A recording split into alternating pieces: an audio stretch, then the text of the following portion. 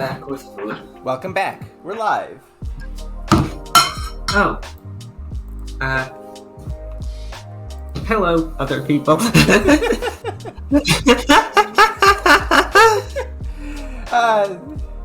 Miriam's just getting some food. For chill opening. Chill opening. Sorry. It's quite alright. Just making sure everything's nice and chill as we wait for people to get in, and for me Also, I can't actually see the stream. Ah, yes, I should do that. Just disseminating the links and such. Mm-hmm.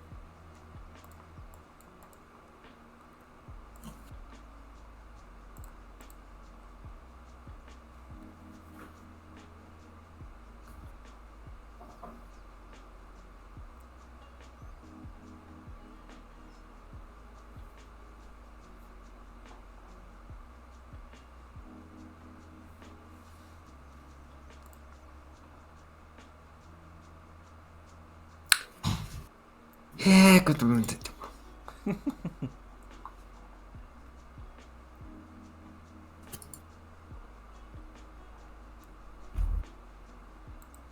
Okay. We're now visible to everyone. Hello. It's me, Zodiac, and my wonderful girlfriend, Miriam. We're back No. to play Counterfeit Money and raise money for top surgery for yours truly. Donations are not required, obviously, but are appreciated. Now, last time, we didn't quite make much progress with our goals, but we did upgrade our tools quite a bit. Hello, Blue. It's good to see ya. But yes. Yeah. I got some water with me. Last time, we upgraded our letter remover so that it can now create living things and create abstracts. And as we mentioned last time, we can deal with that kudzu now. So, let's actually go to the Rogue Close. Just boom on over. Just type in Rogue Close. Go to Rogue Close. Getting back into the swing of things. North to the gate. The footpath winds between the villas, sloping steeply downwards. It is narrow, and bushes left and right conceal it even from the windows of the people living nearby. Look, bushes. Lots of kudzu grows through and over the bushes. This is one of the few spots on the island that hasn't been eradicated, it seems. Well, there are a couple ways we could deal with this. One of which is rather obtuse, and that's creating the sword and just manually cutting it open. But let's take the advantage, the time to remove a Z, which is very like not a thing that would be very common. You reset the device to Z with a distinct whiff of sweaty animal. The cutscene turns into a kudu. It's a creature like an antelope with tall, twisting horns and a little white tuft of beard. The kudu looks at us cleverly for a moment and then bounds away.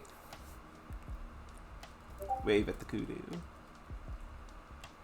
Okay, I guess it did leave. Makes sense. Look, Bush. There's point. Okay. Look behind Bush. Hunting behind the bushes reveals something I vaguely remember seeing when I was a child, but not noticing again since. Built into the wall is what looks like a very ancient sort of shrine. Interesting. Look, shrine.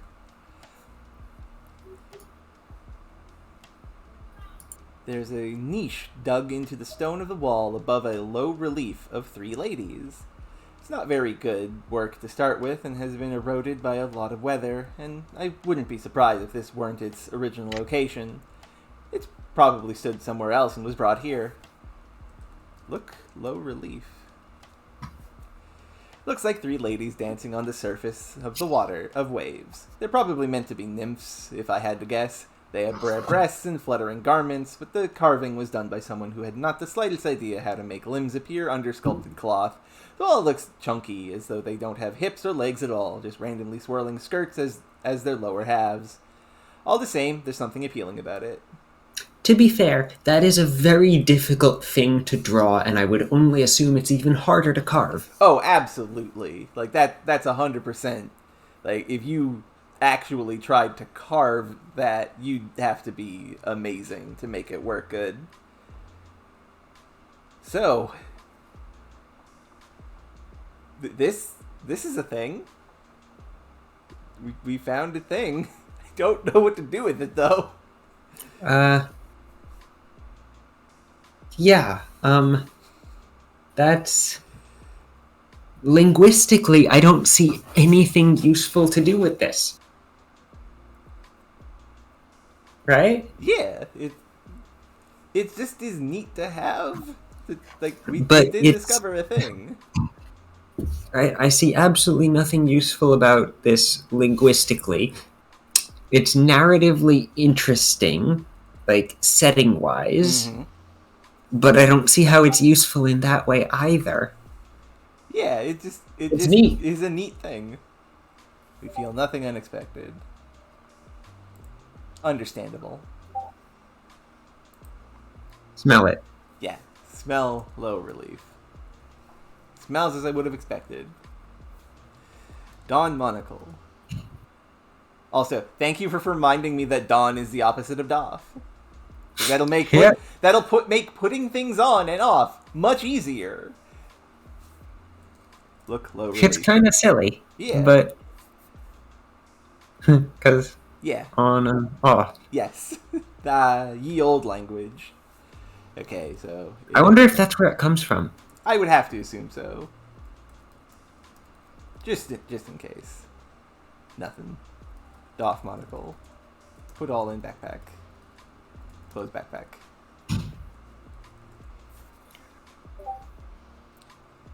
Well...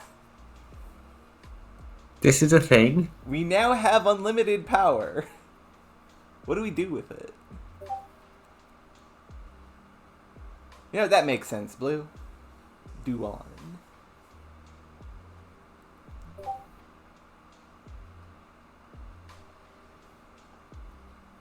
I guess we go back to Samuel Johnson Hall. And actually, what are our goals again? Speak to Professor Waterstone and get his invitation to see the tea inserter. Right, we need that. We need to get a ream of paper somehow.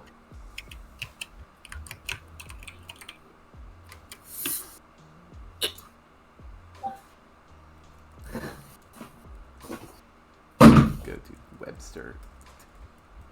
Webster Court. Okay. Let's see if we can go into Alex's house now. Yeah, okay, not. Just making sure. Sorth. That's not how you spell South, Zodi. Come on. Is that the sword direction? The direction of sword. Sorth. I don't know. It's wonderful.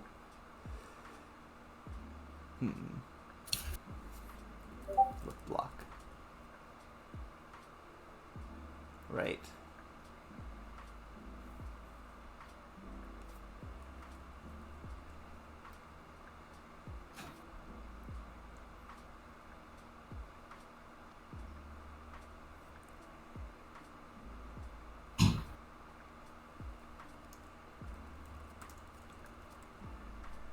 Okay, Poder is not. I thought it was something. Oh, I've thought of something. Use T remover on poster. What do you want to get?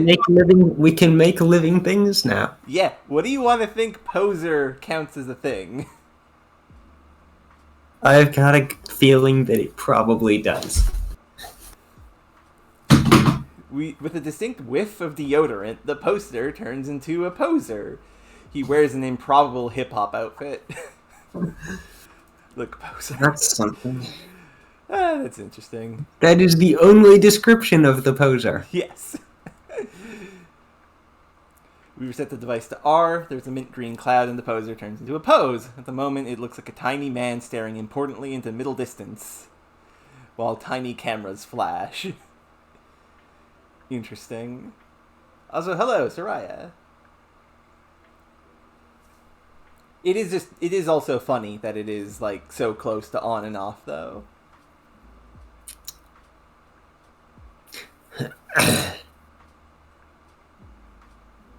Well, we have done this. Well, Poe is a proper noun. We haven't actually made proper nouns before. Yeah, let's try that. Use S. We haven't interacted with proper nouns at all, but there have been mention of names. Yeah. With a distinct whiff of deodorant, the pose turns into Poe. For a famed author, he looks unhinged. Correct. His clothes are shabby, his eyes wild, and he keeps looking around him as though he expects something to jump from the shadows. So we can, in fact, make a Poe. Can we make P-O? Use E remover. What would that be? I don't know. But I wanted to see. Well. Oh, that is a good point, Knight.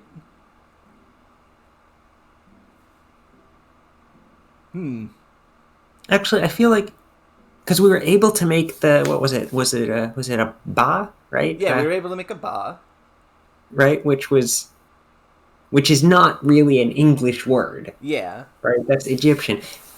But I could have sworn there was a similar thing somewhere else that's a Poe. I mean, that's a ghost in Zelda. No, but P-O. I could have. Maybe I'm just misremembering something. I likewise, yeah. Because I wasn't thinking. I don't think I was thinking of it. Whatever. Yeah. Whatever. Yeah. Anyway. Goodbye, Edgar Allan. Poe is here. Poe is following us. We've got a famous author following us. Why is he following us? Look, Poe. That's... Yep, that's okay. Talk to him. Talk to Poe. Ask him something. We wave at Poe. Fascinating to me. And we have nothing to say. Okay, north. Okay. We are being followed by a reanimated, long dead, by a clone of a long dead famous author. Interesting. Use gel on Poe. Sorry. Goodbye. You should look at the poster. I wonder if the poster is the same. It's certainly not in the same place. It is the same poster, but just sort of lying on the ground. Yeah, you can just leave it at there. Go to... Sorry. Spontaneously generated clone of a long dead author. It happens. Why were you following us? Probably because we made him. He's The mechanic didn't. Fair, but the mechanic is in a garage. He was made by accident. He's part of the garage. He has to be there for it to be a garage. Otherwise, it's just a car house. If he leaves, it stops being a garage. Does it, though? I mean, that's a valid question. It would be an empty garage, that's for sure. I mean, we had honey triangles. Right? That feels like, right? The distinction between a garage and a car house feels like the distinction between a baklava and a honey pastry triangle. That is entirely correct. Right? You have decided on different words, but it's like, it's not a different thing. That is true. God, this game asks some interesting questions. Honey pastry triangle. I want a honey pastry triangle. Oh, hey, we're back at the Tin Hut. I forgot about this.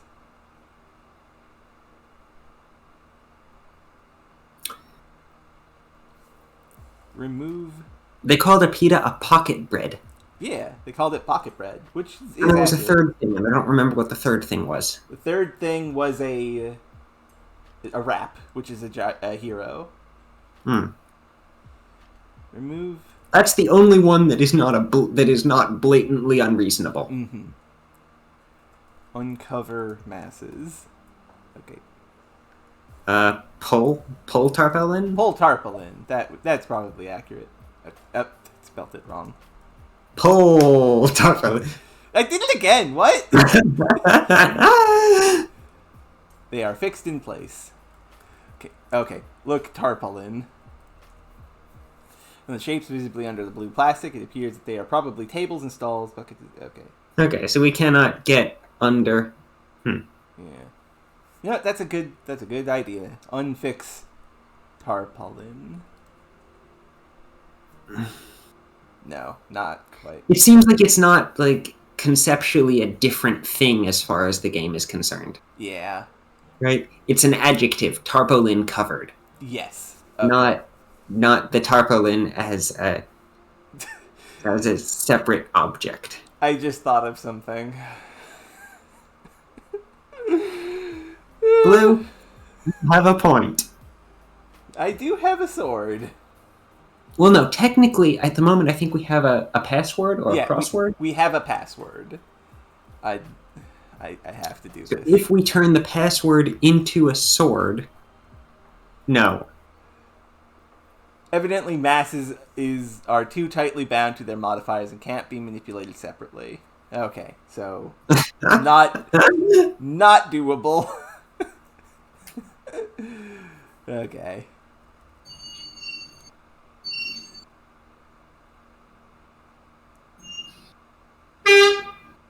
Nope. Not unless we can hold it up with something, I guess. Yeah. Open trap door.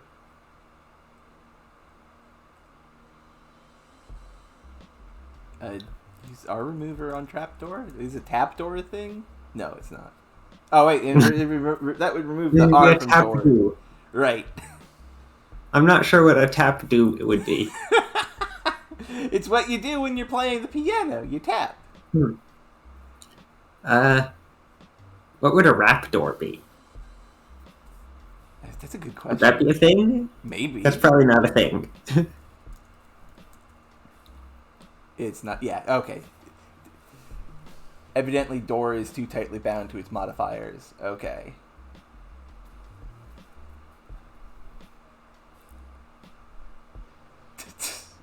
Goodness. Okay, because I feel like there's gonna be something important here at some point. Oh yeah, no, there wouldn't be an area, there wouldn't be a direction you can go in that the only thing it does is tell you can't go there. True.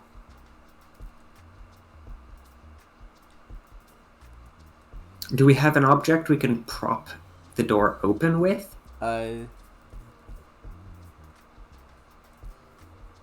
We have many objects. I don't think we have anything that we can prop it open with. We could use a screwdriver on the trapdoor. Is the jigsaw a puzzle, or... You know what? We never looked at it. Look, jigsaw. The box puzzle displays an execution scene with several pro-British traitors from the 1820s being lined up before a depluralization cannon. It was thought a considerable punishment to be forced to share a body and consciousness with others. Rude. Okay, let's go to floor.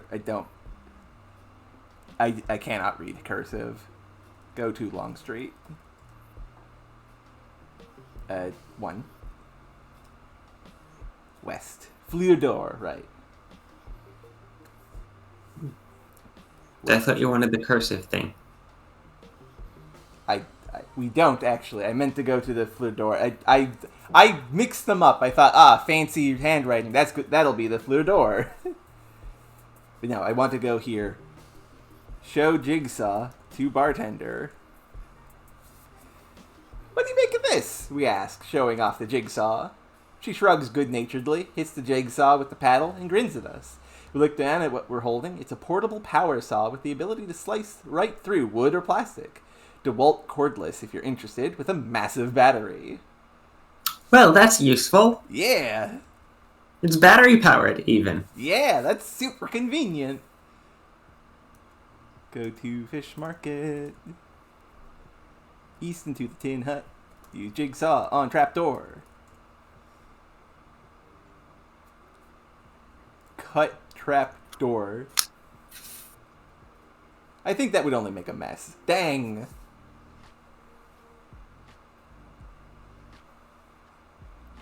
Well, they actually did specify, Knight, that the Fleur d'Or has applied for the permits to have the foreign language so it could be fancier. Like, that is a thing explicitly that they mentioned. Meanwhile, the small Greek cafe didn't. Yeah, the small Greek cafe is just like a cafe off of a university. They don't care if they're allowed to use the real terms for things. And yeah, that's fair. Okay, so we have the jigsaw. Very powerful, very useful. Not usable on this door, though. It probably would have helped with the kudzu. That we could have using jigsaw on a kudzu, huh? I mean, open trap we'd door. probably cut wood. Prop open trap door with There are struts. strut. Oh yeah, no, but the struts are just part of the walls. Ah, right. Yeah, we could cut one of the struts that is holding the ceiling up. Okay, yeah, that wouldn't work. Let's not do that. We'll die. Okay.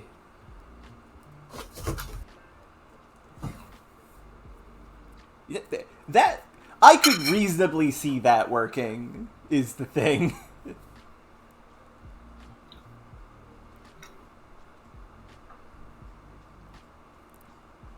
Okay.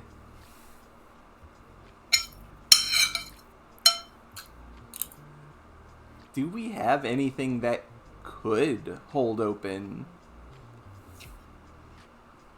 Use screwdriver on trapdoor. Okay.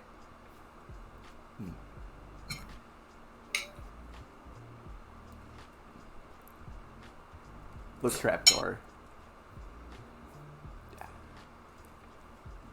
Unhinged trapdoor. Okay, not that. Look, hinging mechanism. Okay, so it does... I see. Unscrew hinging mechanism? It is fixed in place. Darn.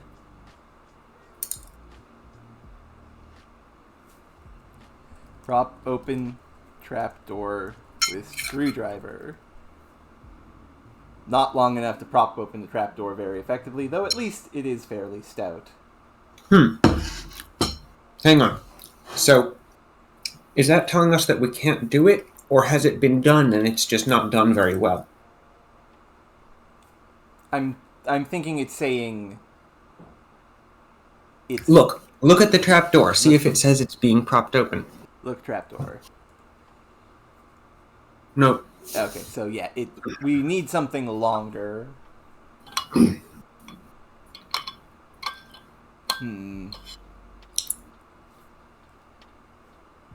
Also, since Blue mentioned this to me off screen, use T remover on letter. There's a distinct spearmint flavor, and the letter turns into a leer. It is a good-humored, slightly drunk kind of leer, but it's unmistakable. Bleh. Yeah, bleh. But still, we have done it. Hang on. Was there something that we could have turned into a stick, or that was a stick that we turned into something else? I feel like we've seen a stick before. We have a twig. We had a twig that we turned into a wig, but a twig is not going to be sturdy. Yeah, that would not be.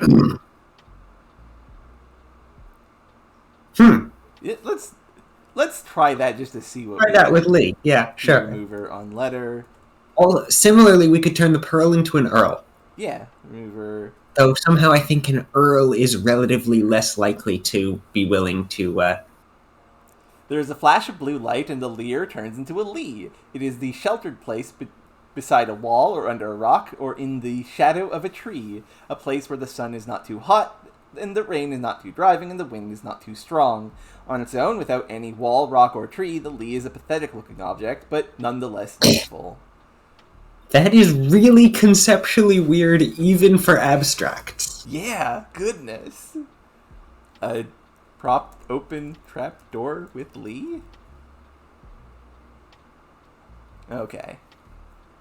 What even is that? Look at the Lee. Look at the Lee. See if it gives us any more description, because what is that? No, nothing else. It is like when you're looking at a building and you see the shadow cast on like the alley. Yeah, no, that's it's a Lee. A place that is behind something, but without something that it is behind. Yeah, that's... We are looking at something that we know for a fact is behind something, but it's not behind anything. We have the conceptual behindness of things. You gel on Lee. No. Just what? How do you even rub gel onto that? That's a good question. What is there that you are doing it with? Use H remover. While we're at it, H remover on hair. Some air would make a real mess in the backpack. Okay. Drop hair. Take out hair. Take hair. Take hair. Drop hair. Use H remover. I'm not sure this is a good idea because we are not going to be able to get back. I'll undo. I just want to see what happens. With a distinct whiff of nothing, the hair turns into some air. It's hard to see. The air becomes indistinguishable from all the other air around us. Understandable. Undo. Undo. Yeah. What? Was the hair originally something else? Yeah, it was a chair, right? Yeah, it was originally a chair. Oh! Use gel on hair. We can prop it open with a chair. Yeah. Prop open... You know what? I do want to try that, actually. Use A remover on PETA. Use T remover on Pit. We reset the device to T. There is a mad scientist cackle, and the pit turns into pie. For something so simple, it is astonishingly beautiful. A perfect circle in translucent silver, absolute and unflawed. Okay. Fascinating. Fair. Touch pie. Not really solid enough to treat that way. Might as well be pipe smoke. Use P remover on pie. We reset the device to P. There's a peach cloud and pie turns into I. It's an abstract that looks like a bit of mirror. When I look at it, I see Alex, my proper self, and not just restored to my usual body, but photo retouched to be that bit smarter and freer of skin blemishes, well dressed. It's like looking in the mirror at reality as it should be. You doubtlessly see yourself, too, as you are, or perhaps as you want to be. Huh. Fascinating. That's a really nice mirror without any actual practical value. Yeah. Because it doesn't show you what someone else sees. Yeah, that is... And so it can't actually be used to discern anything in particular. Fascinating. Look at I. Okay. Let's get that back to a PETA. Who's still on I. Okay. Prop open. Trap door. With chair. Chair is not long enough to prop the trap door very effectively, though at least it is fairly Okay, yeah, so that's a generic message for things which cannot prop the trapdoor. Fair. Okay. Ah.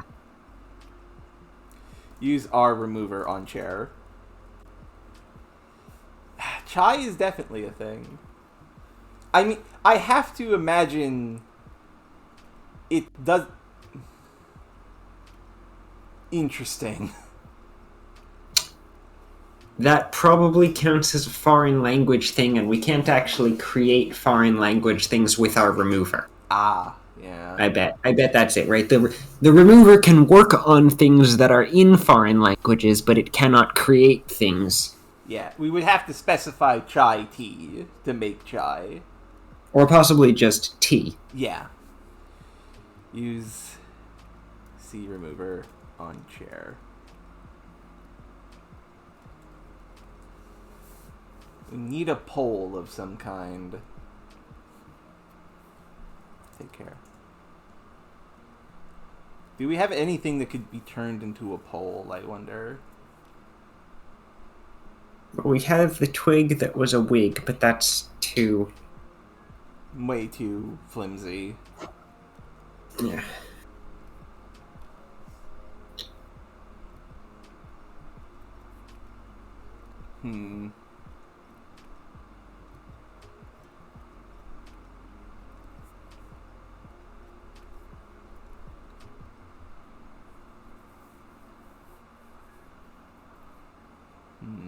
What was the May before? It was a yam. Right?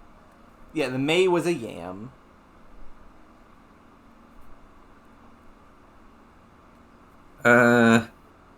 Password was pass and sword. Yep. And potentially word. Mm-hmm.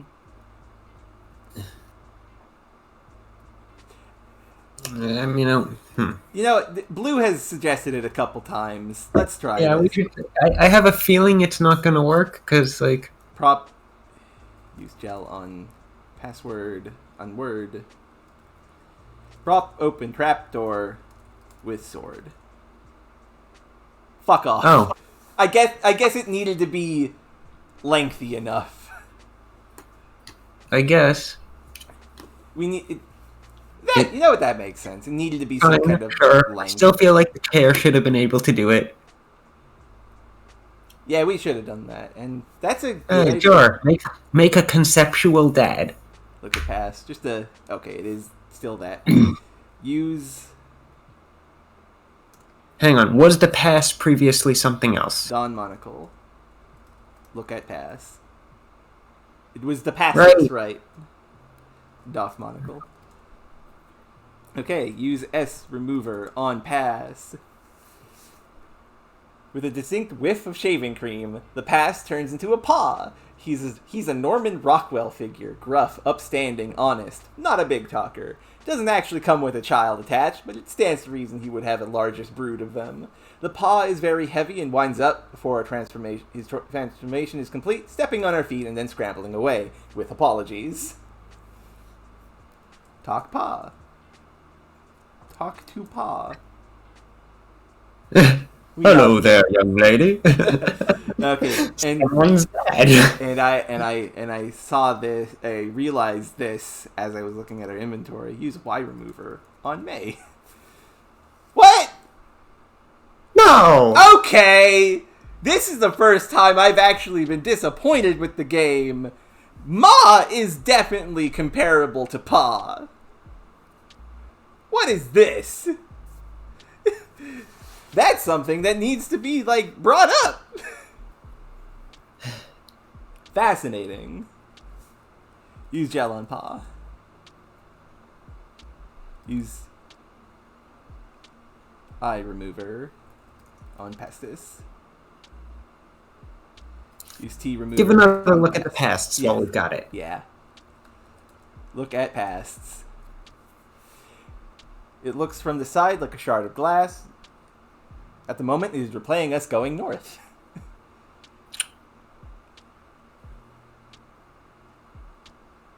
Fair enough. Use S remover. That is a thing that pasts. we've done. With a distinct whiff of cool butter, the past turns into a pat. Considering everything, it would have been lucky with this pat. It is only a pat of butter. Neat. Use gel on pat. Eye remover on Pestis. Use T remover on pass. Take pass. Yeah, I wish it was that, actually. Yeah. We could take it to the homonymmer. The homonym paddle. That is... Oh, God, that is true. We could do that. No, we gotta focus on doing thing first. Down.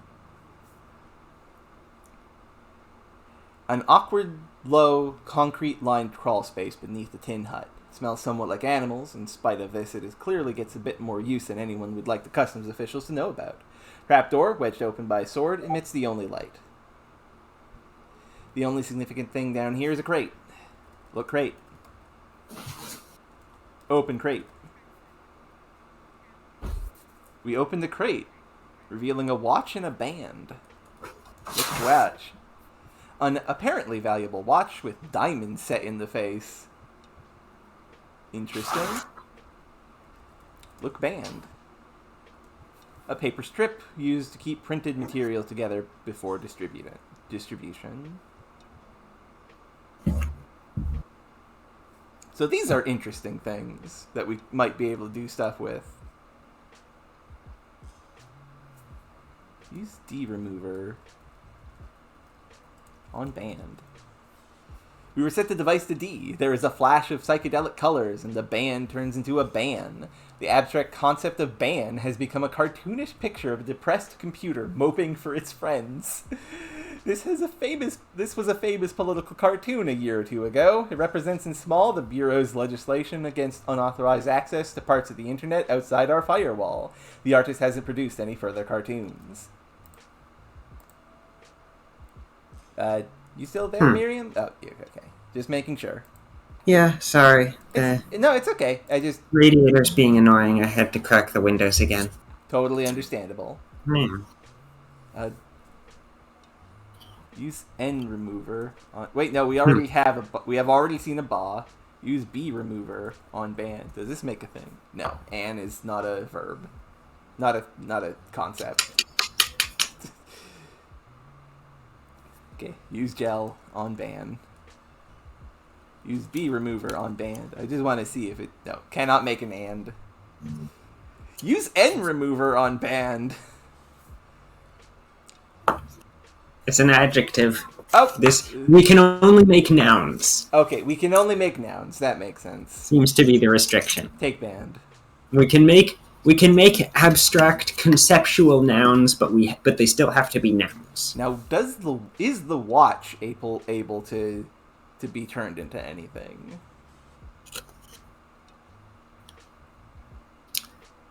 I was looking away from the computer. What's the situation we've got? We have a watch as well. Look, watch with diamonds in it. Okay. You know, that's actually a good idea. Gone monocle. Yeah, no, this is probably a fake, right? This is Swatch. because Yep, it is yeah, a swatch. a swatch can be a swatch is a much cheaper thing than a watch, Yes. and this is a smuggling place. Look band. Yeah, and the band is just normal. Anything else here? No, this is There was a all. crate, right? And the crate. But like this is what's in the crate. So it was the crate originally something else. Look crate. Yep, it's just a normal crate. Use C remover on crate.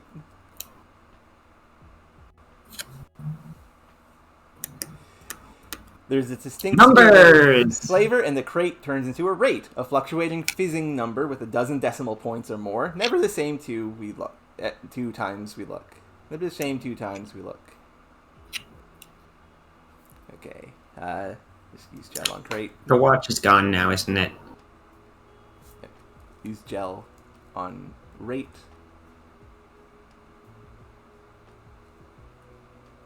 Take watch. Yeah.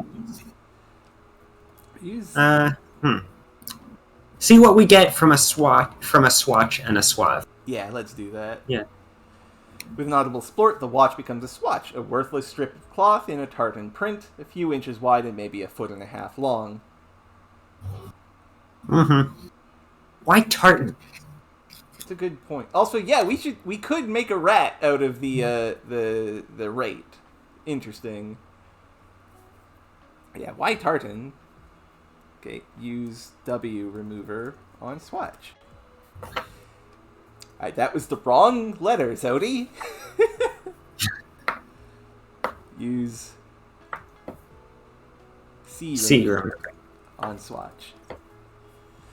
We reset the device to C. There is a flash of psychedelic colors, and the swatch turns into a swath. The width of a strip of cut grass, which is to say, the width of a scythe blade. The distance is measured out in delicate blueprint lines in midair. There's this Mrs. Blatt from the monocle, and okay, yeah, there's Doff monocle. Doof, Doff monocle. Just did not have that anymore. Neat. That is an interesting abstract. Yeah. Use H remover. I wonder if the swath itself cuts things. That's a good question. Or is it just like the abstract concept of an area has been cut? Yeah, okay. Yeah, we can't touch it. Use H remover on swath. There's a smell of anise and the swath turns into a swat. The smack of a hand or the slap of rolled up newspaper hitting a fly. You perceive it as comic book sound. Noise is sudden and percussive and repeats without a clear rhythm. Neat. Okay. So this is another source of noise, similar to the rap. Yeah. Use W remover on swat. Okay, cannot make sat. Fair. Use gel on swat.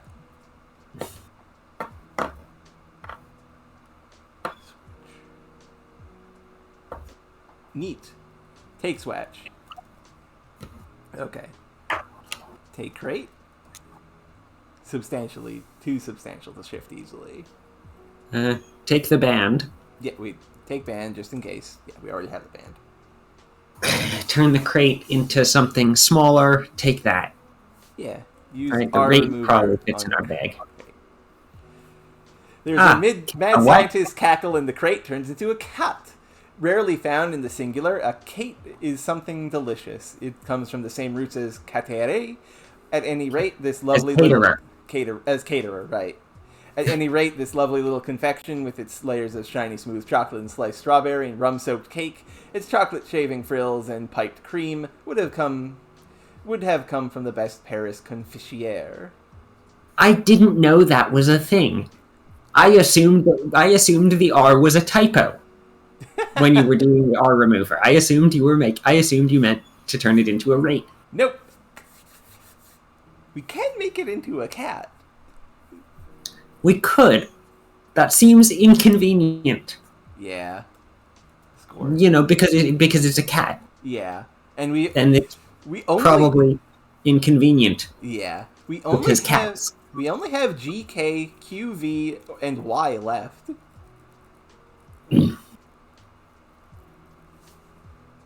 Take kate. We get the kate. Okay. Huh. No. Blue's got a point there. That is a good... Yeah, use gel on cat. On kate. Use C remover on crate. Use E remover on rate. With a distinct whiff of sweaty animal, the rate turns into a rat. It looks cunning and not entirely friendly. Use T remover on rat. With a distinct whiff of deodorant, the rat turns into a raw. Tall and terrifying. These animate abstracts are often hard to look at straight on. His whole self shines with sunlight, and yet he is as sinister and constructing as the dark of a collapsed tomb. Accurate, I would say. Huh. Use R remover on raw. Cannot make an A. Use gel on raw.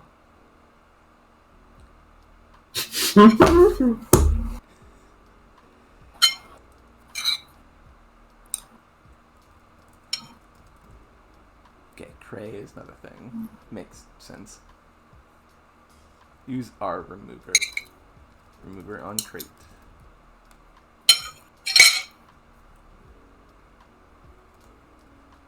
Okay, crat, also not a thing. This is just curious. Take Kate.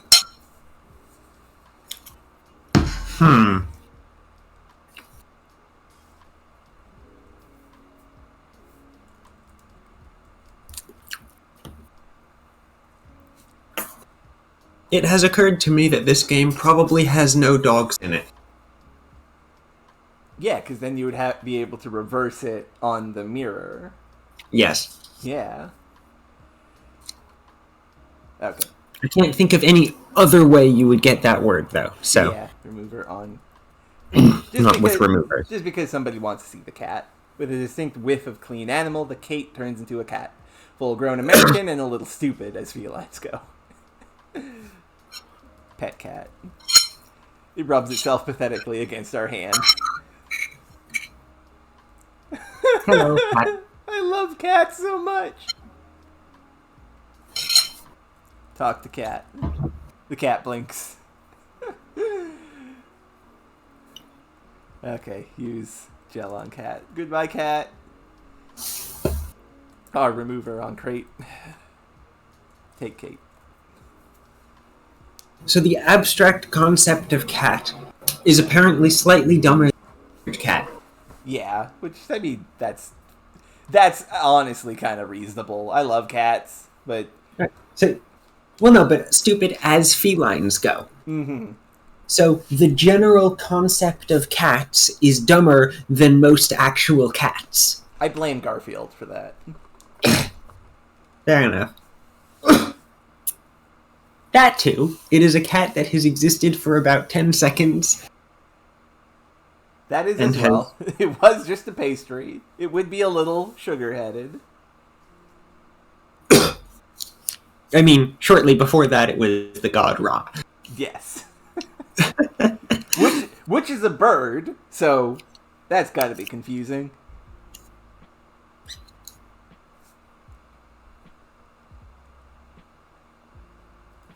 Can we break it back in? She won't let us back in. What did we turn into a ream for the... I don't remember is the thing. I know it was ream from reams. But beyond that, I can't... Router! Preamp. Preamp, right. Preamp. East. Talk to Lena. Okay. She does not want people coming in. But I need paper. Please. I mean, to be fair, she wanted us to the preamps into something that was not preamps for smuggling purposes. Yeah, that's true. True. So I don't think she would appreciate if we took some of the paper, meaning it's no longer a ream of paper. Mm-hmm. It is less than a ream of paper, and then printed something on it. Yeah. Well, the good news is we have that swatch, which might fit. It specifically said the printer only took standard printer paper. True. It might not know that the swatch... Well, we tried to put a letter in there. Okay, that's it. Well, I mean, but a letter would look different than a standard sheet of paper, right? I mean, I would have thought that a letter would probably be printed on a standard sheet of paper, but apparently not. That's a good point, actually. Right there, right. It's pretty good odds that if I was to find some random bit of paper to write on, it would be a standard 8.5 by 11 piece of paper. Yeah. Just because that is the size of paper that is most generally available these days. True. Right? Unless I went and specifically bought postcards or something. Yeah. Which I kind of figured it might be. I suppose it was, because it's not standard paper, apparently. Yeah. Where can we find paper? Wish we could have got the cop's diminutive affixer. As do I. There's probably something useful that could have been done there. Probably.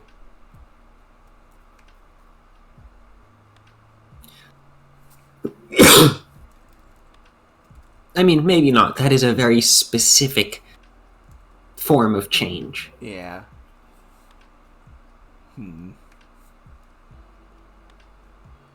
I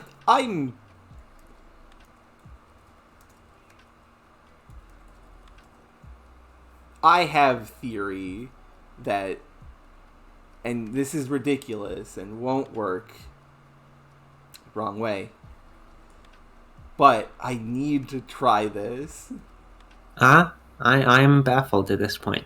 Put swatch in printer. Okay, so no.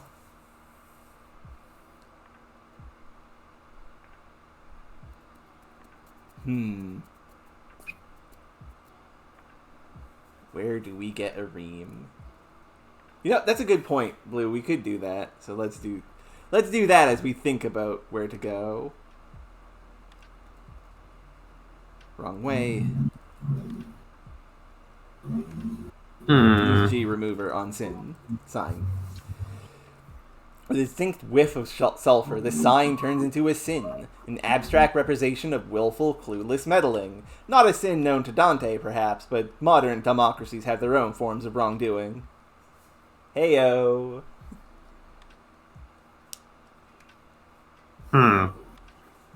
Hang on. Yes. There was that signet that was on the statue that the cop made the sign into a signet. Yeah. I wonder if we could turn it back. Go to roundabout.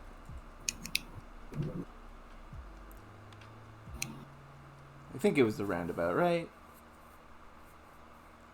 Yeah. Exit car. Yeah, look statue. Look statue.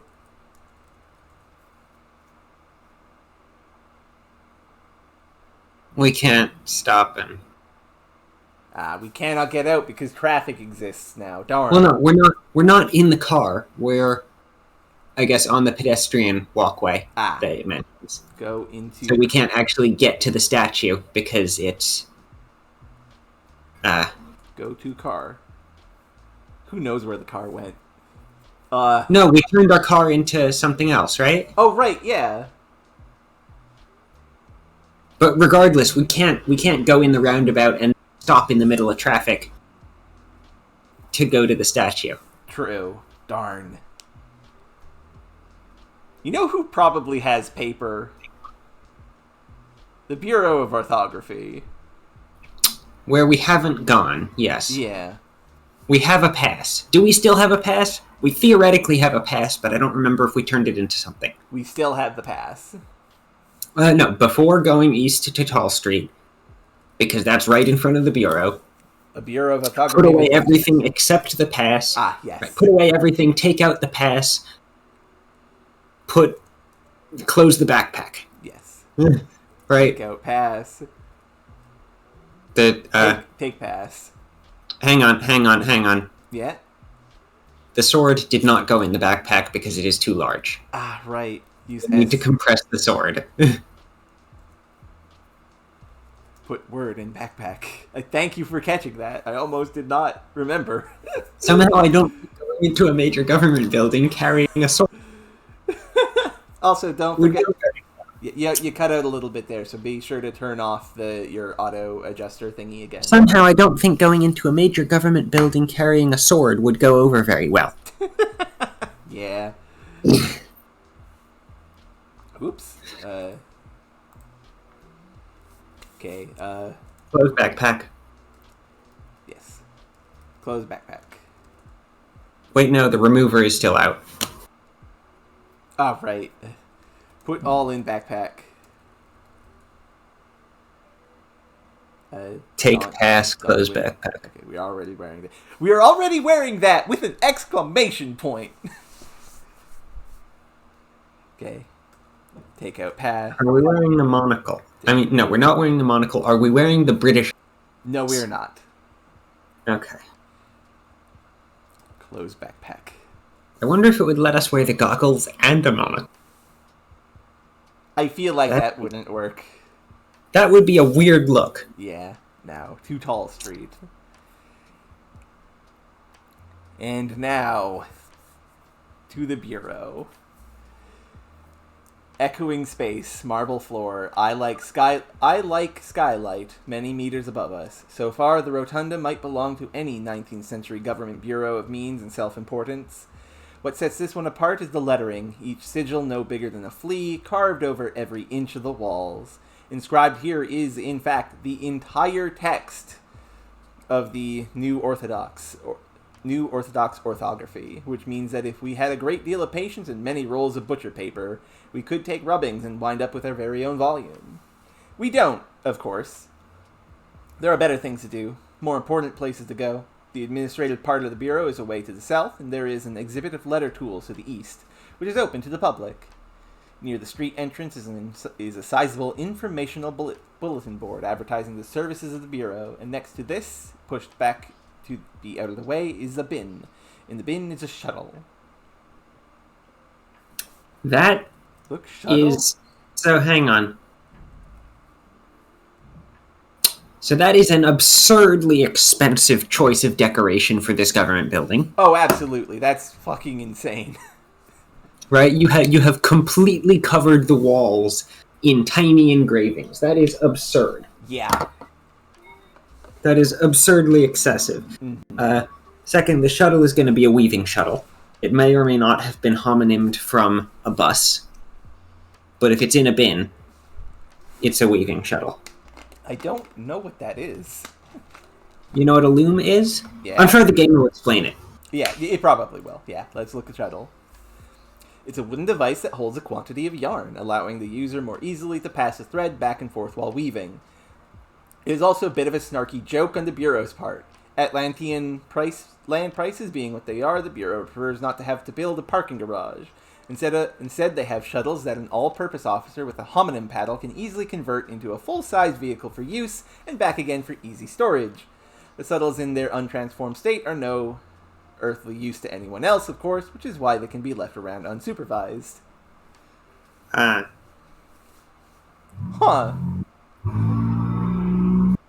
That's actually interesting. There is a small box that takes the place of a parking garage. Yeah, of a parking garage. Also, turn off their auto adjust. Oh, right. Sorry. It's okay, no problem. Use T remover on shuttle. No, that's not a word. Testing. Yep, that's perfect. Okay, look bin. Bureau parking, reads the bin, in thick black marker. Do not take unless authorized. Look, bulletin. What? Yep, so... What can your Bureau of Orthography do for you? Inquires the bulletin board in a sprightly, casual font. On a sheet labeled From Plumbing to Medicine and More, the bulletin board describes the tools available to the all-purpose officers, including a synthesizer for combining two word objects into one, Q and Z inserters, most letters are still under development, and even specially licensed equipment capable of producing living creatures. For immigration and importation services, such as assigning Atlantean names to immigrants, neutralizing foreign language pets, and approving imported goods, we are encouraged to visit the customs house instead. A handwritten note is tacked up after this, which adds that the synthesizer is unavailable for public use through December 19th because it is on loan to the University Department of Language Studies. Neat. Ah. So, what? There's one of these in the entire, admittedly small country. Apparently. Fascinating. Well, I mean, there's two. There's the illegal one that we used and this one. Right, okay, fair enough. Look, heck. Expensive equipment. Yeah.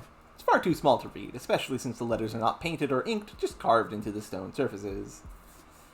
Okay, so they mentioned the public area is to the east, and I actually am genuinely curious what other objects could be here. This area, though technically part of the Bureau, is open to the public as a display of the tools past and present of orthographical dominance. Everything is alas behind glass. Over at one end of the room is a Regency version of your own letter remover, known as the Model T, because this is all it was originally able to remove. Next to there is an anagramming gun and an etymological reversing... Okay, anagramming gun sounds fascinating. What the fuck is an etymological reversing chamber? Let's have a look at all of these. Yes! The T as well. I mean, we have a remover, but maybe the T is... Yeah, I don't know. It's bigger, so it might be stronger. No. It's bigger because it's really old. Ah, fair. The Regency-era T remover is clumsy looking and too big to lift, thanks to the coil boiler required to power it. It still bears the maker's mark of one S. Meritsky. Look at anagramming gun. And anagramming guns are illegal now, of course, because of their disparately unpredictable behavior. This one is a huge, heavy thing, though not quite an artillery piece, because of the colossal amounts of power required and all the stabilizers needed to try to collapse the letters back down to a single phrase. You have a fleeting thought about Brock's comment about anagramming. Remember anagramming. Remember anagramming. You and Brock were sitting at the galley table, Scrabble tiles in front of you. This is what I admire most about you, he said, touching your foot with his. Most kids raised by fundamentalist parents wind up the same way themselves, or they go off the deep end the other way. You just rearrange the tiles you've been dealt. More than you realize, in fact, now that you've added my tiles to yours. And we're back in the present. Neat. That's actually... Metaphorical. That's actually kind of cool. Take anagramming gun. Give... I don't want to sound like I doubt your criminal credentials or whatever, but I doubt even you can successfully steal from this display case. The casing material would stop a bullet. Fair. I mean, it is glass. Reversing chamber. Is it glass? Because if it is glass, then it can be turned into gas. It is glass. It can be turned into gas. It looks like an iron lung, a large sealed chamber with extensive machinery surrounding it. It is able to make words run back to their linguistic roots, ape into appa, pearl into pearl, and so on. The machine is of little popular use and is principally applied by scholars under controlled circumstances. Despite newspaper articles breathlessly proclaiming that the ERC will be able to produce the God language, mankind's original tongue, in practice, even the more modest research goal of rediscovering the vocabulary of Proto-Indo-European would require prohibitive amounts of power. As one moves further and further from forms that are familiar to modern speakers, the reification effort required increases exponentially. Fascinating.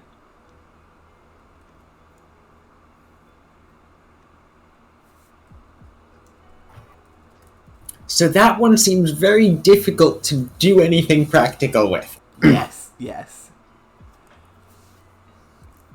Okay. Cannot mess with the display case. Damn. They have made very sure of what exactly the word this is. Damn. Damn, Invigora.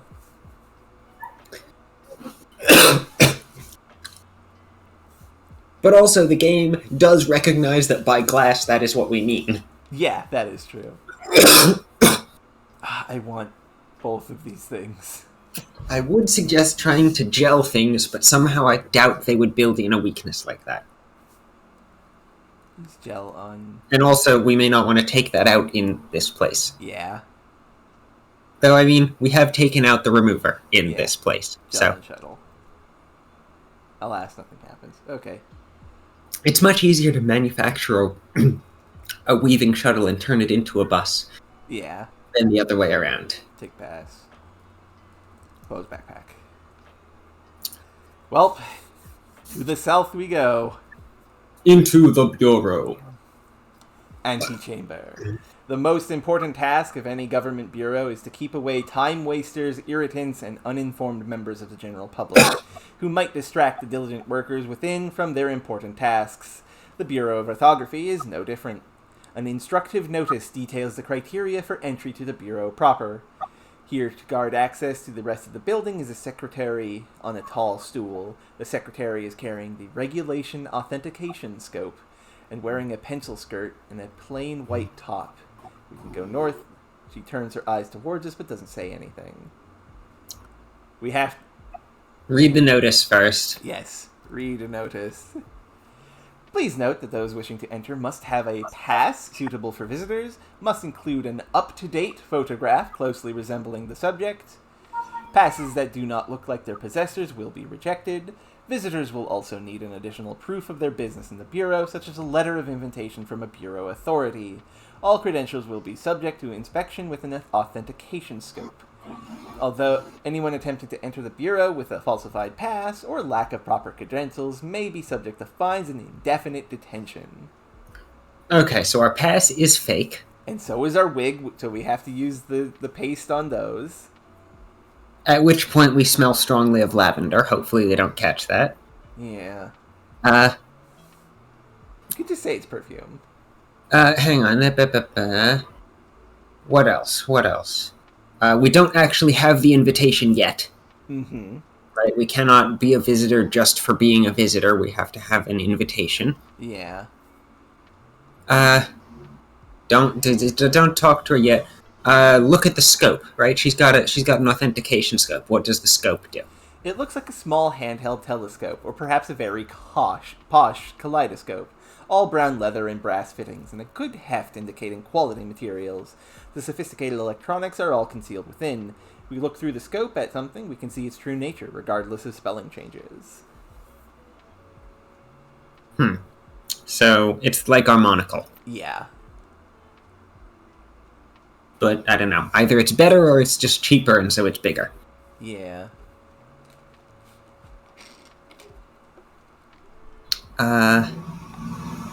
What were the words used to describe her?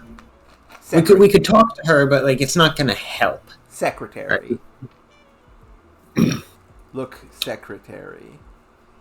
Curiously, she refuses to quite meet our eye. Interesting. We're going to leave. Just look at the situation Look. Right. Okay. So she is. So secretary on a tall stool. Regulation authentication scope. Pencil skirt, plain white top. Mm-hmm. Those are distinct nouns, which makes it feel like there is something to be done with them. True. But we're not going to be able to gel them because it's another person who does not necessarily like us and her clothes. Mm-hmm. The best thing I could think of and her chair would be S remover on tall stool. Make it a tool. She fall down. Yeah, but what's a tall tool? Like a big hammer. Sledgehammer. I guess. Very long screwdriver. Monkey wrench, but for, like, people who are 7 foot tall. A lawyer? Anyway.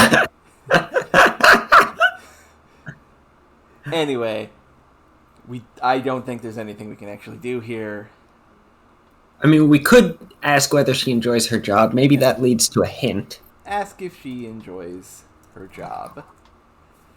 This must be a good job, we say, in our best making-friendly conversation way. Getting to meet a lot of new people, access to all the Bureau's toys.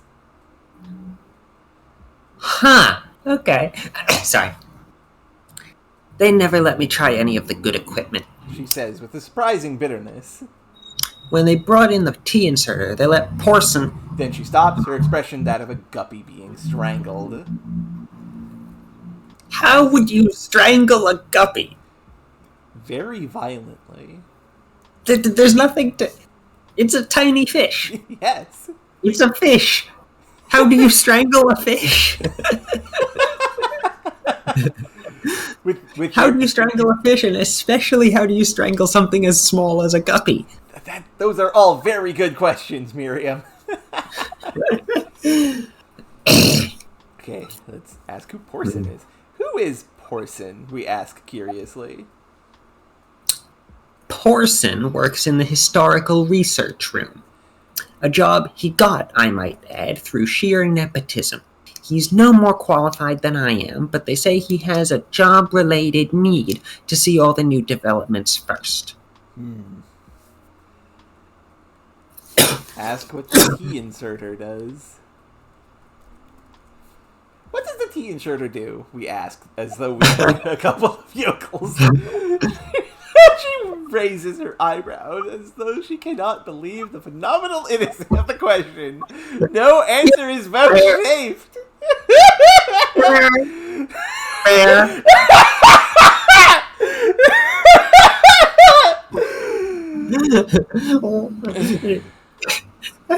It inserts tea.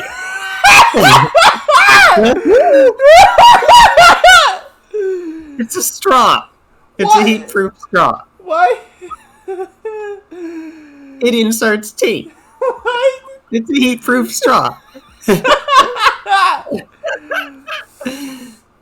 Oh my god. I don't know why this specifically is incredibly funny to me. Ask where the tea is. Tea inserter is. This tea inserter must be pretty delicate, we say. I'm letting you talk this time. I think I'm too direct. I'm surprised the Bureau keeps it in a public building. She visibly struggles between two impulses, the feeling that she shouldn't be talking about such a secret piece of equipment at all, and the desire to convince us that it couldn't be easily found or stolen. Finally, she compromises with, "Not all parts of the Bureau are equally available to visitors." Understandable. Ask how she got this job. How did you get this job, we ask. Through the usual process. I qualified through the regional spelling bee, then was submitted to a battery of examinations, followed by a 3-year course of rigorous training. Makes sense. Topics. No. Okay. I mean, you could, but, that's not going to go anywhere. The answer is going to be no. We both know the answer is going to be no. Yes. You wouldn't be willing to part with the authentication. Yeah, no, and if we start... Okay, so, undo, then save, and then pursue what this is, but I have a feeling that this is not leading somewhere that's good. Yeah. Saving. Right? Because, protesting the oppressive government in the oppressive government building to the secretary. Yes. Is, protest. Okay. Okay, but, more specifically. Yes. Protest the unreasonable legislation. Topics? Topics. Protest the unreasonable legislation prohibiting citizen access to linguistic power.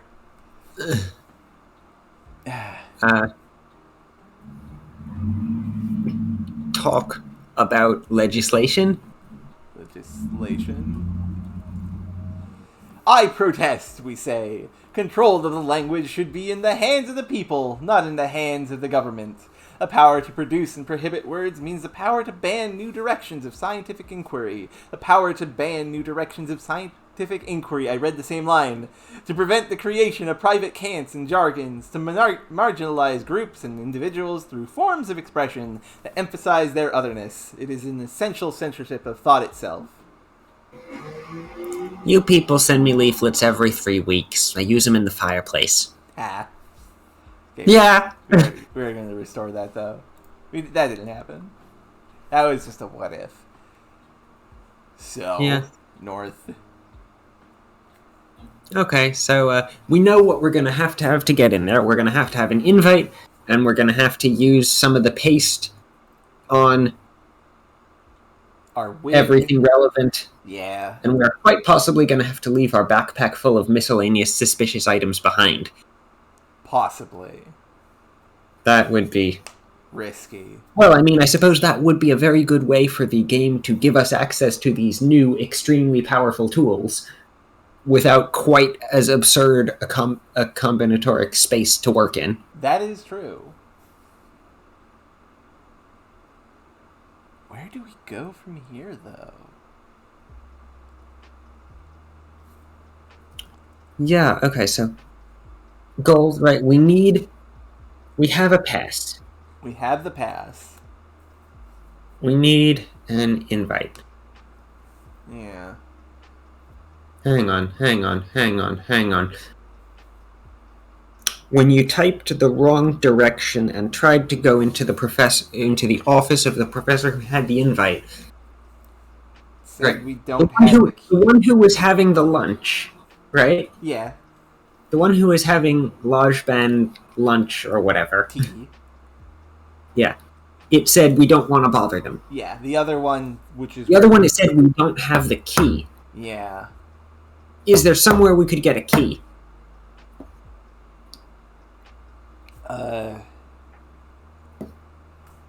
I'm not sure. And would it be the right key? It probably wouldn't even be the right key. It probably would, because we do have a key. The key. Okay. We have... I'm pretty sure we have some keys. Like in our apartment. But it wouldn't be the correct key. Is there a hint system at all? I think there is.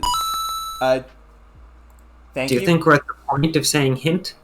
Let's try that. Also, hello, thank you, Blue, for the $30 donation. Have a good time. And Or alternately, I hope you can catch the VOD when you're back. Let's just see hint. Okay, hint just opens up the help menu. Or alternately, I don't know if the list of people here is the same as... Are any of the people currently here people who had previously played the game? I don't remember who did or didn't. Only Soraya has played that, and I don't think she's in the chat at the moment. So here's the thing I've noticed. The university oval on the map has, like, it's mirrored for some reason. To make it oval-shaped? Yeah, I suppose. Or to make it take enough space to have two positions in it? Yeah. No. Maybe. That doesn't work.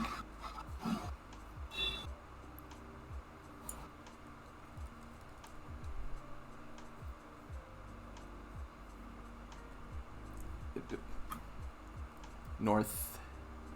Yep. South. Southwest. Back into my apartment. Northeast. No, southwest. Latch bathroom. Oh, wait, no, it'd be north from here. Latch bathroom. Oh, it doesn't lock. If we did, we wouldn't find it so easy to come and go. Fair point. Just wanted to make sure. Hmm.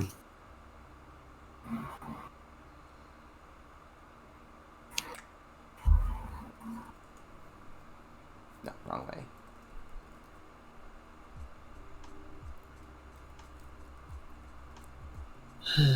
Look at... Right, maybe there's something interesting. No, the counter... No, someone did mention this, so let's actually do this. Go to Fleur door. I spelt it wrong. Fleur door. Go to Fleur door.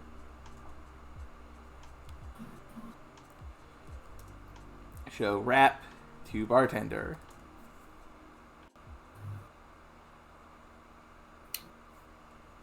Inventory. Did we turn it into a gyro? Oh, well, no, we turned it into a rap as in the music. Never mind then. Yeah. Yeah.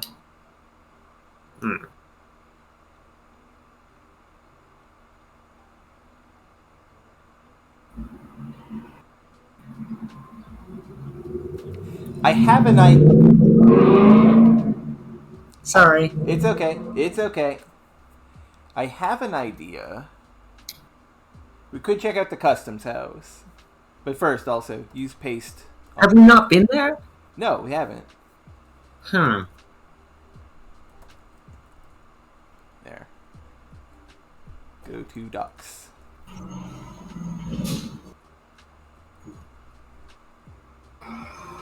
Oh, wait, no, we have been to the customs house, right. A scientist dragging a suitcase climbs under the line divider. He gets out of the exit line. Look, scientist. Talk, scientist. Ah, okay.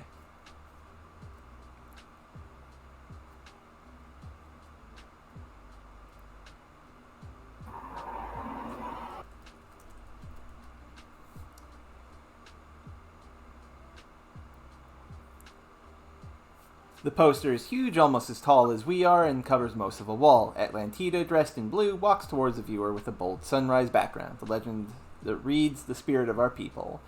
It was part of a propaganda campaign to get the Atlanteans to think of Atlantis as inherently invulnerable on the off chance the belief would create the reality. And we never were invaded, for whatever that's worth, though the Axis would certainly have found the island a useful base. Okay, no paper here.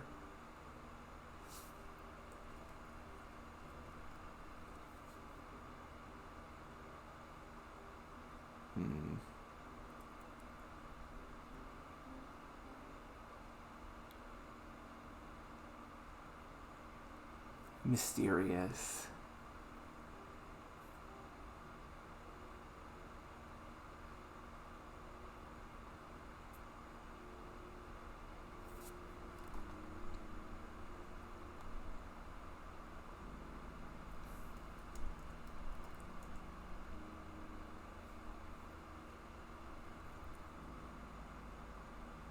Okay.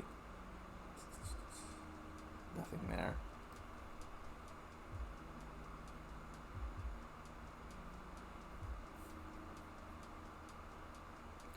I'm kind of at a loss here.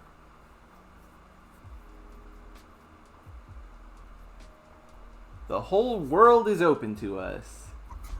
I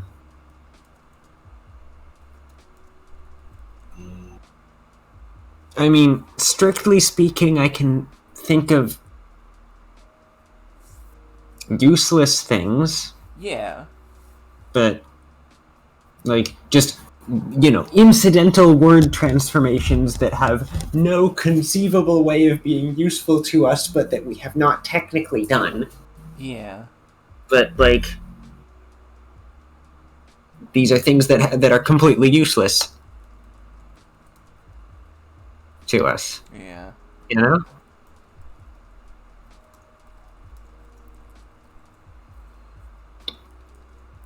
This takes us back to the public convenience.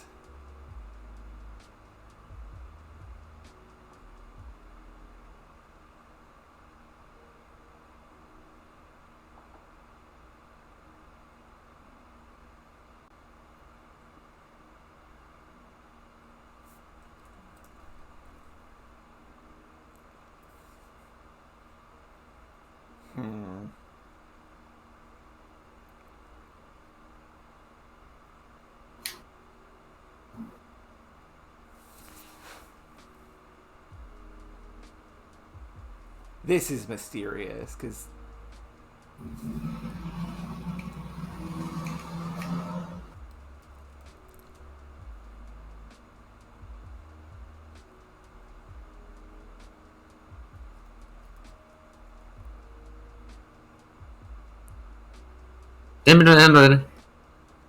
Yeah.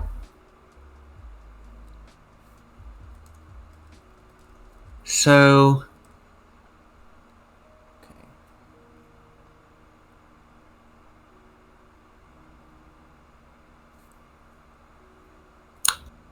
I would agree that it seems fairly likely that getting the printer to print would be helpful. Yeah, that seems like what we are trying to do here. But, like, paper, page, ream, I haven't seen anything useful for that. Yeah. Wait. Check the mailboxes. I did. There are slots for all the professors and graduate students. Undergraduates, of course, are too insignificant to be assigned mailboxes and are not allowed to have mail delivered to the apartment. Can we depluralize the mailboxes? Will that help? Use Remove S S. remover on mailboxes.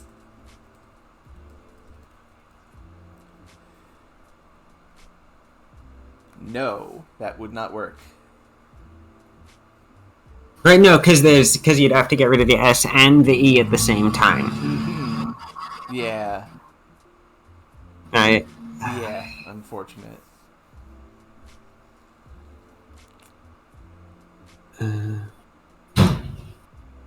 Hang on. Monocle. Done monocle. Look at the mailboxes. Look, mailboxes. They're mailboxes. No, smell mailboxes. Smell mailboxes. Smell like mail. No, blah. The synthesizer could have made mailboxes out of mail and regular boxes. Yeah. And the mail would have been potentially regular paper size. Yeah.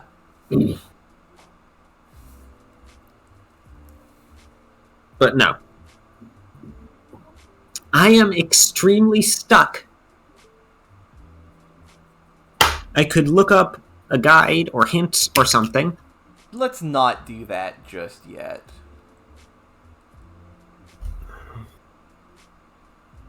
I am extremely stuck. Is anyone watching this? Right, this is... No one's watching this. Only Knight is here. I'm pretty sure. And Fury. Oh, and Fury. I cannot see the full chat because OBS is weird. Understandable. Do either of you two people watching this have a clue? Because we are both completely stuck.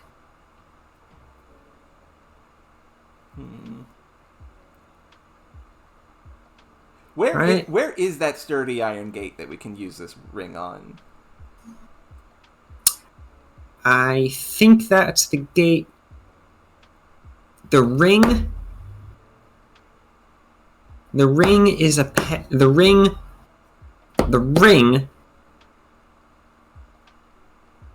ring has an RFID chip in it that opens up minimum security university things. Yeah. So the sturdy iron gate is probably the front gate of the university. Yeah. Yeah, it makes sense. Look ring. Look ring.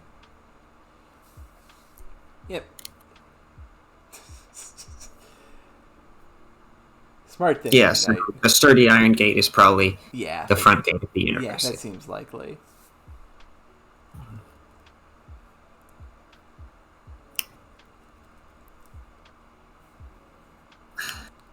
Right here. This is where the synthesizer is.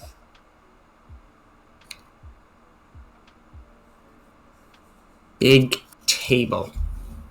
Bookshelf.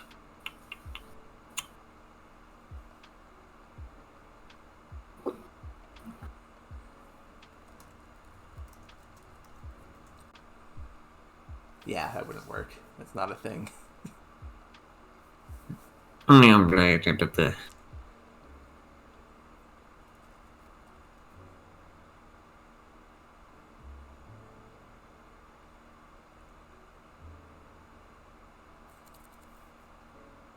I'm stumped.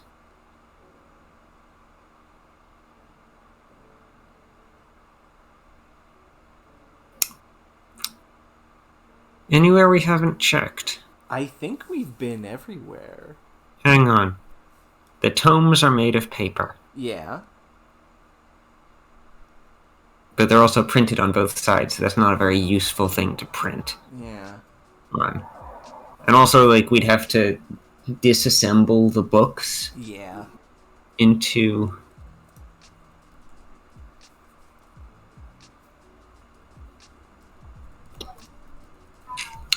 I could try to look up hints. Right? If there might be something that is written up so as to provide hints without providing full answers, I could try to look for that. You do that while I do something. Hang on. Are we missing something obvious? Is there a supply cupboard somewhere in the university? Supply. Because that seems like a thing that would be, like... There hasn't been that we've seen.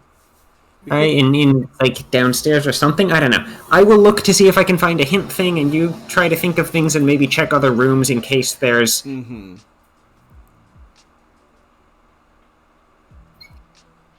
Alright, it'd be I pronounce it cupboard, but yeah, it's probably cupboard. But yet, there hasn't been any that's been pointed out, so I don't think it's going to be that. Okay, let's see. The IFDB page for Counterfeit Monkey has a thing labeled Invisiclues.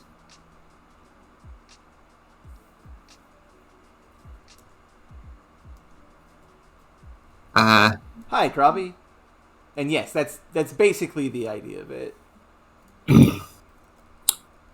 Right, has a thing labeled Invisiclues.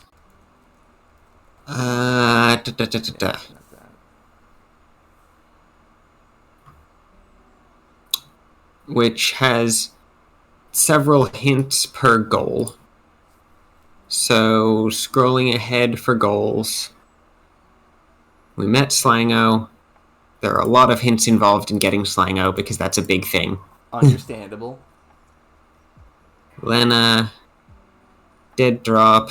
Tracing Brock. Understanding the map.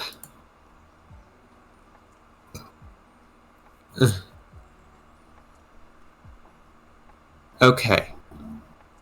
This is a very long section for the goal, speak to Professor Waterston and get his invitation to see the T inserter. Mm-hmm. So there are hints for this.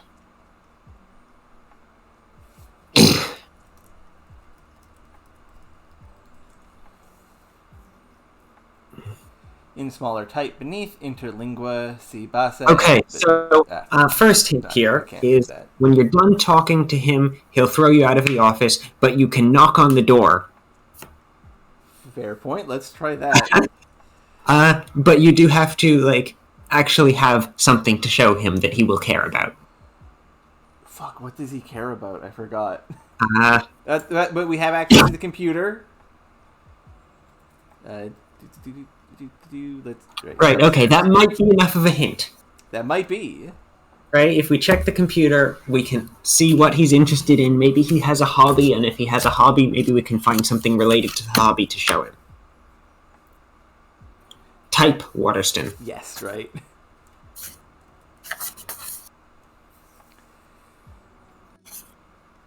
Okay. His CV and future speaking engagements. Including one set No for... hobbies. Yeah.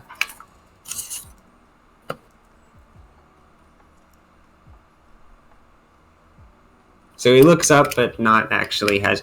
Okay, should I check further hints?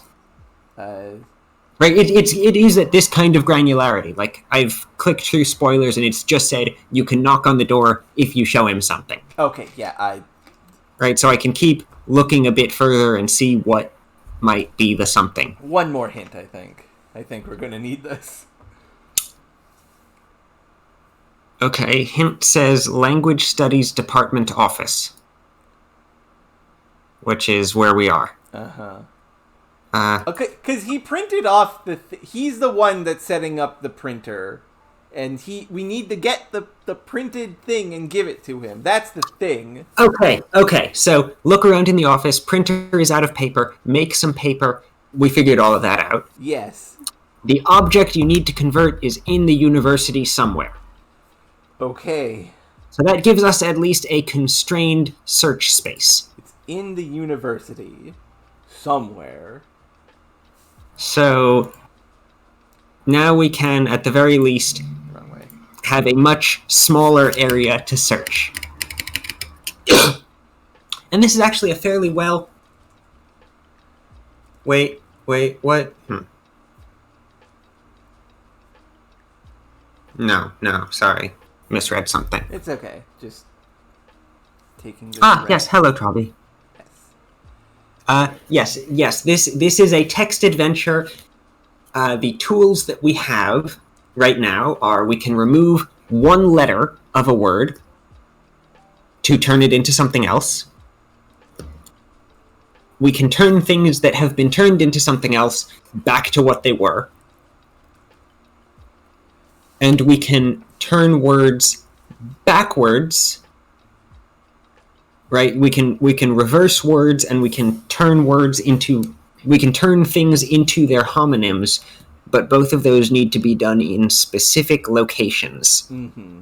So it can only be things that we can actually carry. Check this out, we say, holding out the wrap for inspection. She shrugs good-naturedly, hits the wrap with the pot paddle, and grins at us. We look down at what we're holding. Sheer silver fabric here and there, studded with little glittery rhinestones. It's meant to be worn around the upper arms with a fancy dress, I suppose. You'd know more about this than I do. Okay. Neat. This is not particularly more useful than... yeah. Than the food.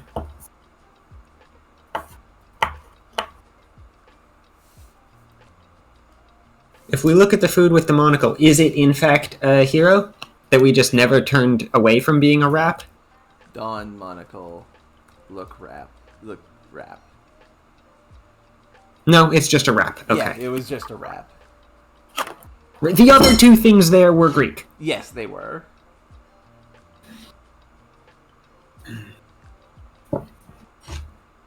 Yeah, let's try that. Use W remover on wrap. Creates the wrap. Show wrap to bartender.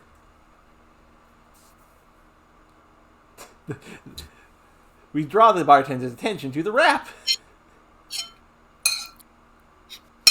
The wrap is going to drive away other customers, says the bartender. Doesn't approve of wrap. Okay, use job on wrap. I mean, to be fair, this is the bar in a fancy hotel. Yes.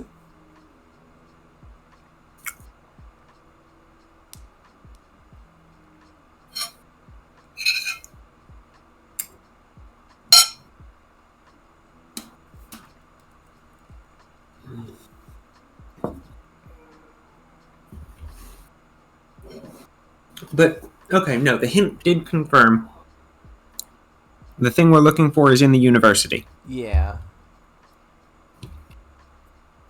So, I don't know, let's go through the rooms one at a time? Yeah, that sounds correct to me. Go to Samuel Johnson Hall.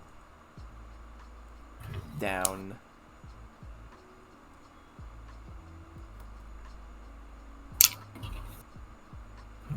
So in the lecture hall, there's wooden seats, which you can't interact with because they're too complex, and a cot. And the cot used to be a coat. Yes. None of these are paper, except the poster, but the poster is not printer paper. Yeah, and the poster is also specifically a conference paper. I checked that. I mean, strictly speaking, I guess we could show Professor Waterston the poster that is talking about the conference he's going to, yeah. But, like, I don't think he's going to care. He knows he's going to a conference tomorrow. Yeah. A single oat. Dry cut oat.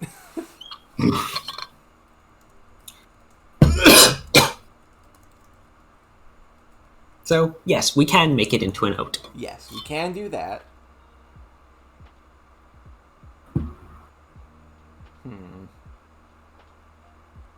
Maybe. Take oat. This is my oat now. Use gel on oat. Wear coat. Check coat. Check coat pockets. Okay. It's take poster. Not a great coat. Yeah, look poster. We're at the far end of the lecture hall. The poster was at the other end. Right. Take poster. That's fixed in place. Darn. You cannot take the poster. I mean, if we turn it into a poser, then it will no longer be glued to the wall. Unfortunately, it's a conference poster specifically. Wait, oh, no, hold on, that did work. What? What? Hold on. With a distinct whiff of deodorant, the conference poster turns into a conference poser. She looks back at us with a martial gleam of her eye, willing us to be impressed by her. The conference poster says... Poser. What we have not considered is the possibility of synonym shame. For instance, with words such as donkey or rooster. I was not expecting that. I was not expecting that. Use S remover on poser? The device buzzes, puzzled. It has tried to create a conference power. No. Statistically, sentences. You read that. You read that. I can't read this. Statistical sentence analysis of a sufficient corpus of materials ought to reveal the likeliest forms for an all. Yes. Use R remover. What is a conference po gonna be? Nope, conference pose. No. Confine pose. That would remove the R from conference, right? But this is still generic enough to say evidently poser is too tightly bound to her modifiers. Yeah. Yes, but we haven't really problematized the coat. Oh, goodness. Talk to poser. Okay, she just repeats the dialogue. Oh, yes, didn't we meet at the Ecologically Responsible Linguistics Conference in San Diego last winter? Goodbye. She is sufficiently a poser that even though she started existing about a minute ago, directly in front of us, she is still trying to pretend that she was at a conference last year. And also, the poster announces a conference. It's the usual sort of thing. The conference title set in papyrus font. A stock daguerreotype of portly woman holding a letter remover the size of a policeman's cosh. The person on the poster is what the poster became. Maybe. Was there much of a description of the poser? Not really, but just it was a lady like on the poster. Anyway, we have the poster now. It's no longer affixed. Yeah. The conference title is in papyrus. Yeah. So, I suppose that despite that this is... So, linguistics is important, but, typography is apparently not. Yeah. That makes sense, honestly. Yeah, it is a university. Yeah. It's going to be Papyrus unless it's Comic Sans. Yep.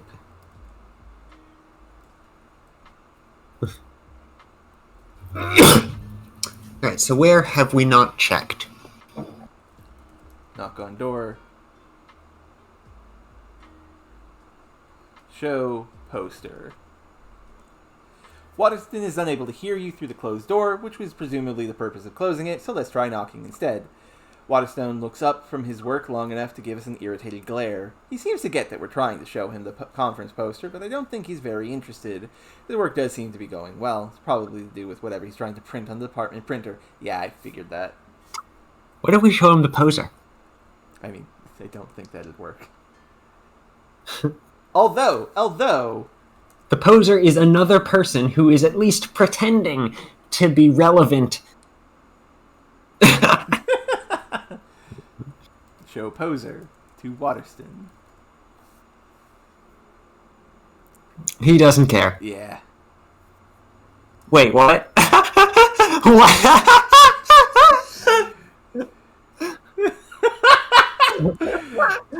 My field is the study of Hispano-Gerundology, the illicit practice of giving seniors a new lease on life by turning them into senors. That's fucking excellent. Use Jello poser. Take it. I wonder how much else she has to say. She probably has a lot. No, but these are good lines, right? It's not like with the past where it was just a listing of all of the things we previously done. Yeah. Previously did. Oh, right, and I just realized, one of the things she talked about was the most likely form for an all. Yeah. Right? Yeah. But we tried making an all, and we know from past experience that what happens when you make an all is it tries to make everything in alphabetical order. And one of the earliest things is a word for a particular kind of lava of Hawaiian origin. Yeah. And then you are set on fire by lava. Yeah.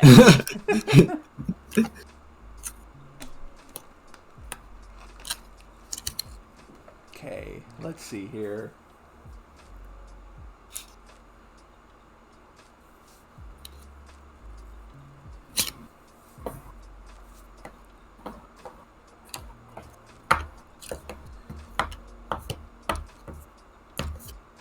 Okay, so the seminar room. I don't see anything here. Yeah.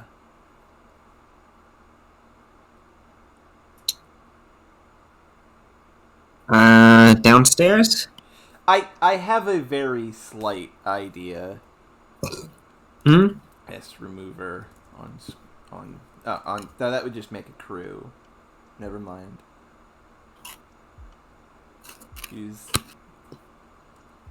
I was thinking about making Screwball, but that's not a thing. I mean, it is a thing. I'm not sure it's a useful thing, but you could try it. Well, I can't because I would need to get... Oh, right, no, we have screws, plural. Yeah. We have screws, plural, and we cannot turn that into a single screw without a depluralizer, which we do not have. Yeah. Northeast. Down. What's downstairs? There's Professor Brown's office. There's the recycling stuff. Maybe there's something in the office? Right, because the two offices upstairs we couldn't go to. Yeah. But we can go into Brown's office. Yep. Look. Show him the... Oh, yeah, we have a word, and he is an abstract professor, and we have a word here. Ask what he thinks about the word. We demonstrate the word.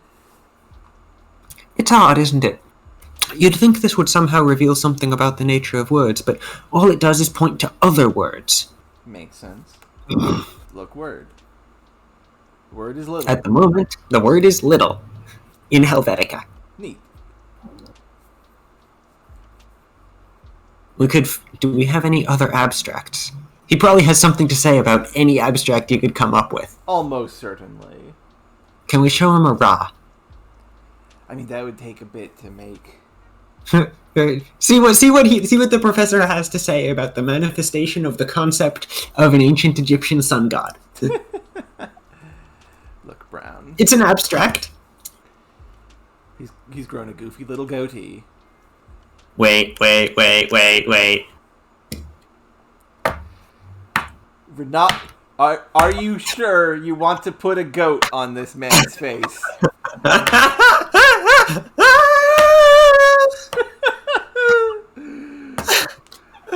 We can undo. We were set to device C. Oh, so tempting. You're not the first person to think of it, trust me. The undergrads have a whole sideline in Professor Brown caricature where he has a goat coming out of his face. But if we succeeded, we'd get arrested and Brown could be seriously injured. I can't go along with that. Doc Brown. Right, because he gave us the abstractor. Yeah. Thing. Okay, topics. We could ask what he thinks of Waterston.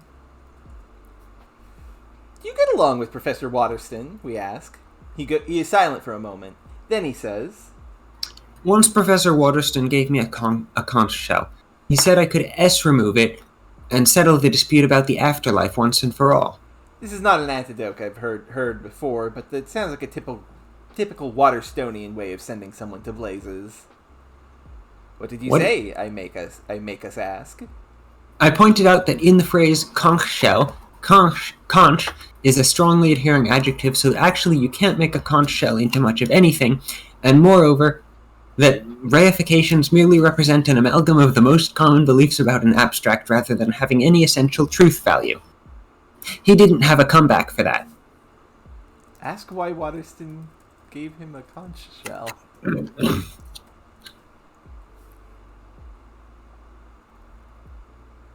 Ask conch? Ask conch. Do you have any idea why Professor Waterston offered you the conch shell? I was just in his office talking to him. Suddenly he got testy and sarcastic and gave me the shell. Some of the department here don't have very good people skills. Makes sense. Okay, so let's just be clear here. What happens here is that Waterston was trying to be silly, was trying to have an amusing way of telling Brown to go to hell. Yeah. And Brown does not get that at all. Yeah.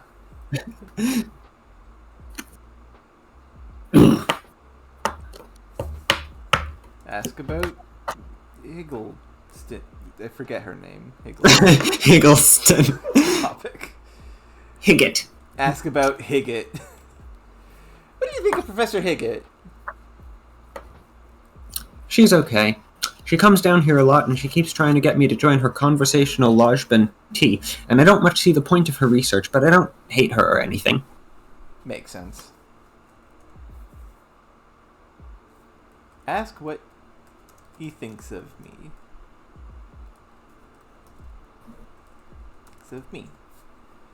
So, there's a guy who I think is a graduate student here, Alex Rosehip. Do you know him? This startles Brown enough that he turns around and looks at us. There's a curiously wary look in his eyes, and it hits me. He's worried. See, about a month ago I was down here talking to Brown, and I let slip some general hints about what I've been working on, and I had the impression that for once he was listening. When I was done with the very rough outlines, he told me to be careful. Really, really careful. Not just on the island, but in the outside world too, because there was a lot of people who wouldn't want a plan like that to succeed. I know all the graduate students. He replies, turning another daub into his equipment, gives a high-pitched whine. There is no functional purpose to that knob, he confessed once, other than to make strangers and idiots think they're interrupting a dangerous test. I'm not supervising his research, if that's what you mean. His advisor is Professor Waterston. Makes sense. Okay, so he thinks we're someone looking for us. Yeah. For not friendly reasons. Yeah. And also, he has a device in his office for the sole purpose of making a noise so it seems like he's doing something risky. That's really, really smart, actually. Fuck. To get people to go away. That's wonderful. That's amazing. That's wonderful. I love this man. Right? He specifically just has a knob that is just a noisemaker disguised as science equipment. Yes.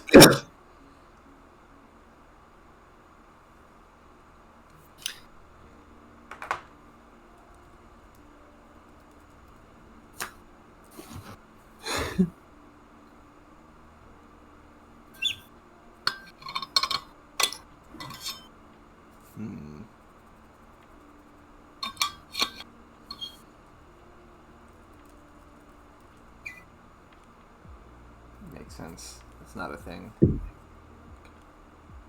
Because we got the banana in the carton, which was a bandana. Yes. Is there somewhere we haven't checked? No, we've been everywhere in the. Should I look up another hint? Because the hint did definitely say, in the university. Yeah, it did say that. Should I check? Oh wait, no, we've never been here to the graduate student office. We have been here, but we didn't recheck here. Yeah, we didn't do anything here.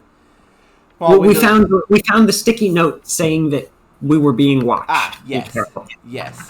Okay. Look, so there's a fridge. Nothing special. Look inside. Open tiny fridge? Open fridge! There we go. There it is. Got it. There we go! Finally! God damn it. Yeah, we did it! Yeah! We just never thought to check in the fridge. Look, cream. Kept around to go with the coffee. It doesn't seem to have gone off yet, which is a wonder. Look, silver platter. The silver platter are a crumpled cocktail napkin and a shrimp tail. Are any of these things remotely useful other than the cream? No. Crumpled cocktail napkin is long enough that there might be some useful anagram from it. True. We can just take all of it. Take napkin. We get the crumpled cocktail napkin. It's trash. Why it wound up being archived in the refrigerator? Actually, that's suspicious. That's suspicious. Monocle? Uncrumpled. I don't know how you would word change. Done monocle. Look. I don't know how you would word change something to crumpled cocktail napkin. Look, shrimp. But that is extremely specific. Yeah. And smell? No. Yeah, it smells like shrimp. Smell napkin? Napkin. Look, napkin. Can we look at it more? Okay, no. Take shrimp. Look at the platter. Look, platter.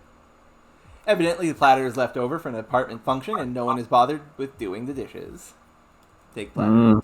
Mine now. Take cream. Use C remover on cream. Finally. One ream, which is to say 500 sheets of generic printer of copier paper. The sheets are an attractive milky color. Finally, we can progress. 2 hours in, God. I completely forgot. Not long to just remember that this room exists. Yes. Turn on coffee maker. We don't have time to go brewing ourselves a pot, but I can set your mind at rest at one point anyway. It generally comes out horrible. Okay, north, up, southeast. Put ream in paper drawer. The ream fits exactly into the depth of the drawer. We adjust the plastic clamps that hold pages in place until everything is snug. Close paper drawer? Close paper drawer. Paper drawer slides back into place with a click. The printer whirs as though clearing its throat and then begins to spit pages rapidly into the output tray. Finally!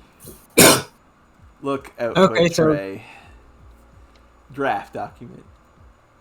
Look, draft document. It's 15 pages, double-spaced, and appears to be the draft of a talk Professor Waterston is preparing to give at a convention. I immediately notice, however, that several portions of the speech are marked with triple angry asterisks, Waterston's way of marking up parts of text that need serious revisions. The talk concerns homonym shame, the anxiety felt in the Victorian era, and still manifested at times in modern culture, about objects that shared the same name as, and therefore theoretically might be converted into, something rude.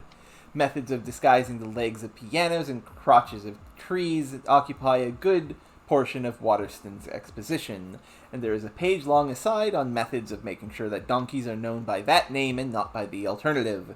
To judge, however, from the angry asterisking, Waterstone is still looking for at least one more example of an object susceptible to double entendre that has been successfully rendered innocent by some linguistic modification.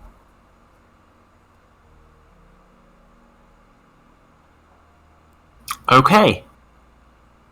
So that gives two ideas here, right? Yes. One, we could show him his papers that he was trying to print. Yes. Two, we could come up with something like that. Like the member? That could be one. If that comes up again, from all the way back at the start, like from that one side thing that we might never have looked at way back at the start. Yes. Show draft document. Waterston stares at the draft document, apparently not recognizing it at first. Then he picks up a marker and writes on a piece of paper. Have you read it? Any ideas? Having held up this sign for a minute, he crumples it and gets back to work. Okay! Go to part... Wait, no, so wait, hang on. Do we have it still, or did we leave it there? I think we left it. Inventory. And are there any other such potential things? I mean, there's the clock. And also I need the bathroom. Hang on, back in that. We'll wait. I'll wait. How's everyone doing, by the way? While we wait for Miriam to be finished.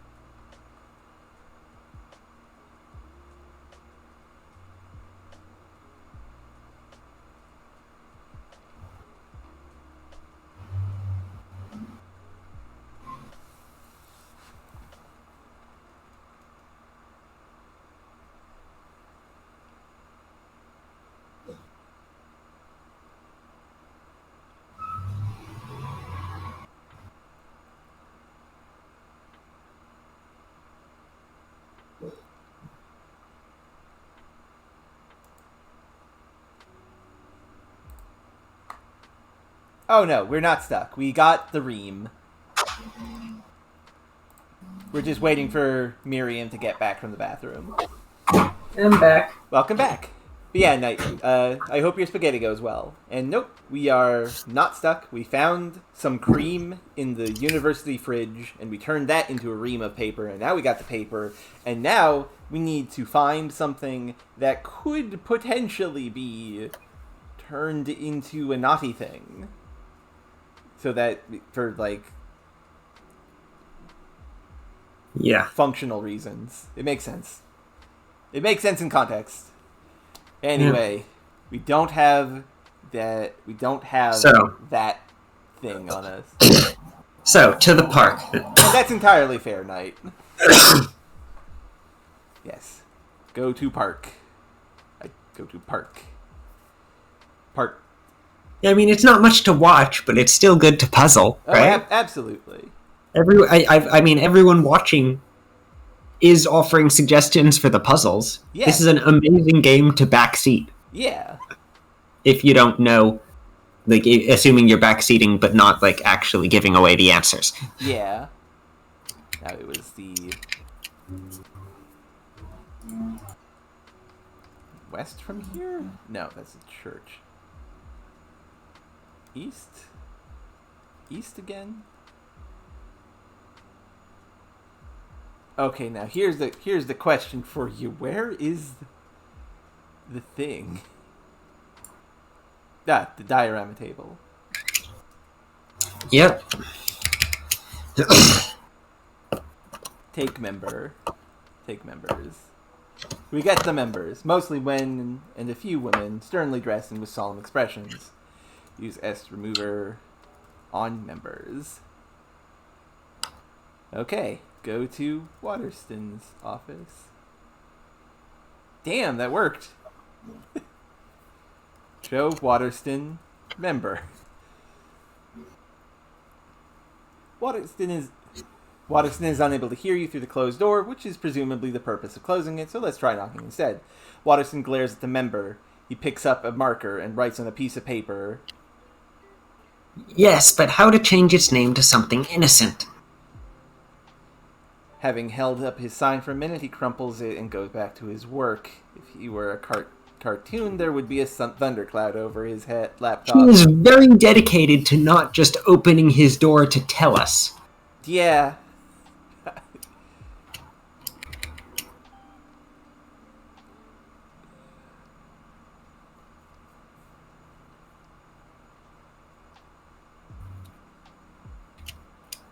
Okay, so how do we turn it into...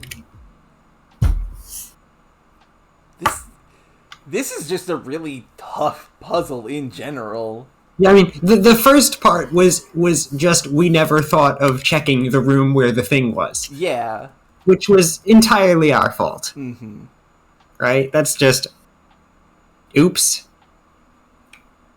Right? Yeah. Oops, we never thought of the thing that...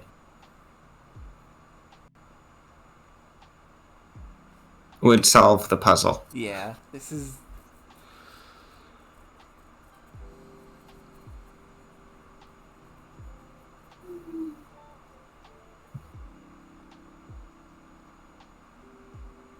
Maybe we do need the rooster for this.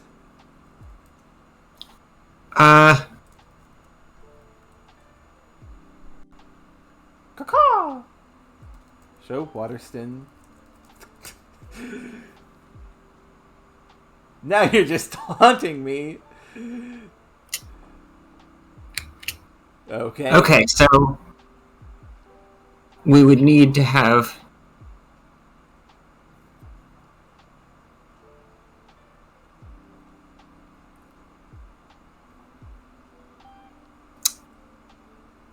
Okay, so either of those are something that has a rude. Mm-hmm. That has a rude interpretation. And we need to find something else to make it be instead. Gel on that. Yes. Take.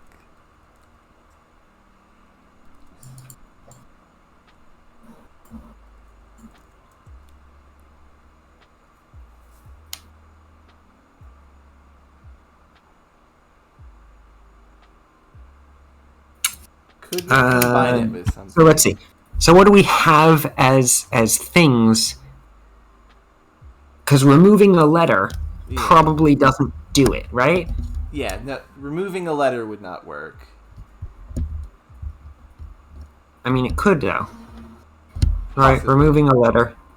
Adding a letter doesn't, because we know, just setting-wise, that letter adders are not established things. Yeah. Okay. According to this person, we have everything we need. I'm...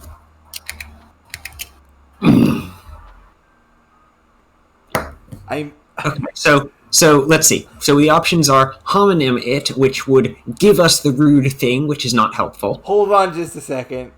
Knight, the idea is that we are supposed to make it into something that is not innocent. That is innocent. That is the exact opposite. We could do that, though. I imagine it would work. No, no. Other way around. It's fine. It's fine. He wasn't here for most of this. It's fine. Yeah. The professor is doing a talk. So it would have to be the synthesizer, right? Because homonym paddle is exactly the thing we don't want. Yes. And I know what no, it's up. I've thought of a thing. Put member in synthesizer. Put band in synthesizer. We don't have a ship, unfortunately. Turn on synthesizer. What would that have been? Band member. Okay, yeah, fair. Okay, but that's doesn't not count. doesn't apparently. work. Okay, take band. Inventory. Okay.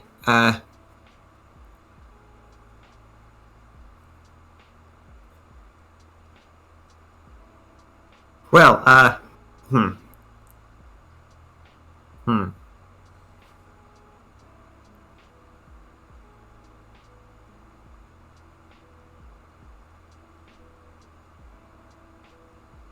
Hang on. Yeah.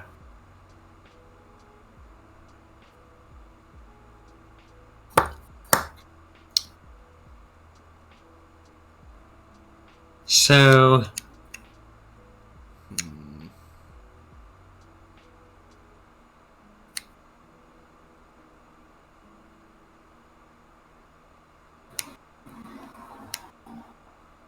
It's staring us in the face, isn't it? It almost certainly is. We have a crumpled cocktail napkin. Yeah. It's staring us in the face. Okay. What? Right there is the word. Okay. Cocktail. Okay. Right? Yeah. Yeah. Yeah. We have a shrimp tail. Would that count, though? A shrimp cocktail is a thing. True, but what I mean is I'm having difficulties understanding what you mean. What it is that it wants. No, I'm not. Maybe I'm just stuck on the member. But it's a shrimp tail. We can't do anything with that. Well, no, we could synthesize the rooster. Okay. And the shrimp tail and get a shrimp cocktail.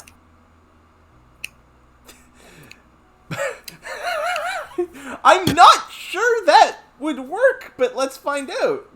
I mean, let's see. Okay, we also have the PETA, which could be a pit, which would be a cockpit. Right now, I'm not stuck on thinking for member. Yeah. Right. So okay. Cockpit. Take member. Right. That is a thing. Take member. Let's check. Let's check a bunch of these. Let's check cockpit. Yeah. Let's see what that is. Put in synthesizer. Fair point. Use a remover on data. Yeah. Put pit in synthesizer. Turn on synthesizer.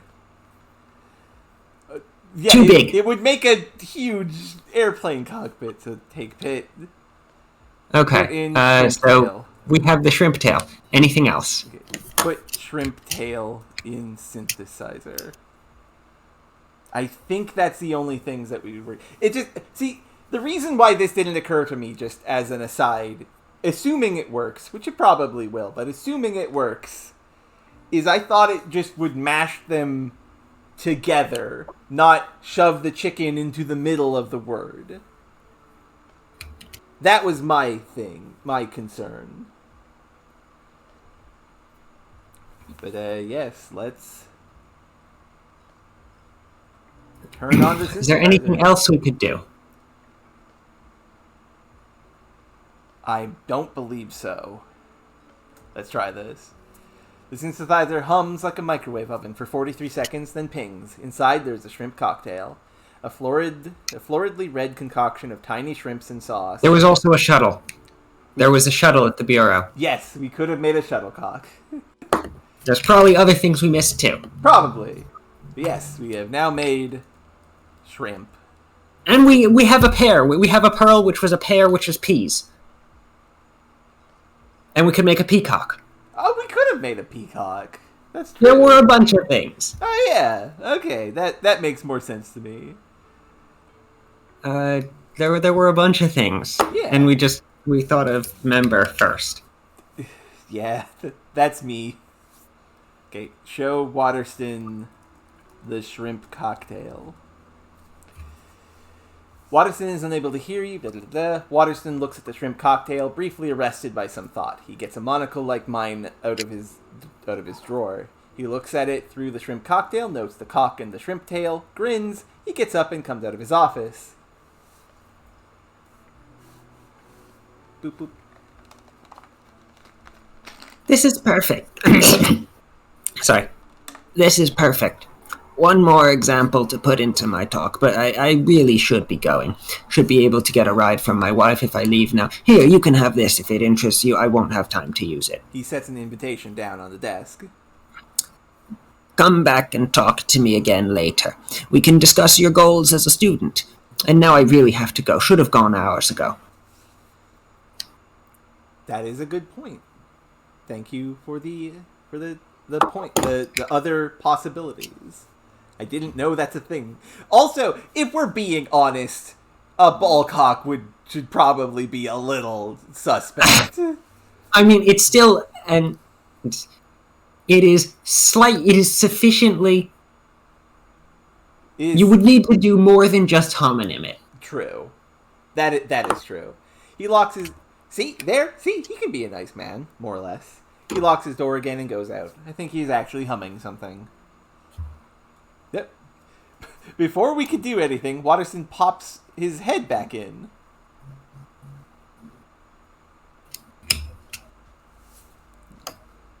What you did there, not strictly within the rules, but I admire, shall we say, realpolitik.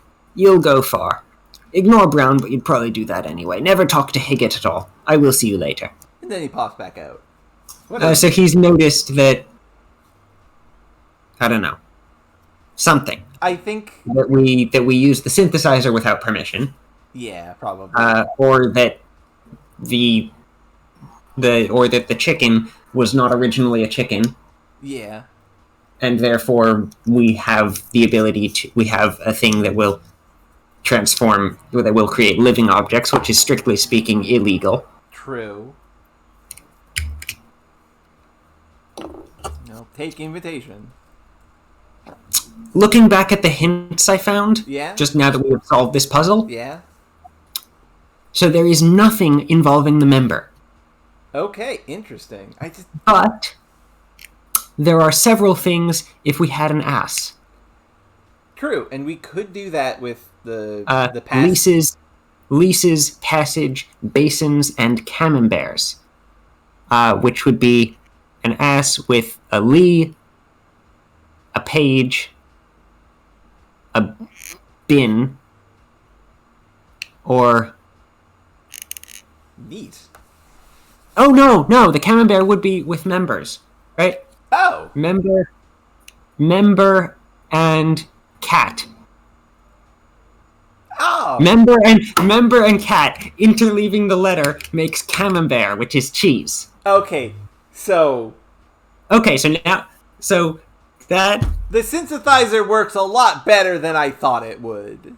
So the synthesizer is not necessarily just... It can't reorder the letters, but it can interleave them however you want. Okay, that is not something that I understood, and I wish they kind of made that a little clearer. And now I want to see if... Hang on, so are there any of these that are an option without... And none of these are an option without making a living thing. Because you need either an ass or... Right, in two of the cases, the living thing is the rude one. Mm-hmm. But for the member, you still need to make a cat. Yeah. So in all three cases, we have to have been able to make a living for all of the possible rude things. Where would we even have gotten from the pastis? From the pastis, or from the grass. Yeah, okay. Okay. We take the invitation. It is a white card like a wedding invitation with swirly script lettering. No, wait, how would we have gotten it from the grass? Turning the grass into gas and then ass. Too many S's for gas. Gas has one S. Right. I forgot that. So it would have been the pastis. Yeah, it would have been the pastis. Yeah. You are invited, it says, to a demonstration of a new tea inserter not available to the general public. Ciro Comede, Bureau of Lithography. Smaller, meaner sans serif lettering across the bottom reads, bring this card for admission. 10 points. Heck yeah. Now, the camembert is the one that I would not have gotten. Yeah, that one. Most of all, like I think Well, no, actually, yeah, no. All of. So this is one of the so almost all of them involve.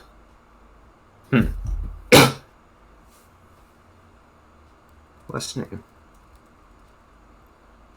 Blah. Take pass. Take invitation. Close backpack. There we go.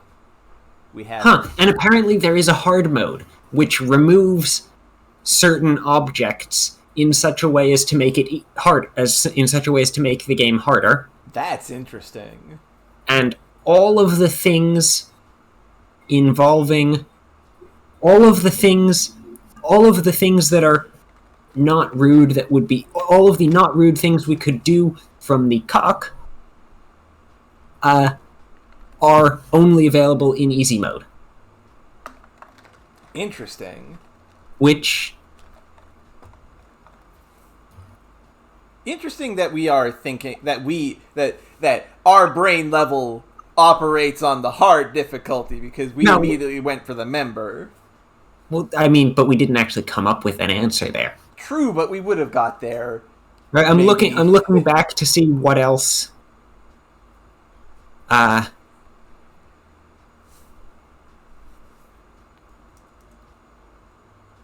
looking back to see what else we've done that would not have worked were we not on the default difficulty, which is apparently easy mode. I mean, I would say it's normal mode.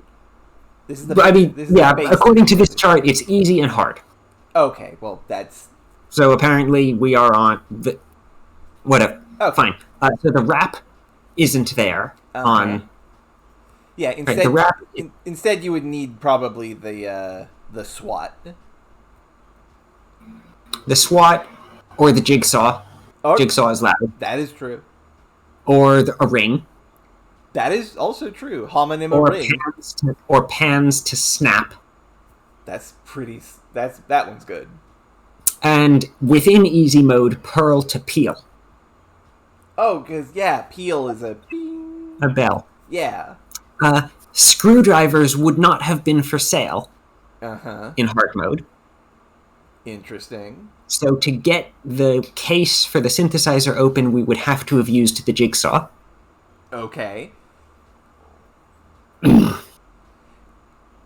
I think as cool as this is, we should save this for when we should save this for when we finish. Right, yeah. See what we missed and stuff. Yes, go to the Bureau of Orthography. Go to Tall Street. There are a couple officers lounging by the university gate. We won't be able to go by without being seen. As I'm taking this in, you notice hubbub behind us. We move out of the way as more officers escort Professor Higgett from the building. Oh no! Your line. Right, sorry. It's okay. There's been a Higgett was... Yeah. Higgett. There's been a mistake. That conversation was conducted under a special license for research in constructed languages. I can produce a copy. The officer leading her says, We're acting on information. Yes.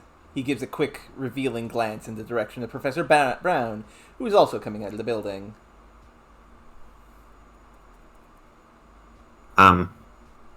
What? Why is Higgett being...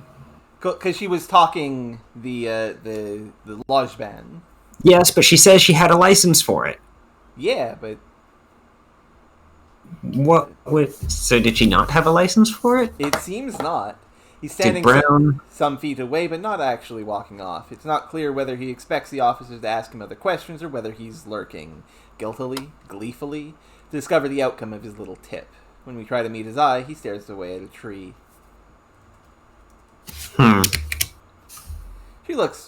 She mostly looks irritated, though she thinks the Bureau has made an awkward mistake that will soon be set right. There's a bit of flush in her cheeks. Well, this is bad because now the cops are in her way, but... It's bad because the cops are here. It's bad because Higgett, frankly, was... quite nice, actually. Yeah, I mean... To be fair, none of the professors are people who seem like they deserve to be arrested. Of course not. Except now Brown has revealed that he has turned in Higgett, so maybe Higgett does. Yeah. We might not want to attract attention if we can help it. Alex Rosehip, says the officer with Higgett. What can you tell me about his constructed language? Higgett stops moving forward, and the officers stop with her. It really is a masterpiece. The root words are all based on resources common in the tropics. Dirt and mud are highly productive terms, as are many common pests. The syllables are consonant dense, but still relatively easy to pronounce. In my view, it's the most credible proposal ever put forward in utopian linguistics. The officer smiles faintly. Isn't that a bit like the world's most credible proposal for a perpetual motion engine? Rude, but... It feels like we should be able to do something, but we don't want to attract attention to ourselves. We could talk to Brown. Talk to Brown. We could talk... I mean, if we don't want to attract attention, that means we're not talking to... We greet Professor Brown, he grunts.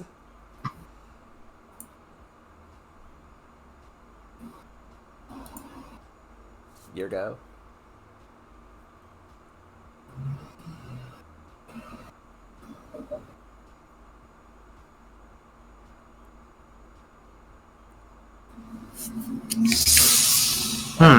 Miriam, you gotta read.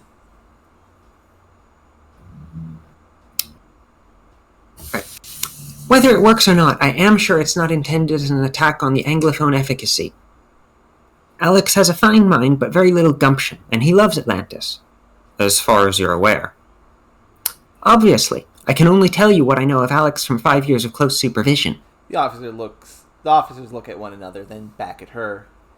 We're going to need to continue this conversation in depth. A stricken expression crosses Higgett's face. Okay, so she just revealed that she knows quite a lot about us. Yeah, that's... That's not really, great. For us. Yeah. Well, she doesn't know us. She knows Alex. I don't think she would put two and two together on that. I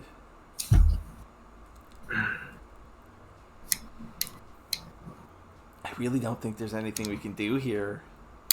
What is there something we're missing in the situation? Like, you tried to leave, right? And you couldn't? Yeah, I tried to go back into the school to maybe like we can go to her office to get the her thing to be like, hey, she is good for this actually. I'm not sure that would necessarily help. Yeah, probably not. But yeah, no, it looks like she's been... Uh-oh. We start to stroll off. The officer nearest us notices. I'm going to have to ask you to stay where you are until we've completed our sweep of the area, he says. Unless you know where to find Alex Rosehip. You a friend of his? We shake our head, but something about our appearance and demeanor has the officer's attention. I see a little bit of a family resemblance, come to think of it. Everyone's related to everyone. If you check into DNA studies of the island, you'll find that it's extremely Thank you, Professor Higgett. You can save the rest of your lecture for inside the van. And you come too. That's what would happen if we had done something so foolish. So we can't just leave because then... Yeah, just... oh no, we can't just go back into the... We can't go back past them into the hall. Yeah. So, northwest then. Then. Yes. Okay. Just talk Brown again. Did we ever... I guess we just have to endure, I guess.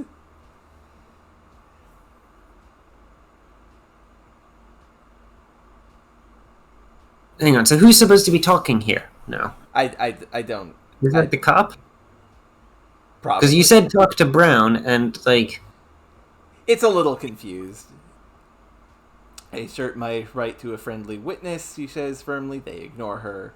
Don't make me regret it, he says. The officers sweep Higgett away into a windowless van. Mobile conversation unit, says the side of the van in brightly cheery letters.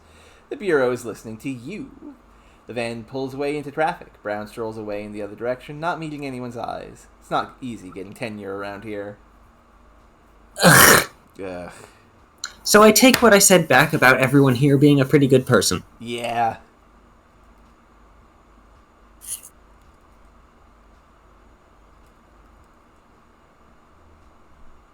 The whole area is likely under inspection after Brown's little Judas act back there. Who knows he had it in him? Is he seriously expecting to get her position?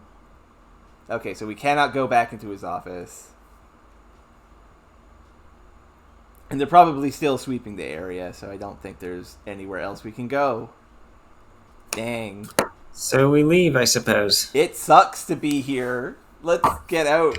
Let's leave. So what's our situation? This is apparently not going to be the last round of it, because we spent 2 hours not actually knowing what to do. No, I think we can still get to the end in time. We just got stumped on one puzzle, technically two.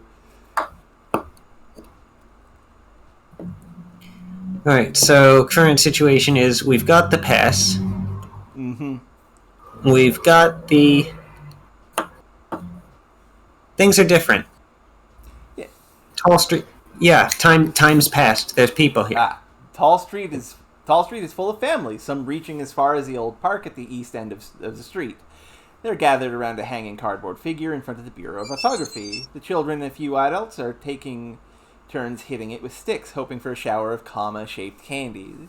This is a common holiday activity, but from the disgruntled comments and the petulant expressions of the children, it has already been going on longer than is strictly fun. Another child takes a whack at the hanging figure. She bounces away from the blow, but does not break. Look, hanging figure. The figure is made of cardboard and papier-mâché, designed for children to hit with sticks until candy and treats fall out. It's what would be called a piñata if that weren't a dangerous loan word. This particular one isn't made in the shape of Atlantida. She wears Bureau blue and a surreal smile, and her eyes have been painted on wrong. Creepy. Okay. Creepy. So there's a crowd. Presumably the crowd are in the way? Yeah, they're in front of the Bureau. I bet we can't actually get through. Yep. Yep, it's blocked. We have to Okay, find a so way we're to... now blocked by a bunch of kids failing to break a piñata. We've got to kill this It's not pinata. officially a piñata because the word piñata is banned. Yes. Look, figure. I mean, we have a sword. Well, we have a word currently. Oh, right, and we can't get a sword unless we go back into the university. Or, no, we can't. Yeah. We can't get a password unless we go back into the university. Yeah. I don't think the gel is not going to work. It is supposed to. You know, that's a good question. Maybe it not being made of paper. No, what I meant is just, do we no longer have access to the synthesizer? We probably don't, is my guess. Also, Knight brings up a good point, though, using the gel on the figure, because it's currently a hanging figure. That does nothing about that says piñata. Nothing about that says it can be broken by hitting it. So use gel on figure? Alas, nope. Nothing happens. Okay, so not technically a bit piñata. I like how it specifies we open the backpack because we are in a situation where that matters. Probably. Mm-hmm. Give sword to child. Well, we don't have the sword.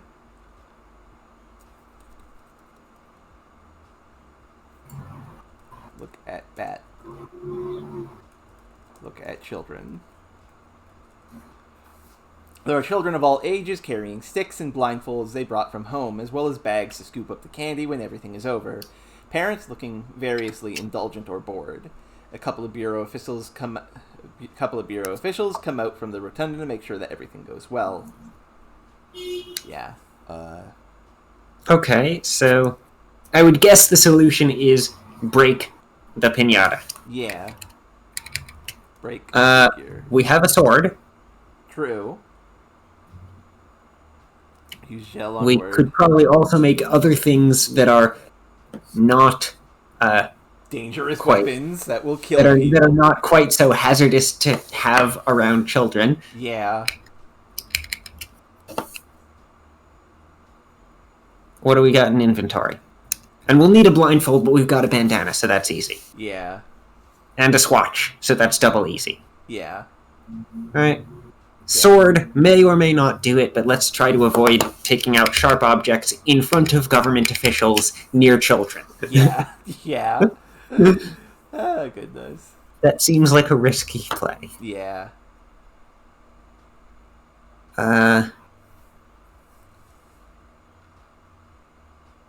Maybe later night.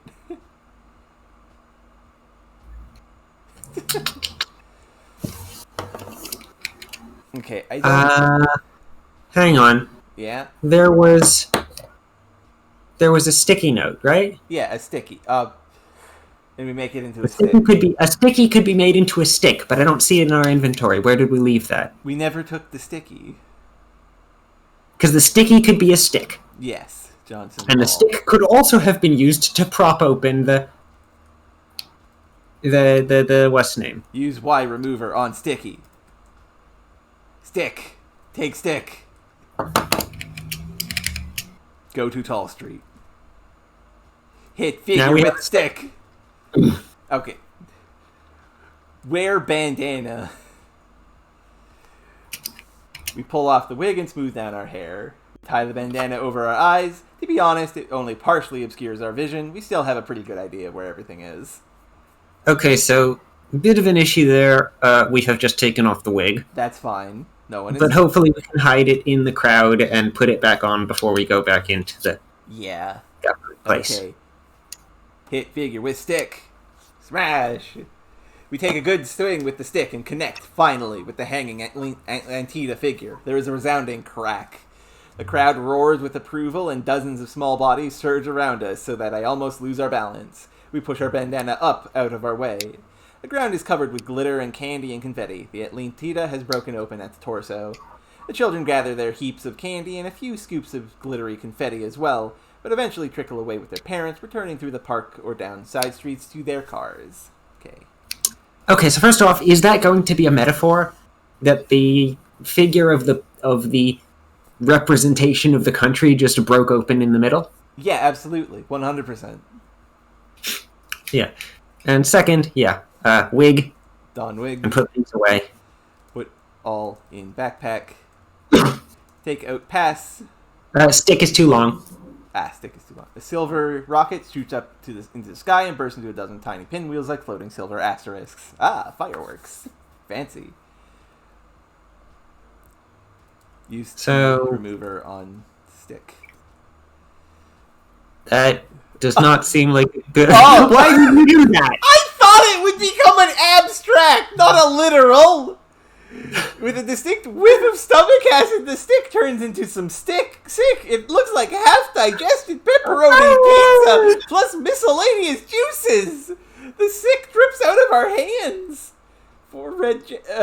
I'm sorry. Use gel on sick. Yeah.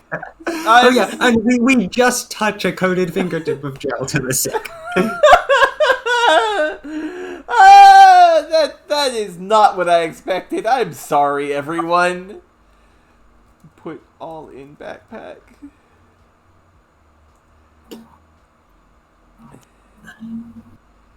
Take out take pass. Take invitation.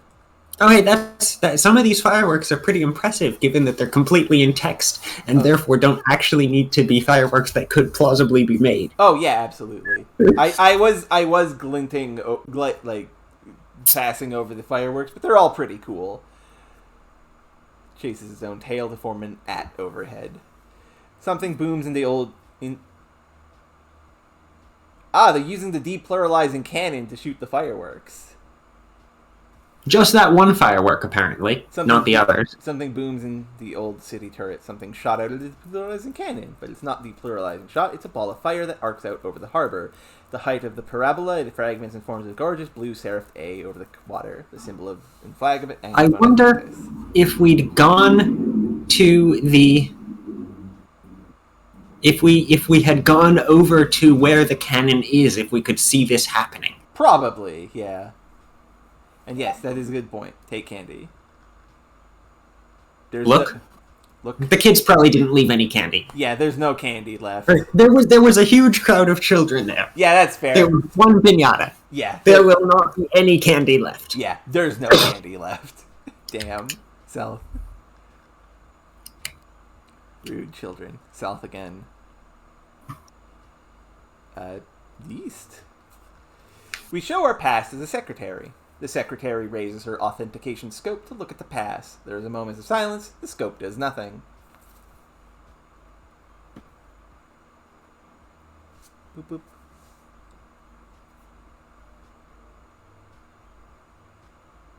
boop. Miriam? Oh, sorry. It's sorry. okay. That will do. The secretary says of our pass. Then she inspects the invitation with the monocle. Most of the visits were earlier in the day. Quite a fracas there was this morning. The invitation didn't state a particular time, we say. She deflates a moment and goes back to inspecting. There's another problem. This invitation is Professor Waterston. They're watermarked individually to avoid fraud. You're not Professor Waterston. He sent me to do some research in his place. I'm a student of his. Invitations to inspect highly secure machinery are not transferable. And how should I know whether you stole it? Okay, we are a thief, but we did not steal this in particular. Damn, that's a good question.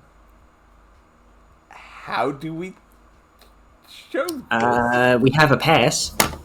Did you show the pass? You showed the pass. Yeah, the pass was the first thing. Topics? That's... How should I know whether you stole Okay, it? yeah, so how do we prove we didn't steal this thing? Ask her to call him. I'm handling this. Professor Waterston is a busy man, I say. If you want me to tell him you wouldn't cooperate, I'm sure. I'm just as happy not to work on Serial Comedy. But if DCL wants his endorsement or advice, then they'll have to work within his schedule. If you're going to turn me away, however, I would like... the opportunity to speak with your manager. The secretary scowls. Fine, I'll contact Watterson. She places a call, on a speakerphone no less, glaring all the time. Watterson here, says the phone. There's background traffic noise. Watterson must be on the road already. Figures he would have a car phone. Most people aren't allowed here. I have a student here attempting to use your invitation to enter the bureau. Was it stolen? What? Oh, that. No. You're saying you gave your invitation away? Yes, I did. And I have been a research partner to DCL since before you were born. Sir, you are aware that this is highly irregular. Smirk! I'm handling this. The secretary is still talking. You personally vouch for the student? You know her well and are sure of her trustworthiness? Known her for years. Lies Waterstone, annoyed. There's a click as he hangs up. What a delightful man, remarks the secretary. She looks over our other visible possessions, the backpack, and deems them acceptable. She makes us sign a book for which we use a signature of your own invention. Finally, go in, descend to the basement, and present yourself at the secure section downstairs. Be advised you will be under video surveillance as you approach. Any attempts to modify or steal Bureau property, to gain access to rooms to which you have not been expressly invited, to eavesdrop on conversations of Bureau employees, or to leave objects of your own behind in the Bureau may result in your arrest and prosecution. Have a nice day. Excellent. Okay, we are in. We are in. Apparently we just didn't need anything to prove it. We just had to call... I mean, this is... That was prime call your manager time. Bureau hallway. Also, just Waterston apparently is pleased enough that we showed him... that we helped him figure out a third example for his paper, just for the sake of having a third example. Yeah. I mean, you gotta have three examples. Just to make it 3 examples instead of 2 examples. Gotta have 3 examples. That's just science. And he was pleased enough to that he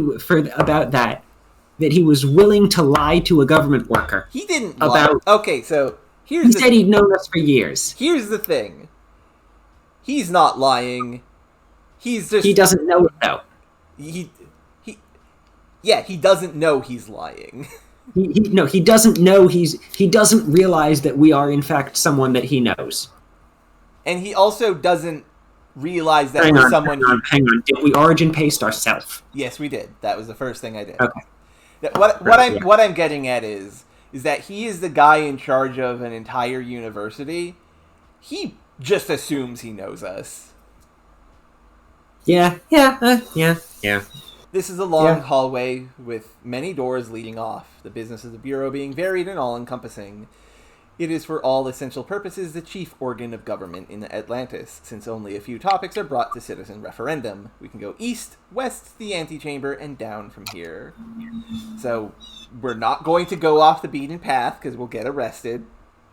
Save here, I think? Yes, we are saving here. It would have been a good idea to save before we were in the Bureau, but... Might have been a good idea. Okay, well. We've saved. Let's go. Okay, so descend to the basement, and then, what was it? Descend to the basement, and then go to the east, I think it was. Okay. We have descended into a windowless underground passage. The hallway runs north from here, and for an eerily long way. The tunnels must extend well beyond the above-ground profile of the building. Propped in the corner are some articles that were probably meant to be used as part of the Serial Comedy fair, but got confiscated instead. A seer automaton, a plywood cutout depicting Atlantida. Look, seer automaton. What's that?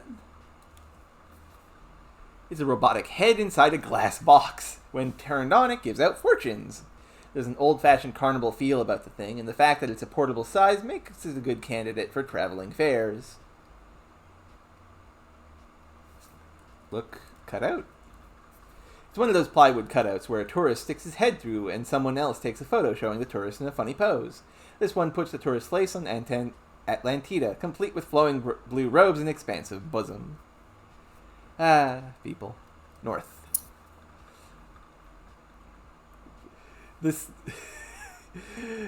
The hallway continues both north and south, flanked by doors painted immutable colors: hyacinth, celadon, and chartreuse. The cute security door at the north end is solidly set. An adorable video camera hangs in the left corner of the wall.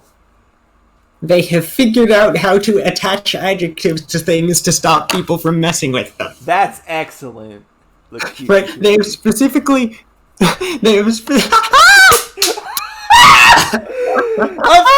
thick iron door decorated with Hello Kitty stickers. There is no handle and no access to the locking mechanism, though it certainly is locked. The door can only be activated by guards in another room watching through a video camera. It's not even magic tech stuff making this officially cute. They just covered it in stickers. It's wonderful. Look, to make sure that no one could. Camera. I'm not sure what you could even do with security door. It has a lens, certainly, but it also made of pink plastic and has cat ears. And it looks like it will recognize us if we approach, perhaps. Oh my god, that's wonderful. They are specifically making things so that they can't be changed. So that they. That's amazing. That's clever. Okay.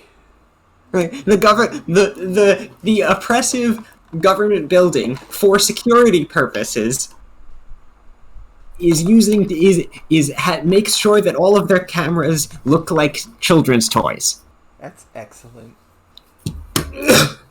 Okay, north time. So yeah, I don't think we can.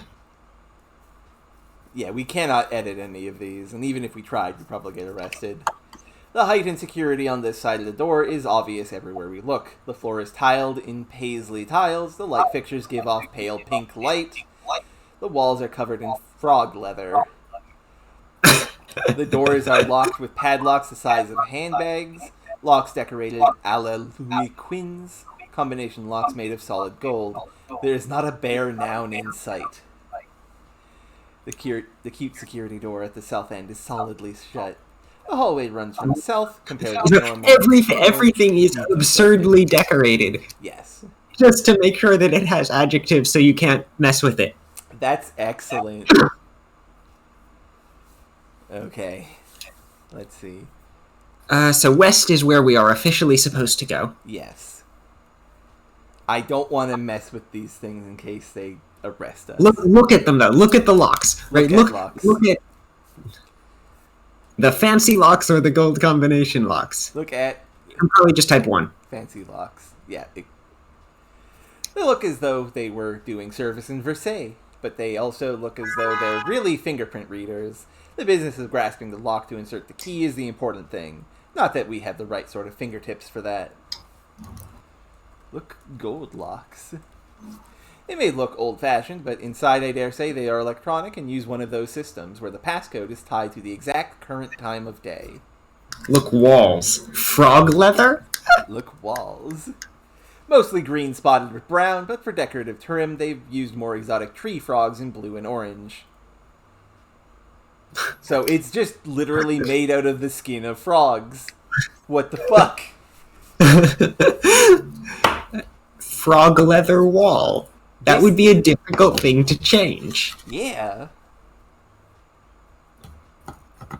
You could remove the R and make it out of fog, which would not work, actually. No, honestly, frog leather wall singular instead of frog leather walls plural is completely not prevented. Yeah. That is true. But and that would be the biggest security problem. My guess is that you would need so much power to turn all of the walls into a single wall, though. Yeah. Okay, let's go west. A room with no windows, no cameras, no recording equipment, and barely any furniture. Oh, good, there's nothing in here. There's no cameras. Yeah. There's no cameras. There's no. I don't know. A rock sits in one corner of the room. At the center of the room is a gleaming new tea inserter machine. This is a state-of-the-art device. Letter removal has been well understood for decades, but insertion is much more dangerous and difficult, fraught with ambiguity. Look. So, oh no. Extremely oh no. Yes, they removed the B from Brock, and now he's a rock. This is a problem. Yes, but there's no cameras in here. Look, rock. Heavy, darkened, roughly hexagonal, like a slice of basalt column. Look, T inserter. Made of brushed steel, it resembles an industrial espresso machine with a space in which to insert items. A dozen small nozzles poke into this space and a grate beneath it ready to drain off any superfluity of T-ness. There is a tiny brass plate near the base of the machine. I'm not sure what would be drained there. I mean, excess T. Dental Continence Ltd. Absolutely no palatals or labials. Guaranteed. Palatals or labels. Okay. Sounds. Yes. Dental consonants are consonants that you make with your teeth. Oh, okay. Instead of your palate, which is the roof of your mouth, or lips. Okay. I'll be honest, I was genuinely curious why it was called that, and I just hadn't asked. This is a company that specializes in teeth noises. Yes. Such as the letter T. Yes. Is there anything we can put a T in? I mean, I think first thing to do, fairly important thing to do here, is unrock Brock. Yeah, that's true. That feels like it's going to progress us, though. What are our goals, then? Our goals... Right, do we have any goals here that we haven't done? No, we just need to find Brock. Oh. Gone monocle. The T machine will probably still be accessible for a time. They wouldn't give it to us only for this one short moment. Yeah. Confirmed. Yep. The rock is rock. Just wanted to make sure. Doff monocle. Put monocle in backpack. Close backpack. Close backpack. Gel Brock. Gel rock. We dip out a pea-sized quantity of gel and rub it gently onto the rock. With an audible splort, the rock becomes Brock. He looks a bit haggard to me, but I don't think anything too horrible has happened to him, so perhaps you can stop worrying. Brock stands, dusting himself off. He looks us up and down without expression, without any sign of recognition. What day is it? He asks. Still serial comma day, you say. Brock, it's me, and Alex, but I'm here. The waxen look melts and he grins. Thank God, it's harder than you'd expect being a rock. Mm-hmm. Now, we have questions we can ask. Mm-hmm. But if we could get to work so we can get out of here faster. I'm gonna save. Yeah. Because they do want to ask questions, but also... Things are going. Yes. Also, just for reference on how much game is left. Yeah. Oh, our goals are 4 now.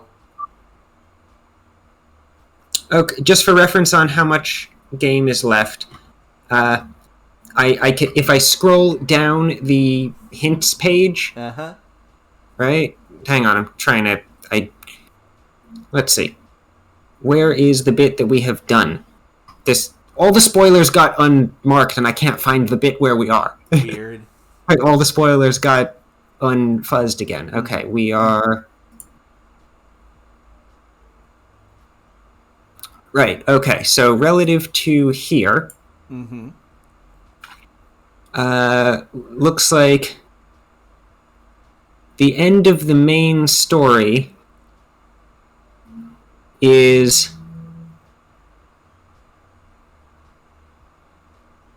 not too many goals, but there are a lot of hints in those goals, so they're probably complicated and with a lot of sub-things. Well, yeah, looking at these, the goals we have to test the T inserter. Right? We're most of the way done, but, like, there's still a lot. There's still a decent chunk to go. Yeah. And then there's, a separate set of hard mode hints and achievement lists for every letter and various other things. This could be a fun game to go back to, maybe not on stream. Oh, but... absolutely. Yeah, let's begin talking with Brock.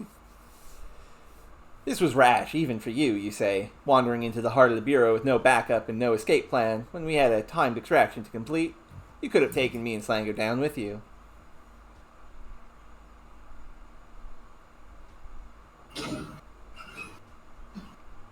Boop boop.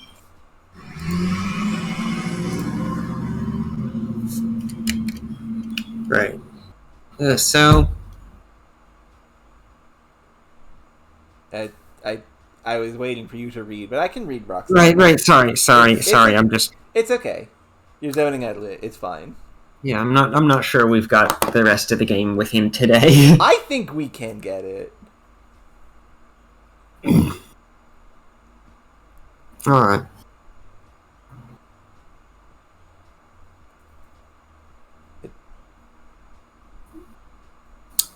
Sweetheart, don't do this now. You're not yourself. First, we should see whether this thing can ratify abstracts. Yeah, okay. So, put lime in T inserter.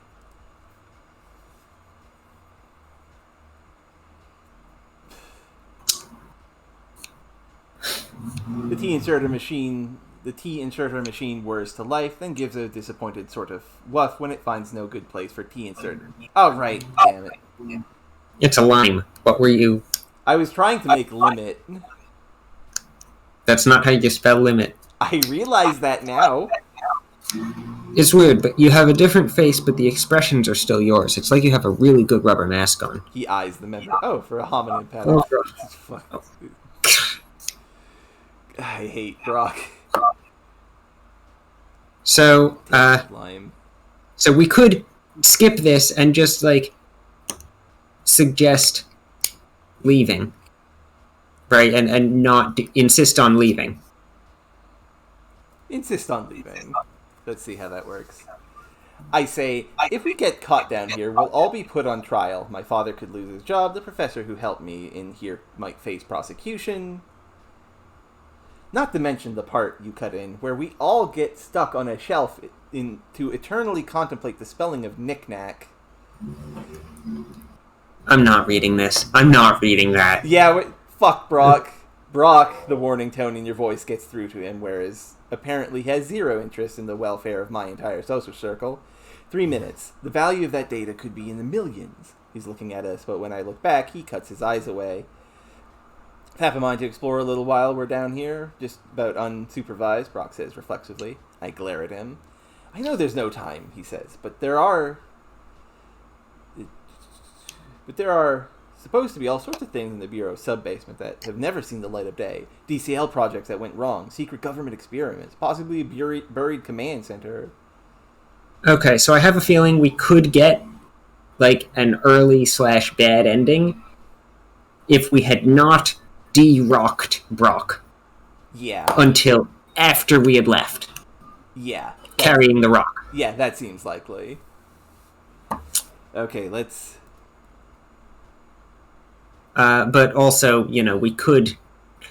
The game is going to keep going, I'm sure. Yeah. If we do the... Like, we could... That's what I mean, right? We could probably get a quick ending if we had just left, or... not. Yeah. So...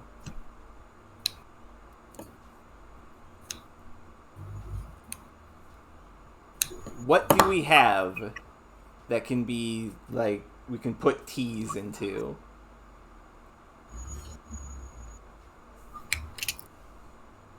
Living things, abstract things. And that third one doesn't really make much sense to me. Because, like, goals are T inserter on situations where it could build more than one thing. So, words where there are multiple T's, I guess. Places you could put the letter. 2 places you could put T's. Yeah. Hmm.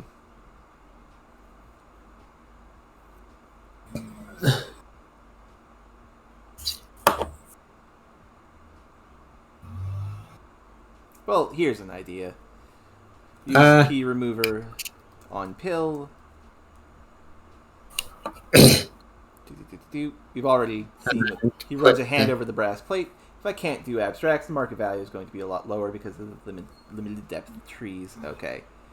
Put ill in T inserter.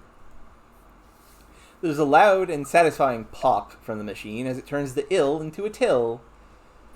And thank you, Trobby. That's actually quite good, though that's not the... That isn't any of the things we need. Unfortunate. But it's a thing. It is nice to know. An old-fashioned cash register with separate keys for half and quarter cents. Atlantean currency inflated more slowly than most, and still had absurdly low numbers until we went over to the euro. Both sides are molded with graceful female figure, holding a cornucopia of goods from land and sea. Okay.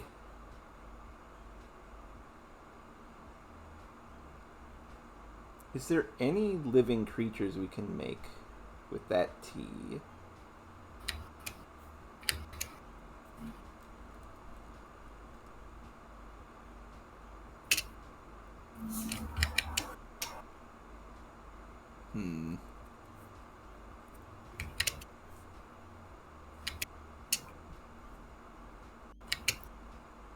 Troll. Ah, yes. Put roll in T inserter. Let me get that for you. Brock fishes the till out of the T inserter. He tosses it in the corner. The first taking the roll, there's a loud and satisfying pop from the machine as it turns the roll into a troll. I don't think that'd work, Knight, but potentially. I'll try it. Gray skin, yellow teeth, green eyes, legs as big as round as tree trunks, a pot belly speaking of a great deal of food eaten raw. No problem creating creatures, Brock says, judiciously. The troll gets out of the T inserter.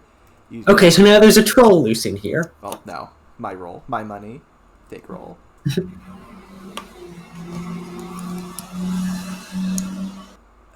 I don't like Brock. Yeah, no, Brock is creepy. Yeah, damn it. I wanted to get rid of him. Very surreal blind date. Now then, we need to insert a T into a word that has two or more possible results.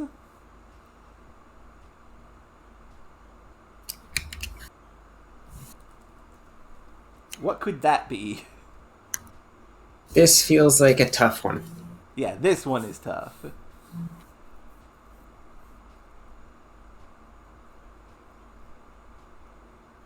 Well, apple could be applet. That's abstract. Oh yeah, that is abstract. I mean, or at least it's not, like, solid. There's a loud and satisfying pop from the machine as it turns the apple into applet.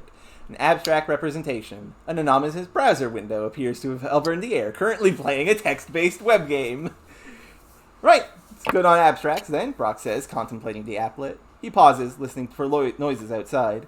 Next we need to look at the stabilization performance, Brock says. Inserters sometimes run into trouble if there's a case where the same base word could have expanded to multiple derivatives.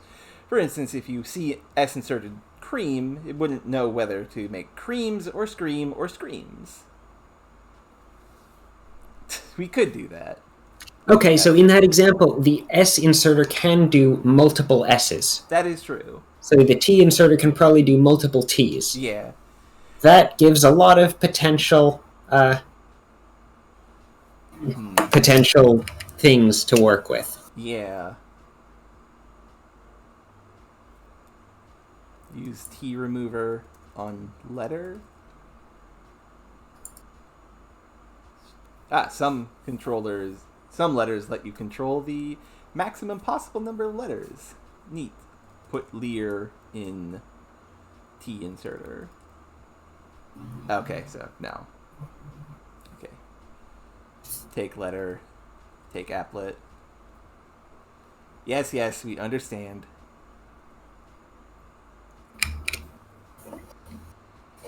Of course, he says thoughtfully, even min-max controls don't completely disambiguate, since as in the example of creams and scream, you might have 2 one-letter insertions that are possible. Inventory. Is there anything...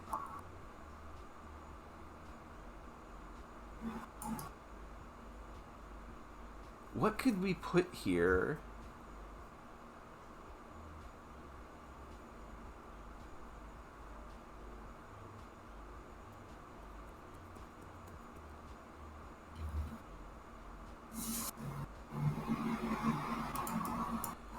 I just thought of something that we didn't do at all. We have this flash drive. We could have looked at it when we found that computer. Yeah, but that would mean plugging it into a computer that's not in our control. Yeah. Which might be worrying. Yeah.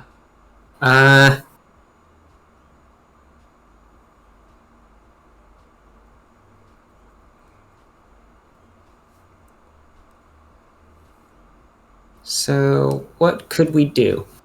It's probably going to be multiple T's somewhere. Yeah. Like the jotter, but no.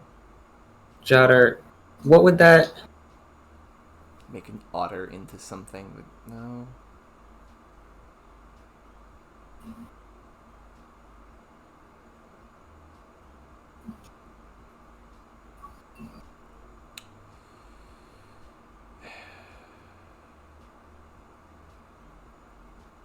Okay, something I'm curious about. Yeah?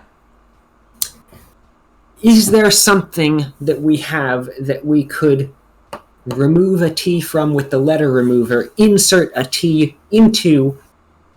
Right, is there something that the original form has a T in it that we could remove and insert, and is that distinct from gelling it? That's a good question. But do we even... We removed did that with, from something at some point, right? We did that with the letter. We just did that with the letter. Okay, it's the same letter. Right, yes, okay. So if we remove T from the letter and then put the letter in the T inserter, will the monocle say that it has been changed? That's a good question. I think it would say it has not been changed. Let's see. I mean, let's try it. Non-monocle. Look at letter. We cite the letter with the crosshairs. So yeah, it registers and as not changed. Neat. Doff monocle. Okay. Put monocle in backpack. Likewise. Inventory. Where can we put a T here?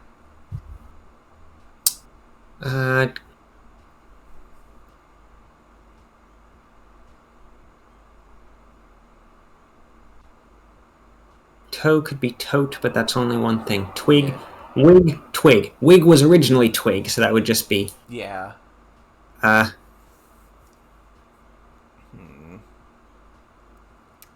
Got it. Oh? I got 2. Okay. What are they? Ale. Yeah. Tail or tattle. Oh, that's good, actually. I'm not sure if tattle is a noun, though. I don't. It's not a noun. It might not count. And rap could be wrapped, which is again not really is not a noun. Yeah. Or trap. Yeah. Okay, so there's 2 possibilities, and both of them involve one thing that is not a noun. Well, no, wrap without the W. Ah, right. Use W remover on wrap. Ah, okay. No, rap is too loud. Fair. Rap is too loud. Yeah, that's not... Okay, so we can't try that one. Mm-hmm. Try the ale? Yeah, let's try the ale. So, app applet. Use Remove. remover Use T on remover on applet. remover on apple. There's a smell of fermenting apple, then cider, then something more malty. In the apple's place, there is now a glass of nut brown ale. Put ale. Huh. That is a more complicated transition than most things have. Yeah, in tea inserter. I've got that. Brock fishes the wrap out of the tea inserter. He tosses it in the corner. There's a loud and satisfying pop from the machine as it turns the ale into a tale. It begins with Once Upon a Time, and the letters scroll up delicately through the air as we start to read. It weaves a narrative as follows. I'll read it. Yeah. Once upon a time, a farmer's wife was busy doing the daily chores. While doing the daily chores, the farmer's wife came across a secretive ghost who possessed a Spanish pistol. What use is something like this to a spirit? I will take it, said the farmer's wife to herself. So she took the Spanish pistol away. Then the farmer's wife met with a woman speaking in a strange tongue. For a time she thought that she and her family were done for, so great was her fear, when she found the Spanish pistol again among her possessions. Using the Spanish pistol, she was able to maim the woman speaking in a strange tongue. So the farmer's wife prevailed, and the farmer's wife went back to where the secretive ghost slept and gave back the Spanish pistol so that no one was the wiser. Achievement accomplished. Proper rosehip. Award for tail spinning. Okay, so this is a tale about a lady who took a gun from a ghost and then found a weird person and shot her. This feels like reference. That's not much of a story. Yeah. That's very straight. This feels like a reference to something. Of course, were other options there. The T inserter could have made 2 words, but it seems to be disambiguating to the tale. The question is whether it would do so consistently or whether its behavior is underdetermined. We don't have time for a really thorough trial set, but checking a couple more times may be indicative. Okay. T remover on tail. On tail. Okay.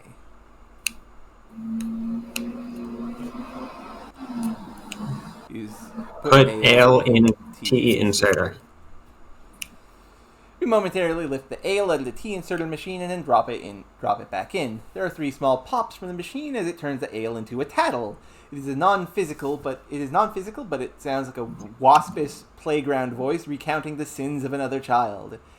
So that counts as a noun, I guess. Yep. Because, you can be a tattletale. There now, the T inserter is constructed. Yeah, but tattle isn't a noun. True. Not very stable. So I guess if we had 2 ales, we could make a tattletale from the tail and the tattle. True. Slang. Except that I'm not sure a child would fit in our synthesizer, in the synthesizer that we have access to. Slango will be interested to know that. Daddy, Timmy turned my bread into a bed, tattles a child. Into a bead. Bead. Yeah. Check, says Brock, and that's all we need here. Now, he hesitates. 1 person escaping is easier than 2, I suppose. You start to eject, but I say, yes, you'd better return to a petrified form. You know I'm right. He'll be easier to carry. A little grimly, he produces his own letter remover and repeats the B removal that made him in the first place. Once again, we're alone in a room with a rock. Okay, should probably take all the things. Also should probably turn the tattle into something that is not loud. Yeah, just whoop into an apple. Take all the stuff because it may be useful. Take all. Hey, that works! Hell yeah! Put all in backpack. Take pass out of backpack. Close back. Take pass. Close backpack. Okay, and now we leave. Yeah. And the hallway runs from south, comparatively north. Uh-oh. A voice. You. Alex? I can't help it. I stop and turn. It's too ingrained in me, and it is my father's voice. He's wearing his ordinary work clothes, but he looks strained to the point of fracture, and someone could come out of any of those doors at any moment. We have a problem. Yes. Your mother... Oh, this is your line. Your mother told me about meeting your supposed girlfriend at your apartment. She was puzzled by that, but I knew what must have happened. My father says in a very low voice. I deleted the record of your unauthorized synthesizer draining the power grid, which, by the way, could get me dismissed. I'm inclined to deny everything. I would say thank him. Thank him. Thank Dad. Thank Dad. Thank Father. Thanks, we say. Your go. I didn't tell your mother what I suspected, but when it comes out you've defected, I won't be able to keep this from her. And you're giving up your career. Mine too, possibly. We'll all be under suspicion, I suppose. It's pointless. You could have done a great deal for the Bureau from within. I was trying to help you see that. Should we be comforting, or should we tell him why working from within a system is actually bullshit? I am worried that this is a trap. No, it wouldn't be, because he's not talking like we're going to be coming back. Yeah. So yeah. So it's not a trap.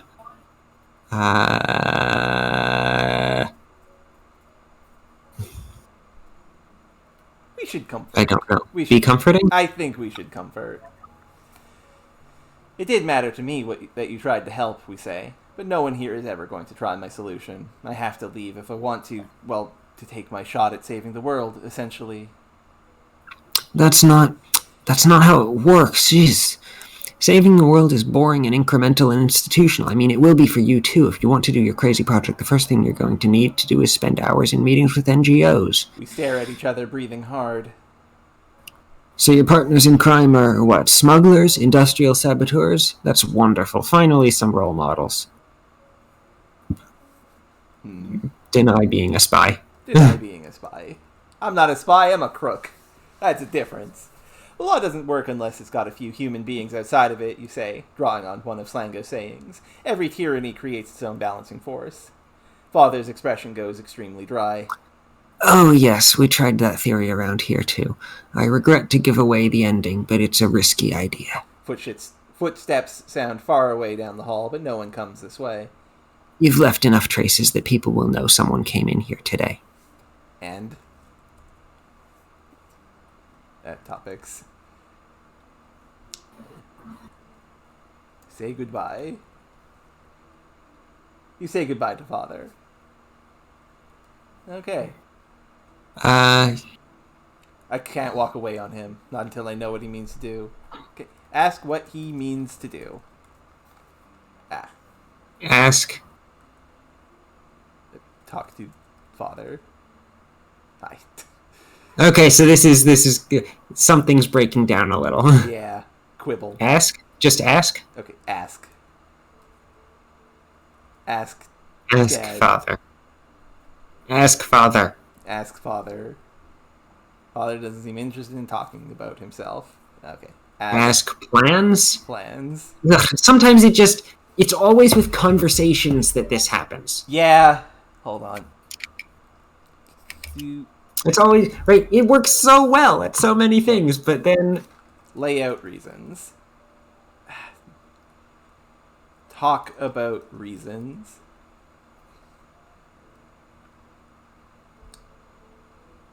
Quibble. Damn it.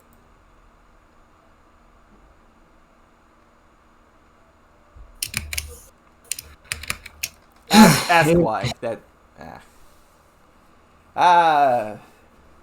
Dang it. Okay, so looking at the scroll back. What's the exact phrasing of what it says? The scroll back lists that my responses would be to lay out our reasons or be comforting. I'd like to quibble or deny being a spy. And you've left enough traces that people will know someone is coming here today is the last actual bit of progress. So what exactly did it say when we tried to leave?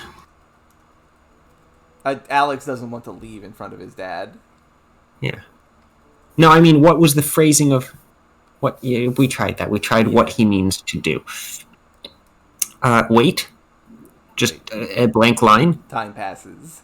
Just hit enter without. It just says, "I beg your pardon."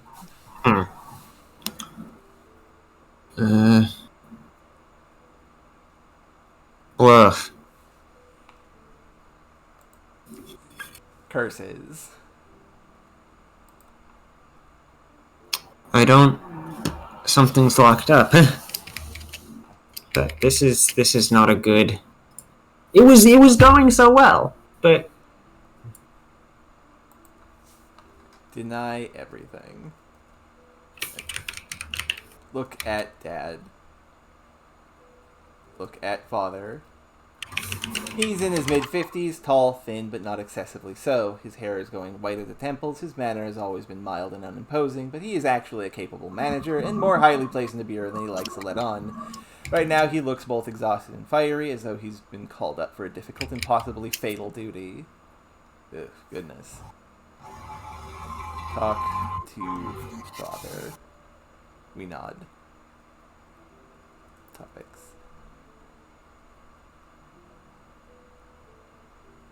Ask to leave?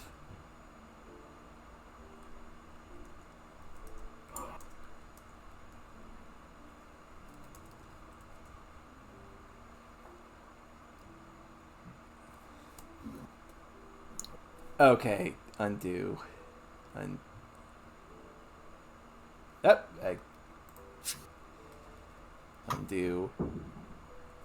Undo. Okay, that should be enough.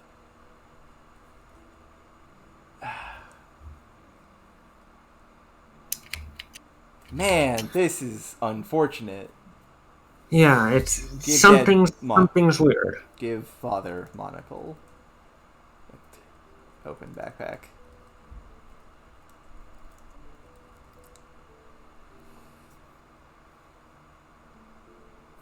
Okay, that's something is broken, because that should be something a little bit more. Yeah. Neither of the hints. The hints just say that it doesn't matter what we say. This scene ends up the same way. Undo capacity exhausted. Sorry. Right. So. Self. West? No. Look, father. Talk to father. Topics. Deny being spy again.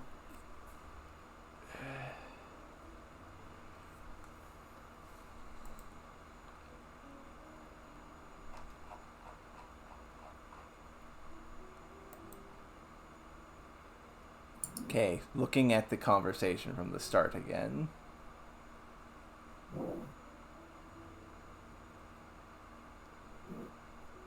Thank Dad.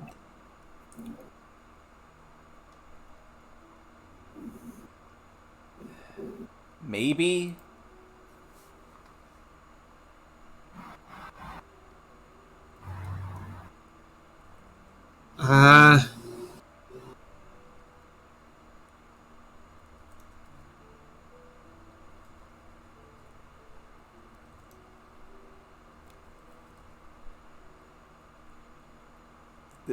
Okay, weird that there's an option to just randomly show things.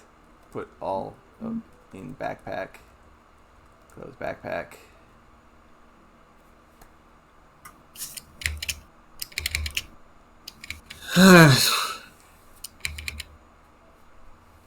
What is...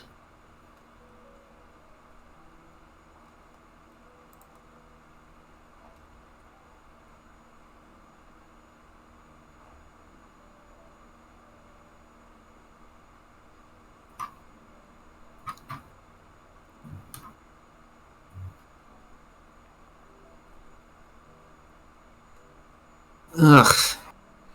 The last thing he said that happened was we denied being a spy, and he says, The law doesn't work. That we say the law doesn't work unless it's got a few human beings outside of it. Blah, blah, blah, blah. He says, "Oh yes, we've tried that theory around here too. I regret to give away the ending, but it's a risky idea. You've left enough traces that people will know someone came in here today." And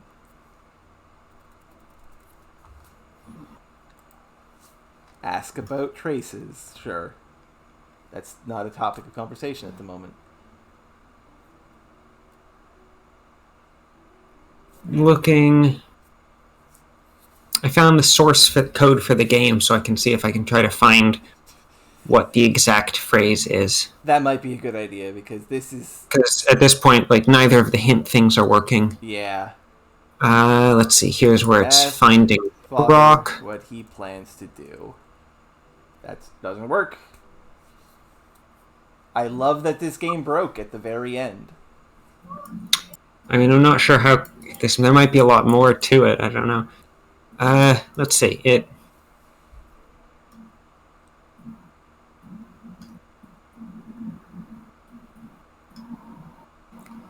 Hmm.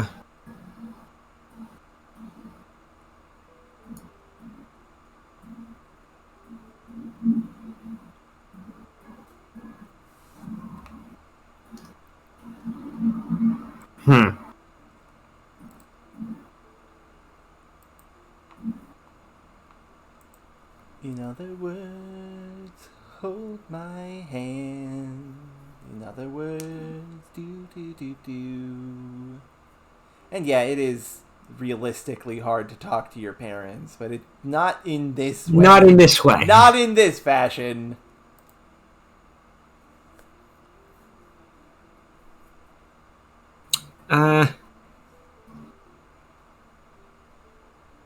Okay, searching. What was one of the words in that conversation? It was quibble? Quibble, yes. Quibble. Okay, the word quibble.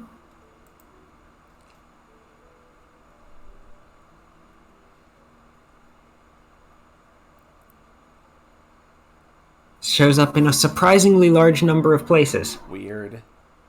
What was the actual last conversational line? The last conversational line is... Just getting back to it. You've left enough traces that people will know someone came in here today.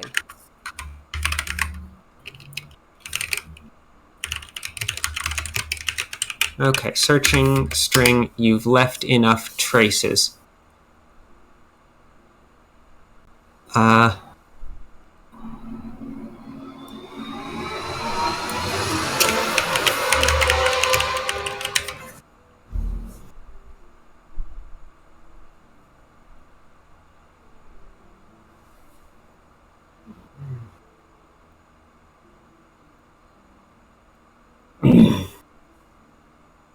Okay.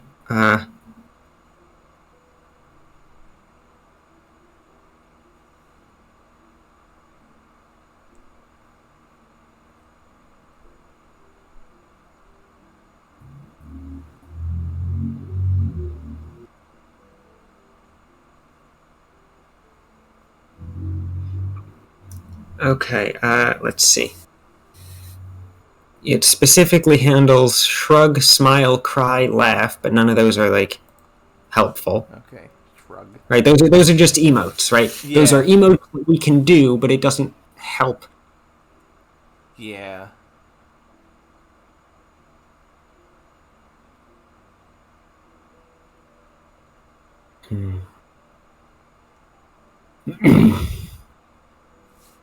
Tell father to leave. Father has better things to do.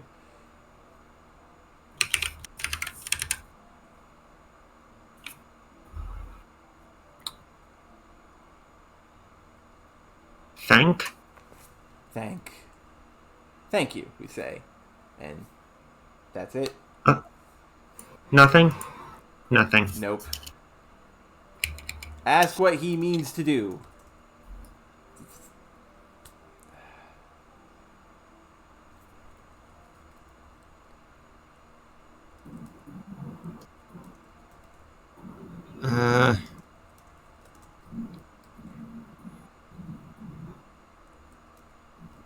Okay, so maybe... What's interesting is that some of these when they pop up that doesn't seem to be a topic of conversation at the moment, some of them are in the white text, like the clearer text, and some of them are in the black text, which is weird. And I'll try and tell him we're leaving. Nope, doesn't work. What's happened? So... Okay,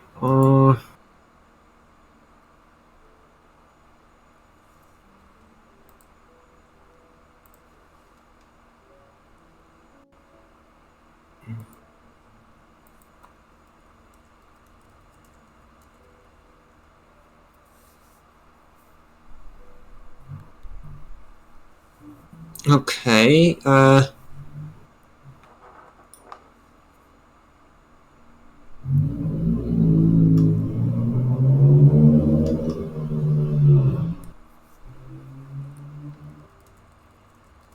don't know the syntax here well enough.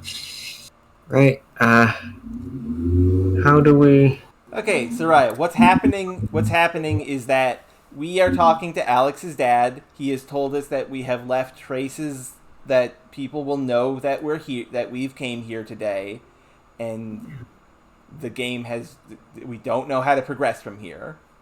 The conversation system seems to be locked up. The conversation has broke. We cannot do anything. It's just responding with this doesn't seem to be a topic of conversation at the moment. Or just generic dialogue as if we're talking to random people who just happens to be dad. Right, as far as I can tell, right, there is one more thing Dad says in the conversation, but I can't get it to actually... Can't get ye dad.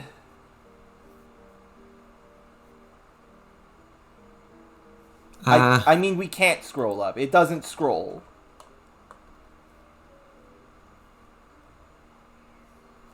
It does not scroll. The last thing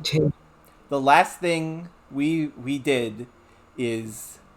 Are there any memories? I mean, let's try that.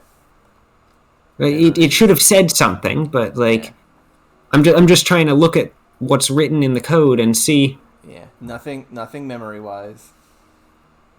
Okay, so looking at the scroll back, which is a separate window that none of you can see because it's not part of the game itself.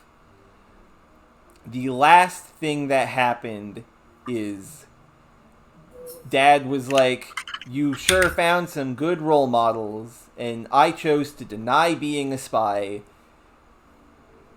Look just describes what he looks like. All Look does is describe what he looks like. Or the room that we're in, which is the room that we're in. Try to remember traces?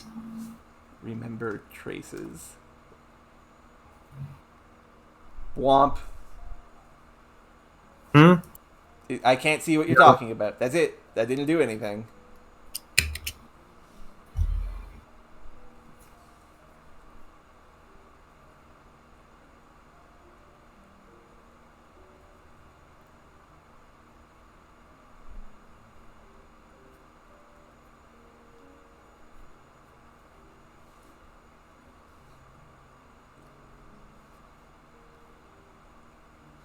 Yeah, the last thing we talked about was Dad mentioned we sure found good role models. We explained that we're not spies, and he said that we've left traces of us being here. People will find out. I then wrote accusatorily and like this, and then that seems to have broken it. Listen is a verb. Listen to father? Listen to Dad. Listen to father. Father makes no notable noises.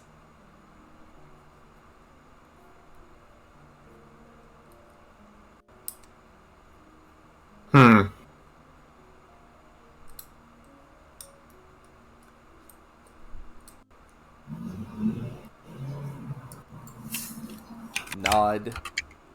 That's not a verb I recognize.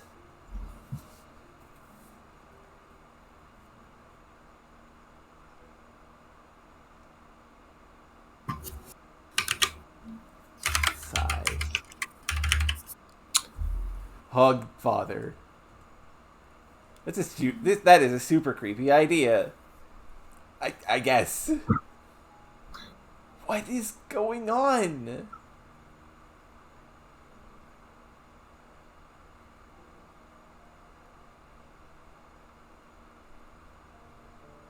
Because we gotta beat the game today, I feel.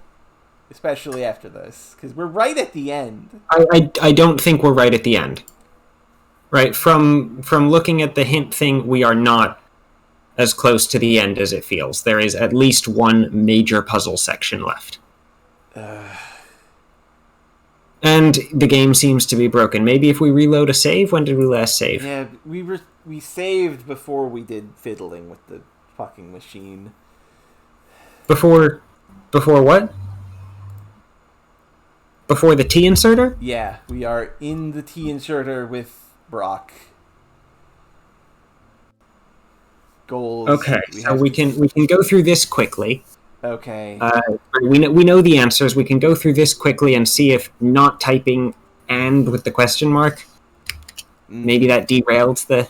Maybe. I don't know what went wrong here.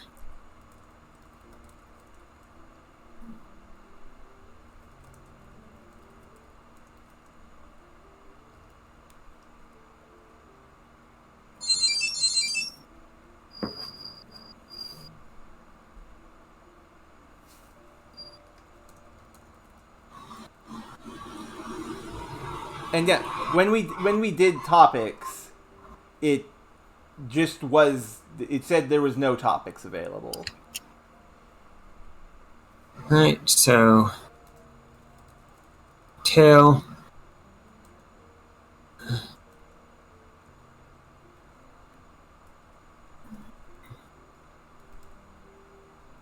Okay. Okay, that's done. We need to... animal. Yes, animal. We'll put the roll before. Yeah. Put roll in T inserter. Use gel on troll. And the third one, abstract, apple, applet. We already did that. I did that. Oh, you did? Okay. Yeah. Sorry, I was still looking back at the... Mm-hmm. So, is it all done now, then? Take all... Or... Yes. Put all in backpack. Close backpack. East. Okay. Dad encountered. Thank Dad. Thank him. Thank. Be comforting. No, we're doing it the other way now. Lay out our reasons. I want to do something that matters, I say. I don't see my work making a speck of difference here. You mean you don't see my work as important, he says. Got that from your mother, I imagine. No one speaks for a moment. The silence is almost eerie. So your partner in crime are what, smugglers? Deny being a spy. Before I answer this fucking question, save here. Because this is the moment where it broke. Deny being a spy. Okay. Sure. Okay. What do we do here? I guess just leave. Okay. I can't... Yeah, for some reason the game just broke. Okay, so before... Yeah. Here's what we're going to do, Alex. You're going in there. He points at the door to the southwest, and I'm going to call for backup to arrest the first person that comes out. That would be okay, Alex. So doing something that wasn't a recognized command at all derailed the conversation. Okay. Weird. Anyway, continuing on. This is your line. Here's what we're going to do, Alex. You're going in there, and I'm going to call for backup to arrest the first person that comes out. That could be Alex, it could be whoever else you are, it could be both of you in this same body. If it is Alex who comes back out, I can't possibly save your university career, but we might be able to make a case for clemency. What he means by that, oh, yes, I understand now. He gives us a hard shove. We're half inside the room when we hear his last remark. Alex, don't try to escape back through the rotunda. If you really can't come home, then head north. I've never seen it, but supposedly there's an emergency exit up there. Then he's gone. Now we're in cold storage. Shelves on both sides of the room are full of objects on stands. Objects that used to be men and women, and in a few cases even children. The stand labels preserve their original names. A duty roster is posted prominently. If this goes wrong, we could wind up living in here permanently, so we'd better figure out whom to send out and do it fast. Look at duty roster. The roster records duty shifts once every 2 weeks, assigned to various people in the department, all of them very high-ranking. Be conscientious, admonishes the roster. Read each name clearly while looking at the item through a monocle. If you suspect an object of losing its original identity, contact the curator. We have disposed of 17 objects this year. Okay. That's fucked up. Look at stand labels. We pick out a name on one of them. Lucy 2, born 1991, in Anim 2009, on charge of smuggling French materials. Look at stand labels. Yeah. Alice 13.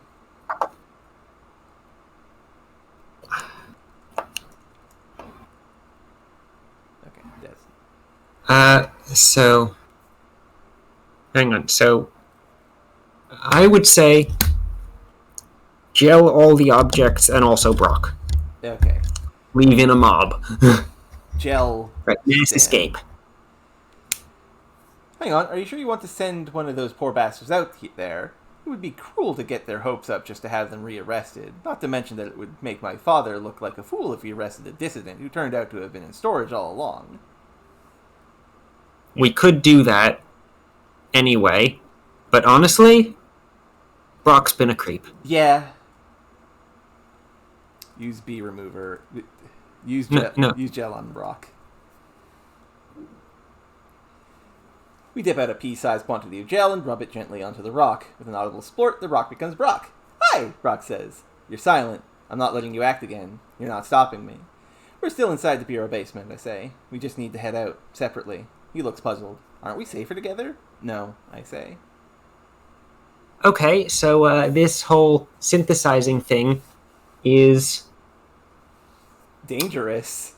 Breaking down. Yes. But, look, just trust me, this once, we say. Brock backs out the door. Loud sounds of an arrest ensues, and I hear my father's voice and 2 other people. Then finally the sound dies away. A faint spell comes over me and I feel Alex... dizzy. Sorry. Okay, you say your thing. Sorry about that. Given that Alex was, what's his name?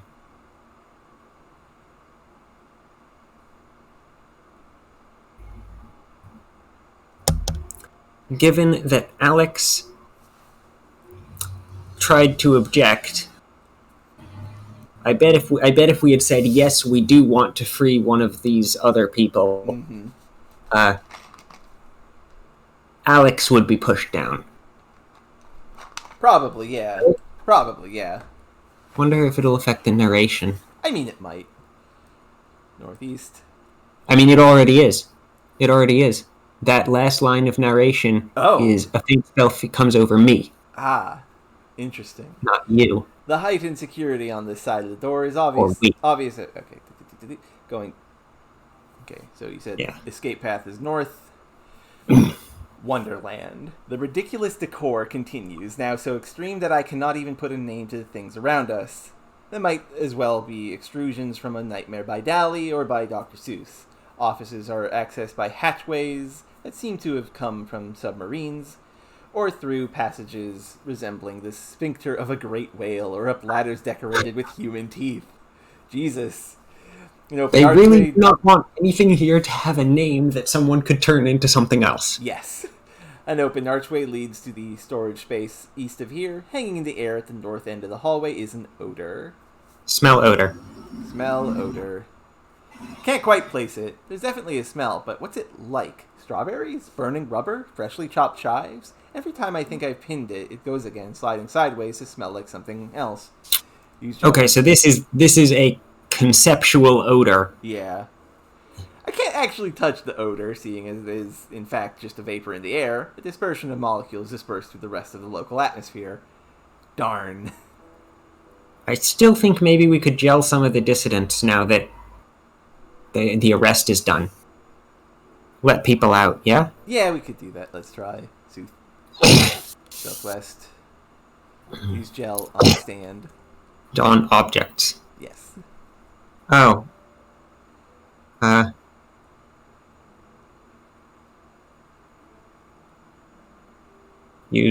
Keep using gel on objects? Use gel on stand. Ah. Oh. Damn.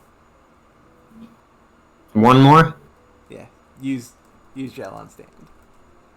Yeah, okay, yeah. There. No, just the one. Yep. Talk lady? Talk? Talk to woman. Talk to woman. Hi there. Okay, neat. Bye. You're here now. Deal with this. Don monocle. Look, odor. Can't quite... I'm sorry. Why? Look, odor. Smell, odor. What? Look at odor. Hang on. What? Hang on. What? They've got a letter shuffler. This was a door. Oh, okay. They've got some kind of shuffling thing, and this was a door. Okay. And I'm not sure how... Anagram gun. Anagram gun. We don't have an anagram gun. Yeah. Well, either way, we can go east. Wait! Equipment archive! Equipment archive. The ceiling is mirrored, perhaps to make it harder for anyone to sneak around without being noticed among the shelves. The equipment shelves here display an assortment of obstacles, obsolete, broken, foreign, or otherwise unusual letter tools. There's an accent flipper, an umlaut punch, a Catalan punt volet needle, some broken components, some lamb granulates, and equipment on the equipment shelves. Okay, look at these. What are all of these? Book flipper. Not an Atlantine product at all, but a machine built by the state-subsidized French company Agu. Its sole purpose is to convert accents or remove them entirely, not a function that much applies to English words. In form, it looks like a very small spatula connected by wire to a substantial battery pack. You've heard of the Congress scandal. One of these was responsible. So I don't know French, but I... Okay. Yeah, I would guess. Yeah, it's a sex joke. Umlaut punch. A very heavy, solid object manufactured in Stuttgart. A wire basket holds the item to be punched. Two sharp metal tines descend into the basket at the moment of use. Look, needle. And it umlauts words. Yeah. An infinitely delicate tool designed to slip between two L's. It has no application in English. What else was there? There is the components. There is the lamb granulates and broken components. A heap of parts from old machines, cranks, gears, buttons with letters and numbers on them, delicate hoops of silver wire, knobs from which all the markers have worn away. Fair point. Look. Granulates. They're tiny brown beads used to make lamb stock gravy. Perhaps they left over. Not a language tool at all. Not language tool. Just things. South.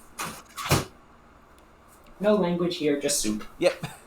This area is more or less empty. Hazard tape marks off an area of the floor to indicate that I shouldn't stand there. A black and white TV monitor is embedded in the wall. There's a small black push button. Push button. Okay, so, A heavy clunk sounds. On the TV monitor, I see the display case black out.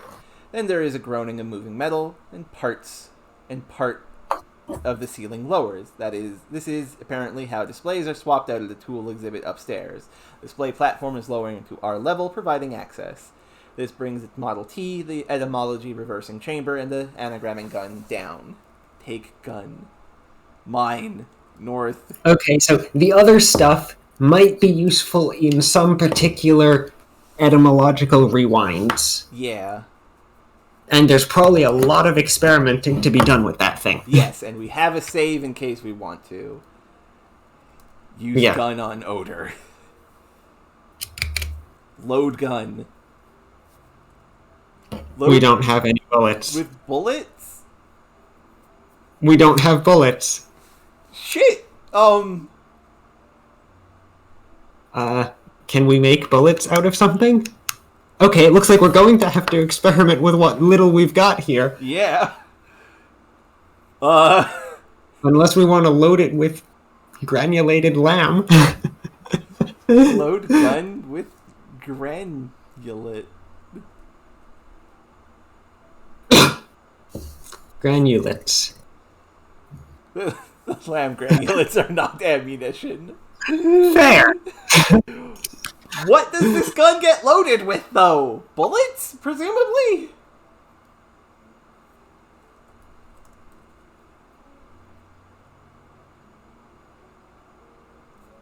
I mean, presumably a bullet goes in here, right?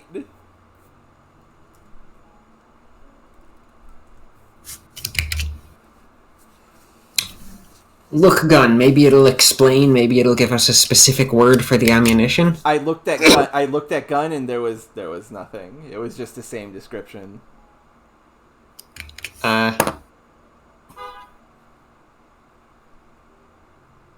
Monocle?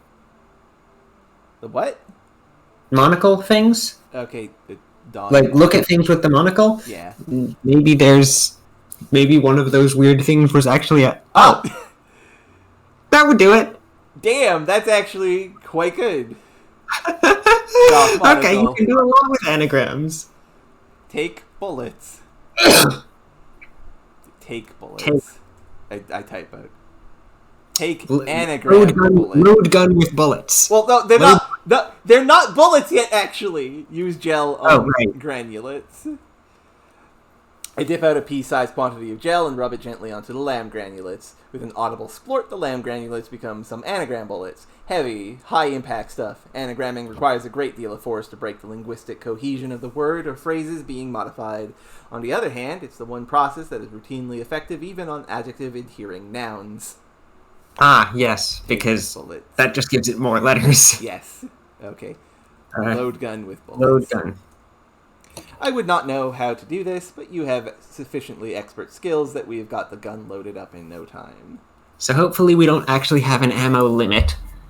Unlikely. The gun fires ruggedly into the odor, which shatters and then reforms into it as a door. It is part of the north wall and currently closed. Open door. There's probably other things we could shoot. Oh, there definitely is. Right, we could probably shoot, like, some of the absurd things before. Yeah, let's look at some of the shit we have in our pockets. Shoot the shrimp cocktail. Shoot the silver platter. Shoot shrimp cocktail. The gun fires ruggedly into the shrimp cocktail, which shatters and then reforms into as a complicit shark. It's dead, naturally, and the shark carcass is a large and unwieldy sort of thing to have lying around. The gash on one side that must have notionally killed it. Is the shark complicit in its own death, or was there some other bit of shark cooperation at work here? Hard to tell. Shoot silver platter. The gun fires ruggedly into the silver platter, which shatters and then reforms as some traveler tips. It's a pamphlet of suggestions for traveling in Atlantis. It recommends such standard precautions as having your name analyzed for possible weaknesses, leaving a photocopy of your passport with your embassy, and ridding your luggage of anything purchased in a non-English country. This is great. What else should we shoot with this?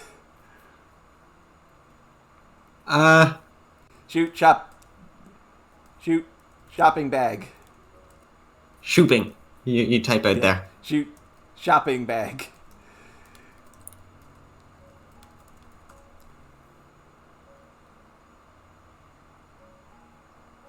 Shoot shopping bag. I see the mistake I made. The gun fires ruggedly into a shopping bag, which shatters and then reforms as a shopping gab. Borrowed from some shopping channel, the perky announcer offers discounts on various Atlantean products. The announcer currently wants me to know about a juicer for making charred smoothies in your very own kitchen. Ugh. Gross. Use gel on on Gab Home. Also, I am very impressed at just the words that exist here. Yes. The anagrams. Yes. What else should we shoot with the anagram machine? Shoot, what is it? Ludicrous decor? Ridiculous decor? How is the shoot decor? Shoot decor. Look. Shoot. It's got an accent on it. We're not going to be able to do with that. Unless you can type the... Can you type the accent? Give me just a hot second here. Copy selected text to clipboard.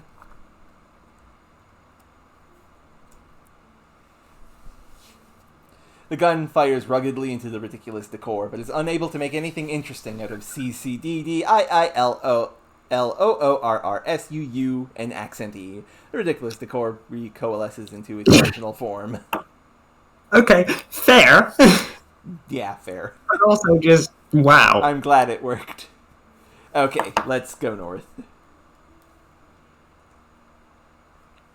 Oracle Project. There is nothing less than the command center for a massive propaganda campaign. Paintings of Atlantida and polling charts cover the walls, dating back to the Second World War and continuing straight through to the present. On the long table are a paperweight and an inciting fable. Check the paperweight, check the fable. Look, fable. These are useful. I'm sure these things will be useful. Yeah. It's a short children's tale with illustrations. A young boy was left an orphan in a certain village, so he went door to door around the village, but none of the families would take him in, all having some excuses. There were too many children, the house was too small, and there was not enough food, and the parents were too old for a new child, and so on. Despondent, the boy was on the verge of giving up when a magician came to town. He went around door to door with the boy a second time, this time asking each house for just one letter.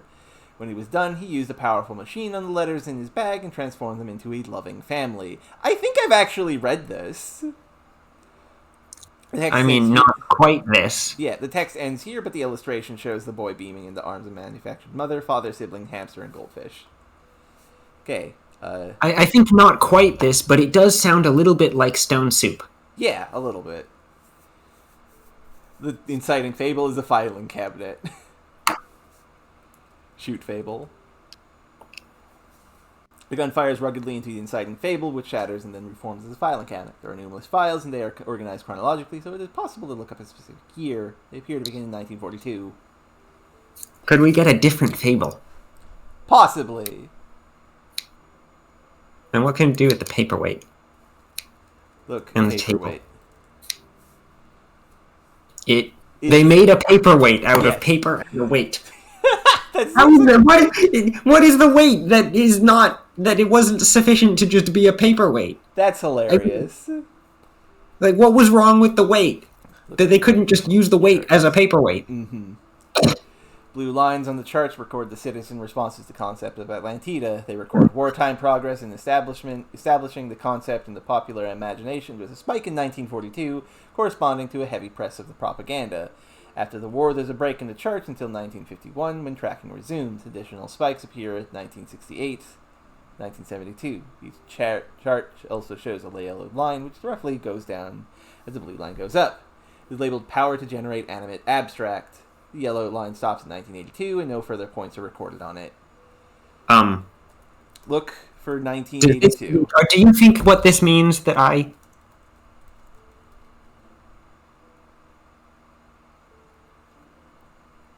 Look up 1982. What are you trying to say? So... The cracking Atlantida open at the middle. That yes, but also, like, they're making an actual Atlantida. Yeah, they're trying to make her real. Checking through the filing cabinet for 1982 reveals some images of Atlantida, a businesslike, formidable Atlantida in the early 80s, looking strong on defense and tough on misspelling, with an olive branch in one hand and an anagramming gun in the other. Interesting. Check 2005. Yeah. Look up 2005. Or whatever. What's the current 2003? Look 2003. Okay. The dossier for 2003 is very thick. Memos back and forth indicate that officials are increasingly concerned with Atlantida and feel it is time, for some reason, to reclaim the figure as a government-positive image. Consultations with an expensive New York advertising firm and a series of TV spots does not seem to have the desired effect, however, because the project was cancelled. Neat. So immediately after 1982, right, immediately after their propaganda, right, they stopped. The concept was sufficiently established in 1982, I guess, and then people immediately started taking it for a rebellion image. Absolutely, which seems correct. Shoot polling chart. Shoot polling chart. Yeah. You haven't needed to specify the gun generally. Charts. There we go. The gun fires ruggedly into polling charts, which shatter and then reforms as a strolling chap. He is walking back and forth and back at a leisurely pace as though he has had all the time in the world. Shoot paperweight. The gun fires ruggedly into the paperweight, which shatters and then reforms as a epigraph. Currently, it reads unshakable faith in faith that has been shaken. Take epigraph. Okay, let's look around again.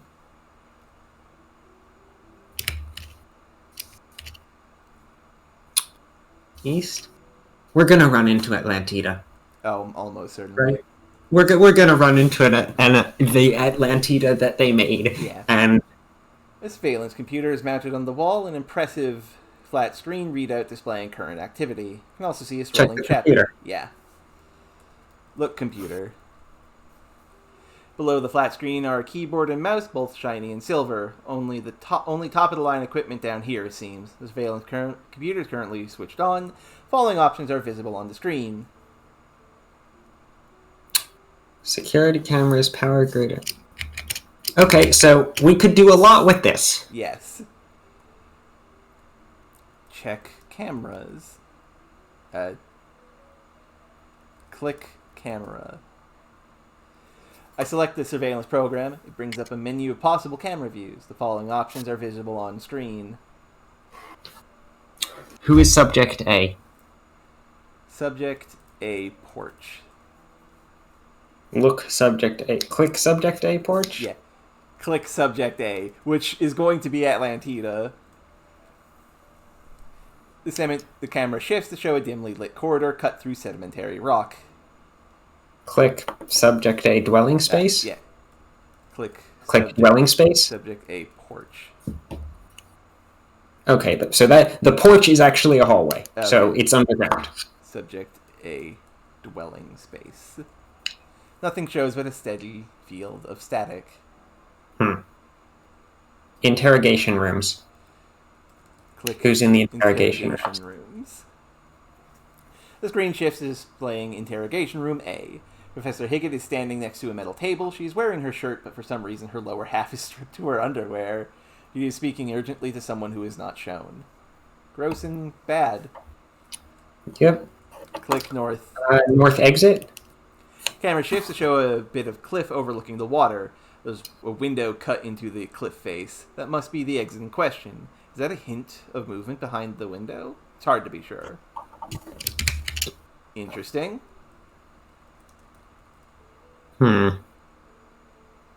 Click subject A, porch again. Okay. Down probably leads us. Tunnel through chalk. This passage has been cut through natural The strolling chap is strolling after us. Yes.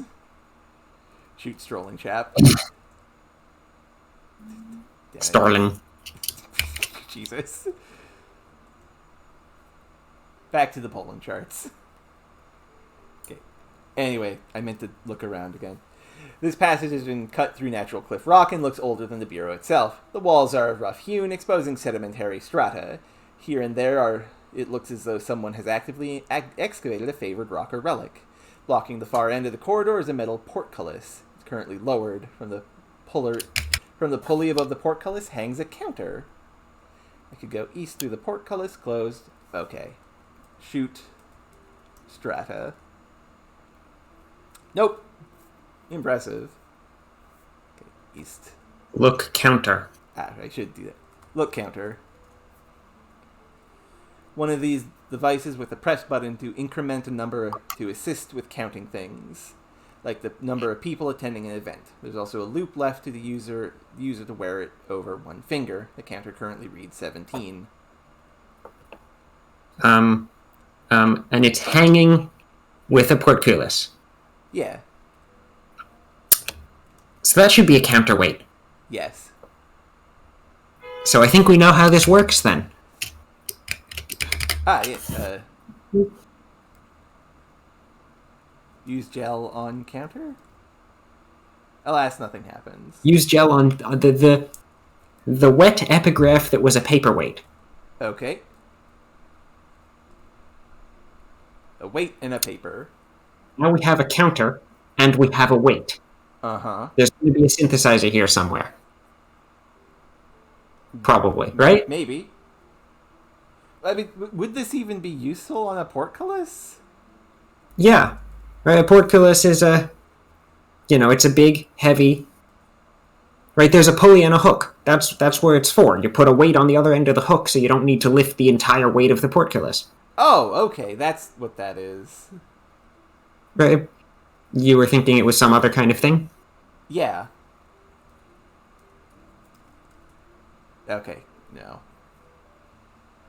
Because, like, if we go east, I strain at the base of the gate, but the portcullis is much too heavy for me to lift unaided. Okay. So now we put weight on hook. Okay, so yes.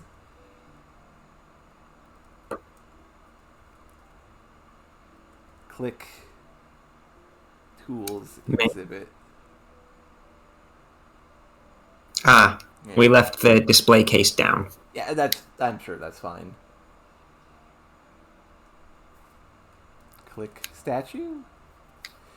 View shifts to a shot of the roundabout with its Atlantida statue, taking apparently from some building across the road. The crowd from earlier is long gone and there's no obvious sign of vandalism. Okay, we can go east from here. Workshop. A room with whose importance is obvious from how clean it is and how little furniture it is allowed to have. A programmable dais sits in the middle of the room. It has a raw look of lab equipment rather than a nice, smooth commercial instrument. Specialized wall socket is built into the east wall, clearly not part of the ordinary power system for the bureau. Okay, so there's more east. It's a round black metal platform with substantial stabilizing coils visible underneath, 5 or 6 feet in diameter. This is experimental lab-grade letter equipment, ferociously powerful, insanely dangerous. Look lever, look switch, look socket. Look lever. We're going to need to plug this thing in. Yeah. Look socket. Look switch. Yep, it just various things. A large black switch with a red arrow painted on it. There are 2 stops labeled with black marker on tape. Swap homonym and synthesize. They're currently set to swap homonym. Excuse me. Okay, east. Generator room. The walls are lined with concrete. Yellow paint lettering says, "Caution, high energy equipment and do not operate without training." First aid station is built into the wall. It is closed. Rest that for a moment, sorry. Okay. Most of the room is taken up with a gigantic boiler installation that is currently off. The locking mechanism is a brushed steel bucket currently empty. We'll wait a bit for Miriam to get back.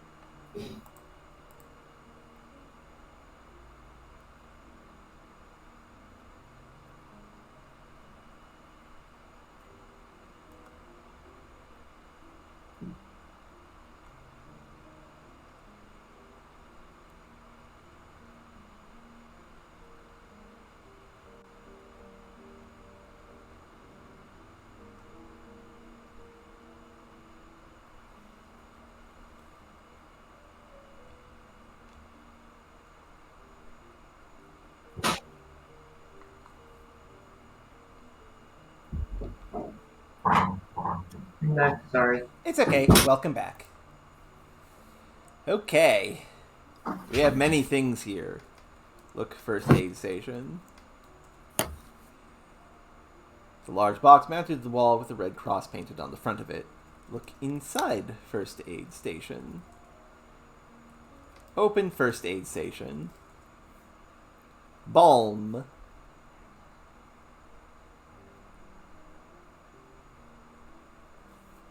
Sure. Shoot first aid station. The gun fires ruggedly into the first aid station, which shatters and then reforms as a titan of diarists. He looks vaguely, non-specifically reminiscent of Pepys. I don't know how to say that. At any rate, the kind of guy who would have gone through the London fire. Shoot titan. Shoot bomb? Lamb. Which shatters and then reforms as a lamb. He is white and fluffy with a surprisingly long tail. Shoot lambs. And yeah, Brock is suck and bad. I forgot to answer that question. Sorry, Soraya. I didn't notice it because I've been focused on the game. Take bomb. Mine. Take bomb. This is mine now. According to the label, it is designed to relieve the pain of severe burns. Neat. Look around. Look at Bucket. How is this a locking mechanism?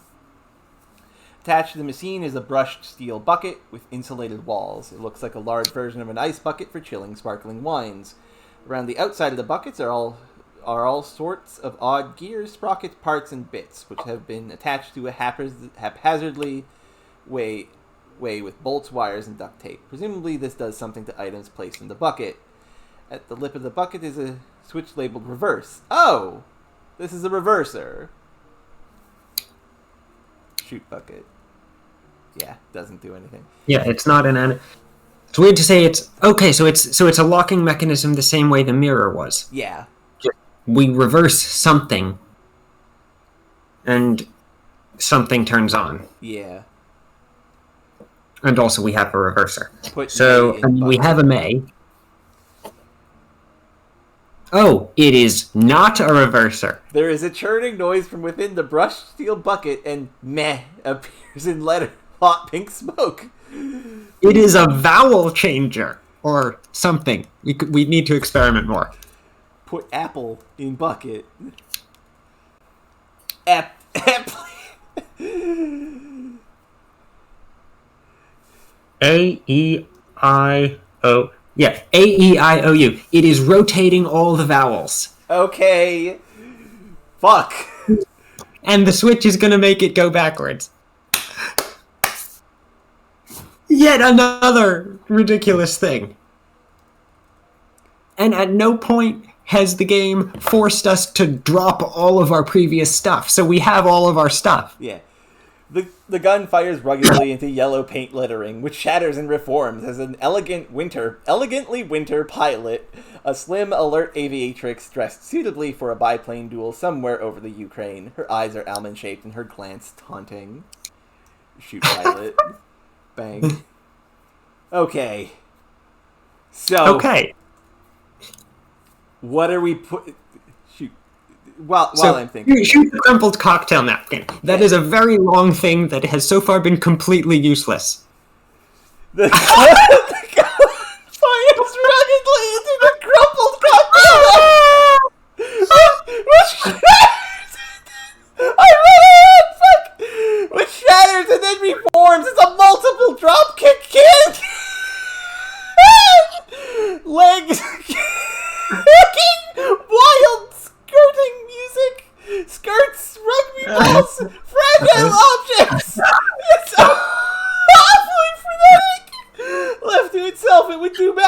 property damage. The music of the multiple drop kick starts out reasonably tame. Shoot, can! We can't let this exist any longer.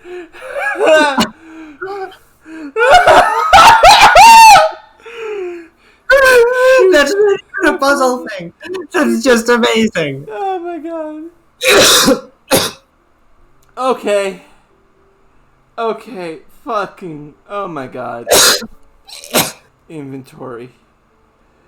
Shoot, map of Slangovia. Does not turn anything. Okay.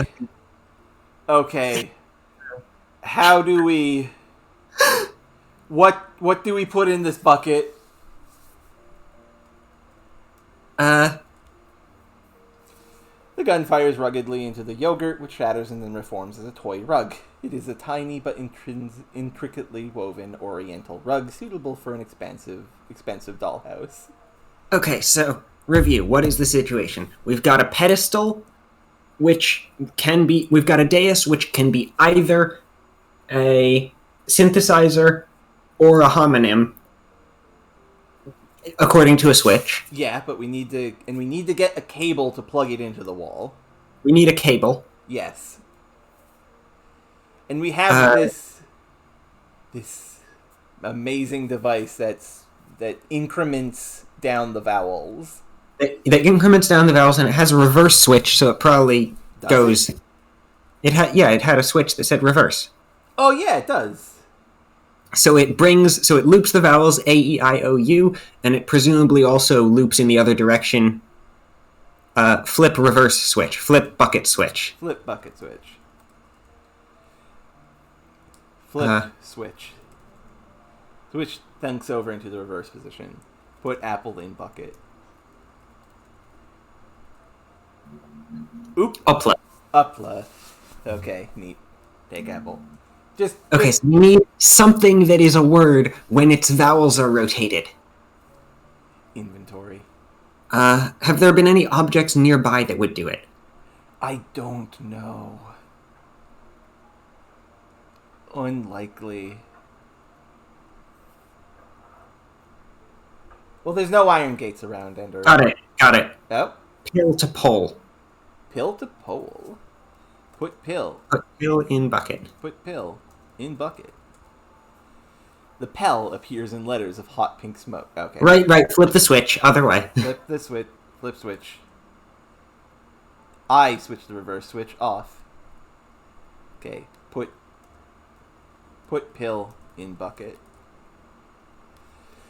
I momentarily lift the pill out of the brushed steel bucket and then drop it back in. There's a churning noise from within the brushed steel bucket, and a moment later I see inside a pole. A dim, grainy image of an early 20th century referendum in progress, with men in funny hats and women in velvet jackets jerkily walking into the booths to cast their votes. Toe into tie would have worked too. That's a good catch. Toe into tie would have worked. Okay. This misses. So we still need a cord of some kind. Yeah.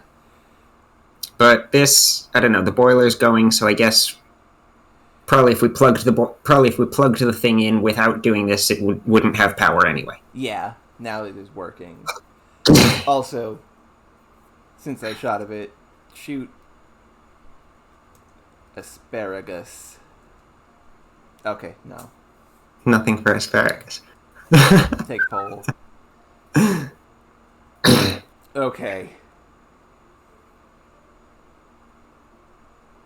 Do we have any cable? Anything that could become a cable?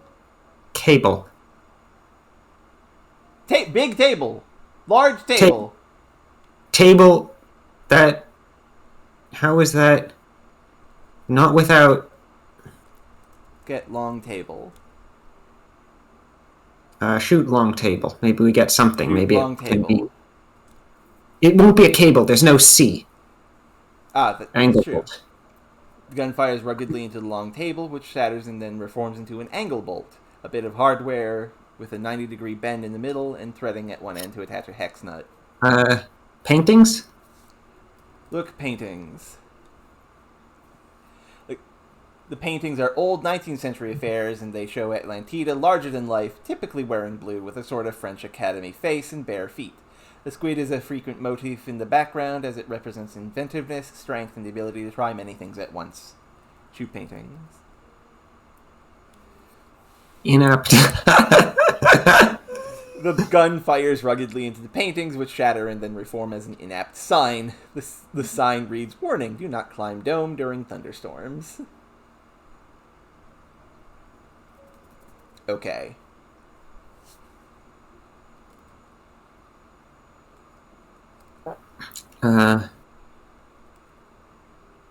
We could try shooting the dais, but I think we'll need the dais. Shoot dais. Nope. No. Do we have anything that could become a cable? Right, a cable, a wire, a cord.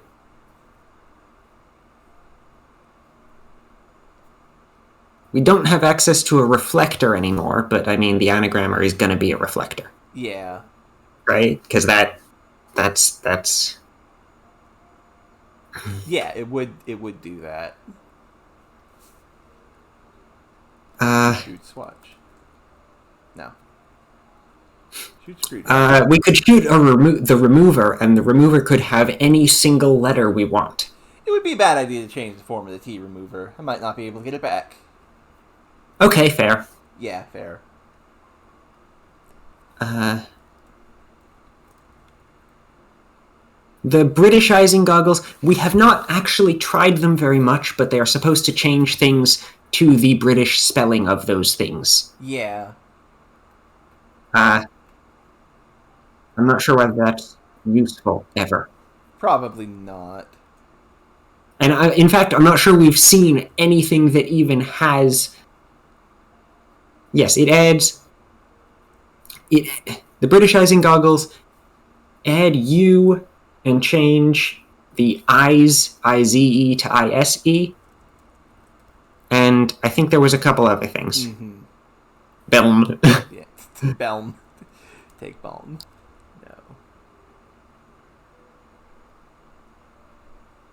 No. Okay, and it seems like the boiler does not like that. Okay, let's not fiddle with it too much. Certainly not. And yeah, it switches ER to RE. That's the thing. And adds U and other such.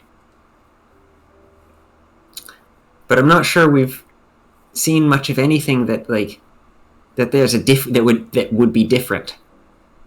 It might just be a funny idea that is completely ineffective in the game, because I genuinely am not sure we've ever had a thing that... Hang on. Yes? So, computer is not spelled R-E in British English. Yeah. But by the strict explanation of what the Britishizing goggles do, it would change that. It did not change that. Okay. Done, monocle. Just in case. This is a puzzle. Shoot bolt. I think... Maybe it's in a previous room? Maybe. Complicit shark. I'm pretty sure we cannot leave this general area, though. I mean, we could maybe still go within the portion of this base that we've been in. We almost certainly have access to the T inserter. Because that's just like down here. The T inserter, the room where the gun was with the weird other language stuff. Yeah. Yeah, we can go there. Let's go over there. North. Oh, wait, nope. I went the wrong way. It's over here. Shoot broken components. The gun fires ruggedly into the broken components, which shatter and then reform as a monk corpse bonnet.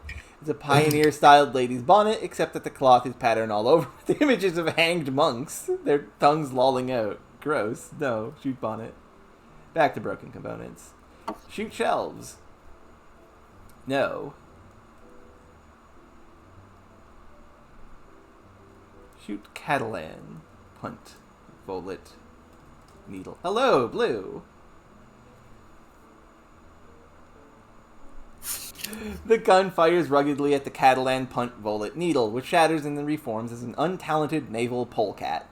Looks a lot like a weasel wearing an admiralty uniform. Shoot polecat. Hang on. So, no, never mind. Yeah. And yes, we are.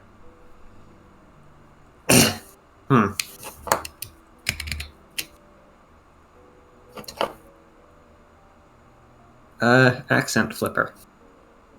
We could try to use these. Take accent flipper. Too large to carry. Damn. I mean, we could try to just... What do we have? Right, the needle was for between two L's. It's not... The gun fires ruggedly into the accent flipper, which shatters and then reforms as a flint crepe cap. It is a stiff cap made of layers of gray, rock-toned crepe, much crinkled. It's hard to imagine any self-respecting hatter constructing such a confection, but an anagramming gun is a powerful thing. There is a faintest suspicion that it's trying to spell itself crepe. Must be the 4 ingredient. Yeah, that was a French thing. Okay. Take crepe. And Blue. The plot, where did you leave? He left quite early on, I think when we were still confused. We got into the Bureau. We are now stuck in the Bureau because protagonist's dad, right, Alex's dad, who works here, caught us, pushed us into cold storage where they turn people into inanimate objects so as to... What's the name? Keep them in So to contain dissidents without needing to feed them. Mm-hmm. We found the T inserter. We rescued Brock, who had been turned into a rock. We let Brock out from cold storage to be arrested as a distraction, which is rude, but also he's kind of a dick. Okay, damn, that didn't work. Now I'm thinking about it, I wonder if we could have just, generated a novel person. Possibly. Rather than having to... Right, the choices as presented by the game were basically let out Brock to be arrested, let out one of the people who was trapped in here for being a dissident to be arrested immediately. Yeah. And we went for Brock, because Brock was kind of a creep. Mm-hmm. And in retrospect, we have previously established the ability to generate Edgar Allan Poe. Yeah. Right, we could have sent them a minute old clone of Edgar Allan Poe. We could have done that. But we did not. Yeah. We are stuck in this place. They make we are stuck in the Bureau of Orthography. For security purposes, many things are just have ridiculous... the security camera was not just a security camera. To make it harder to do anything to the word, it was an adorable security camera. Mm-hmm. It had cat ears and was pink. And that was precious. Right? That kind of thing. The walls are not just walls, they are walls covered in frog leather. Frog leather. Yes. Right? There are bejeweled locks. Because bejeweled is a difficult word to do anything with. Right? Anyway, so we're stuck in here. There is supposedly an emergency exit. Yes, we did steal an anagramming gun here. The anagramming gun works on anything that can be anagrammed, which is thus much more likely to work on something with far too many adjectives than for example... Right, removing a letter. Removing a letter gets harder with, right? So we have been shooting a bunch of things. The way out is blocked by a portcullis, which we think we could get out with a counterweight. Oh yes, we can anagram quite a lot of things. Yeah. We anagrammed the crumpled cocktail napkin. You know what? Shoot napkin. Do it again. Just demo. Just show it. The gun fires ruggedly into the crumpled cocktail napkin, which shatters and then reforms as the multiple dropkick can. The tempo of the multiple dropkick can is increasing. Look at it, just to get the description for Blue again. Look at can. Legs, kicking, wild skirling music, skirts, rugby balls, fragile objects. It's awfully frenetic. Left to itself, it would do massive property damage. We should probably turn it back before it kicks some. Can. Yeah. Okay. So, there are things that we have been unable to anagram, but we have been able to anagram quite a lot of things. Mm-hmm. What do we have here that can become a cable? Yes, and to finish up, we found a paperweight which was made from a paper and a weight. Mm-hmm. And we found a counter, a thing which counts. And to open the portcullis that is blocking the way out, we need a counterweight. There is a really big combination synthesizer and homonym swapper, but it is not powered, and it is not plugged in. So we need to find a plug or a cable or a wire or something with which to power it. There is also a device which rotates vowels. So A becomes E, E becomes I becomes O becomes U becomes A, and we can reverse the direction of that. Mm-hmm. Which is very difficult to find something useful to do with. Yeah. Right. The complicit shark. What was the shark originally? I don't remember. The shrimp cocktail. Right, the complicit shark was a shrimp cocktail. Brock has already been arrested. Yes, Brock's gone. Thank God. Goodbye, Brock. And also, the device which rotates vowels is a bucket, and Brock would not fit in a bucket. He'd probably shove his head in. I'm not sure he would be willing. Fair point. There's no windows, we're underground. Yeah, that also is a thing. What were the other devices? There's the other weird foreign language devices. There's an accent flipper, which flips the accent of things. I tried to use it on the ridiculous decor, but it didn't work. The game was confused as to how, like, it did not understand what I was trying to make it do. Like, use accent flipper on ridiculous decor. I'm not sure what you mean. Maybe you could pick a more specific verb. So I'm guessing that we're not supposed to be able to actually use yeah, the accent flipper. We're not supposed to be able to get it out. No, that anagram was the only possible thing we could have done with that. I guess it's just, I don't know, flip ridiculous decor? Flip ridiculous decor. It's fixed in place. Nope. Okay, fine. Accent flipper, not usable. What were the other things? There was an umlaut puncher, and there was the ancient T remover. The old tier... No, and there was the thing that was a needle that was supposed to go between two L's. Yeah, the model, the Catalan. Catalan. We have a pole. Yeah, we have a pole. We could see what that does. Like, maybe it's not useful, but we could try to use it. We could. Now, where did we put the pole? I mean, put the pole. We probably left it near the bucket in the generator. No, we have the pole. I meant to say, where did we put the needle?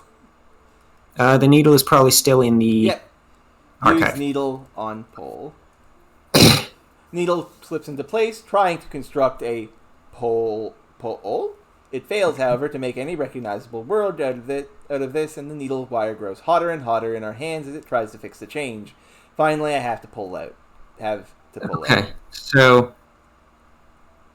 I'm not sure what the homonym thing is. The thing we're trying to power. We don't have that yet. Also, that wouldn't be a homonym. That wouldn't count because it's not spelled the same. Yeah, that's not a homonym. Not technically. You know, given that there is a Catalan punt volat needle here, there are probably some things here purely as a joke and purely for the interest of people who speak Catalan. Absolutely. But I have no idea what those things would be. Yeah. Because I do not speak Catalan. Yeah. Look at shelves. Yep, just nothing on them. Look. Just around. So.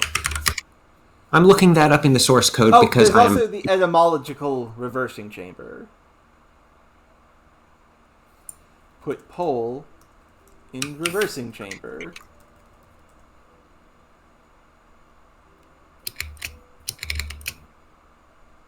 Use? Is there a button? There's an exhalation of funeral dust as though you had cracked an Egyptian tomb. You turn on reversing chamber. It's not plugged in, nor is there any plausible way to plug it in around You here. can't use it. Okay, no. Take pole. Shoot chamber. No. Okay, so I just looked it up. Okay.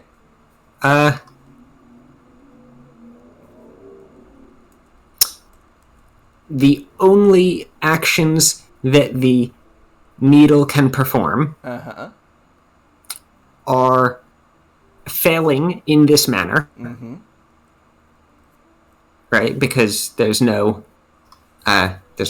Yeah. I mean, or failing in this manner because it's not a word, or failing because there's no double L. Yeah.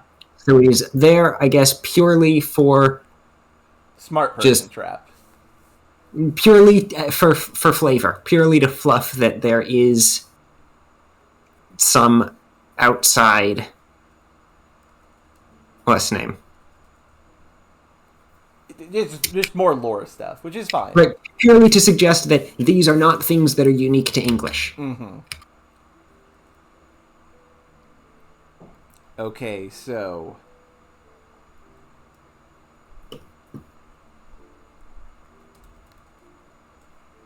and yes, Miriam has looked up the source code. I looked up the source code originally because there was a thing that we were so extremely completely stuck, and it turns out the game was just bugged, and we had to save and we had to reload a save. Yeah, the game broke.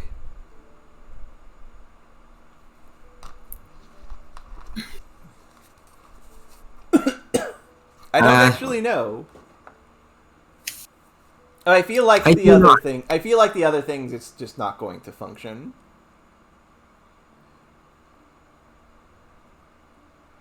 Do we have anything in or around this area that can be used to make a cable for the thing?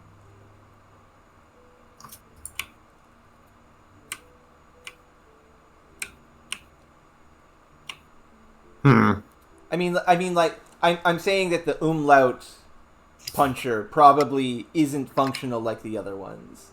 We could try it. Yeah, we could. I don't know. We could. Find something that has an O in it. Yeah. Shoot. Mutual punch. Oh, and I just checked the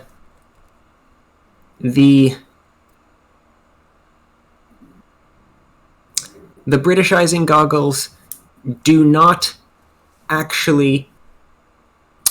They don't actually change the names of things for purposes of... right, they don't change the internal name of a thing. They just print it differently. Ah. That makes sense. Right, because that's right next to this in the source code. Use umlaut puncher on cross. Yeah, it probably doesn't. Put cross in basket? It said it had a basket, right? Basket, yeah. I put the cross into I don't believe this. I put the cross into the wire basket of the umlaut punch. There's a hum as the punch warms up, then a bang as the time comes down sharply, tattooing the cross. Briefly, the cross appears as the power metal band Cross, before fading back to itself. There just isn't enough energy to hold the conversion, giving Cross's non-existent reputation. They never really got out of their parents' basement. When they are gone, a power cord remains in the air. The repeated power cord makes it sound as though some heavy equipment is being used in here, even when it's not. Congratulations, Knight! Look at what you've done! This is your fault! You've done this, Knight!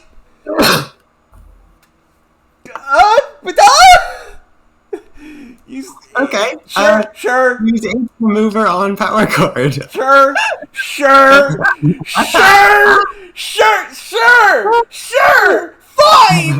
I only put the cross in because, that has a U in it? I'm sure nothing will happen. Fucking wonderful! I reset the device to H. There's a flash of psychedelic colors and the power cord turns into a power cord. This is the heaviest duty cabling I've ever seen in my life, thick as a snake, covered in yellow sheathing with a massive plug at each end. There is a dismissive black... Yeah. Amazing. Fucking amazing. I wonder if there's anything we could put in that actually has... What's name? That, would actually be the name of a known metal band. Mm-hmm. What's fascinating is the cross... We still have the cross, apparently. Yeah, because they couldn't turn it into... Oh, okay. I don't think we have anything... Okay. Put toe in basket. Become a 2. Okay. Take out... take cross. Put toe in basket. Put the... Okay, so there is apparently a special... I just checked the code since we've done this. Okay. There is a specific reaction for putting the hair in there. Okay, we will do this, but hold on. Briefly, the toe appears as the speed metal band 2 it's the same. before fading back to itself. There isn't enough energy to hold conversion, given Toe's special name recognition. The reunion tour wasn't a big success. Take Toe. Yeah. So it comes up with randomly generated explanations for why this particular metal band wasn't actually very big. That's excellent. But if you do it with hair... I put the hair in the wire basket of the umlaut puncher. There's a hum as the punch warms up, then a bang as the time comes down sharply, tattooing the hair. For a moment, I glimpsed the teen girl band Hair, starring Big Hair, Scary Hair, Bed Hair, and Sky Blue Hair, whose big hit, You Got Me in Curlers, and I Liked It, was unfortunately now dropped out of the chart, but the effect fades almost instantly. Okay, neat. Neat. Because eyes can have umlauts. I did forget this. Okay. This is incredibly silly. I looked it up, and apparently it's French. Yeah, it would be. H-A umlaut I-R is a French word, and I guess it's the only thing that you could put in there that would produce an actual word. Makes a degree of But sense. it still makes it a metal band instead of the word. Yes. Plug in cable. Plug cable into Dias. Use cable on Dias? Look, Dias. Socket. Plug cord into socket. I plug the power cord firmly into the wall socket. The other end remains free and not plugged into anything. Plug cord into wall socket. Into Dias. I plug the... You did the wall socket tight. Okay. Plug sharp into Dias. I plug the power cord firmly into Dias socket. Both ends of the power cord are now plugged in, so the Dias is connected to the wall socket. Put pole... No, put counter in on Dias. Put weight on Dias. Look, Dias. Is it currently set to the thing we want it to be? Check switch. Check switch. It's homonym. We want synthesize. Yes. Set to synthesize. Set switch to synthesize. Okay. Turn on Dias.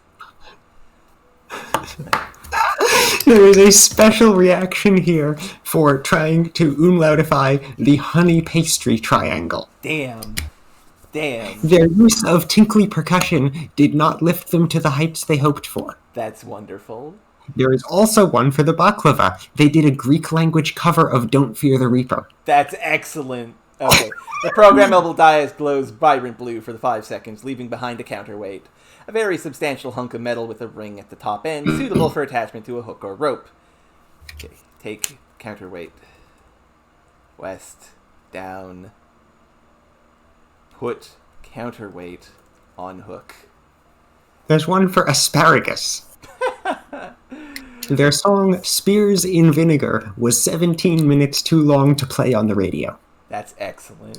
Good lord. That sounds like a metal band to me.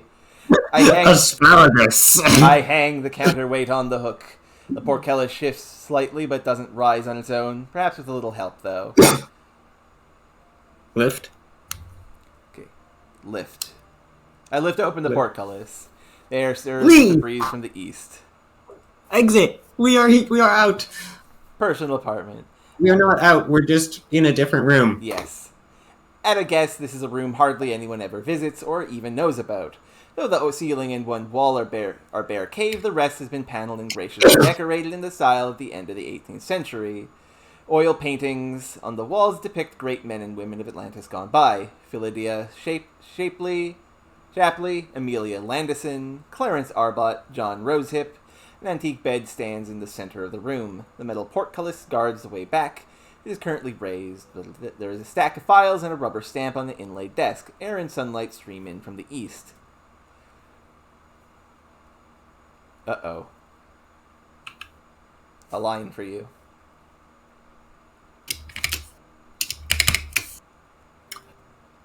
Don't move, Alexandra, or I'll split you in two. A very tall woman... I like that voice. Yes. A very tall woman with bureau blue eyes steps into the room from the east, carrying a restoration gel rifle. Her face is ageless, her mouth full-lipped but proud. We've never met, but I recognize her at once. The monocle sees her as a fake, a fossilized shellfish. Yes, shellfish. Wait, I don't see how that would... There's a type of shellfish called, that is close to Atlantida. Atlantida moves the rifle a fraction and fires through the portcullis at the counterweight. With an audible splort, the counterweight becomes a weight in the counter. The weight falls to the ground, the portcullis crashes shut. Fight scene? Hello. I already have the attention of Atlantida. She fires again. The pellet hits us, cold and hard, in the shoulder. It stings like hell, and for a moment I think our clavicle is broken. I put our hand over the wounded spot. Our hand.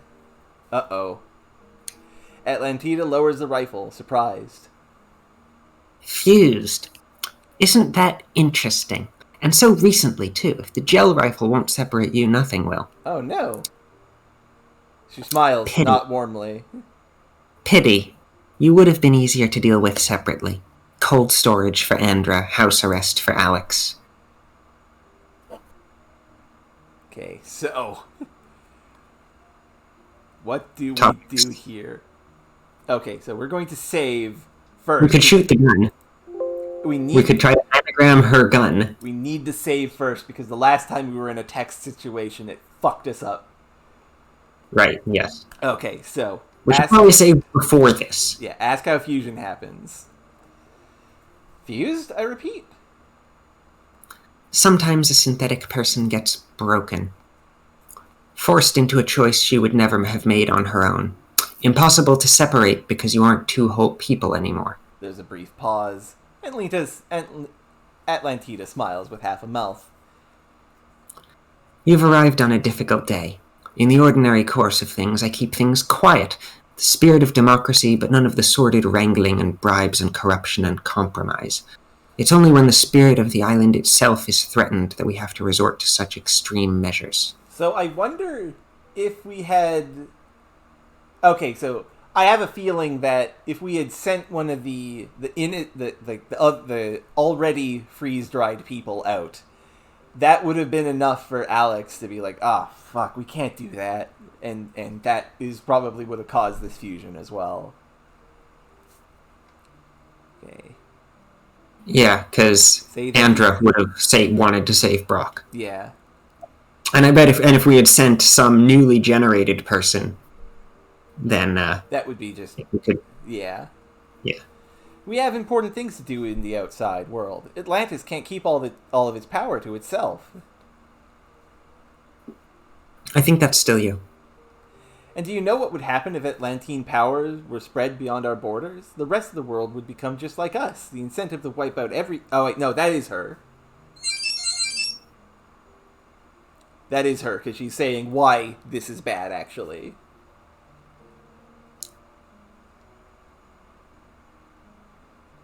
Okay.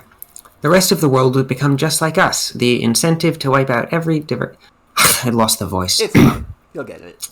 The incentive to wipe out every diversity, every variation of language would be too great. There's a brief pause.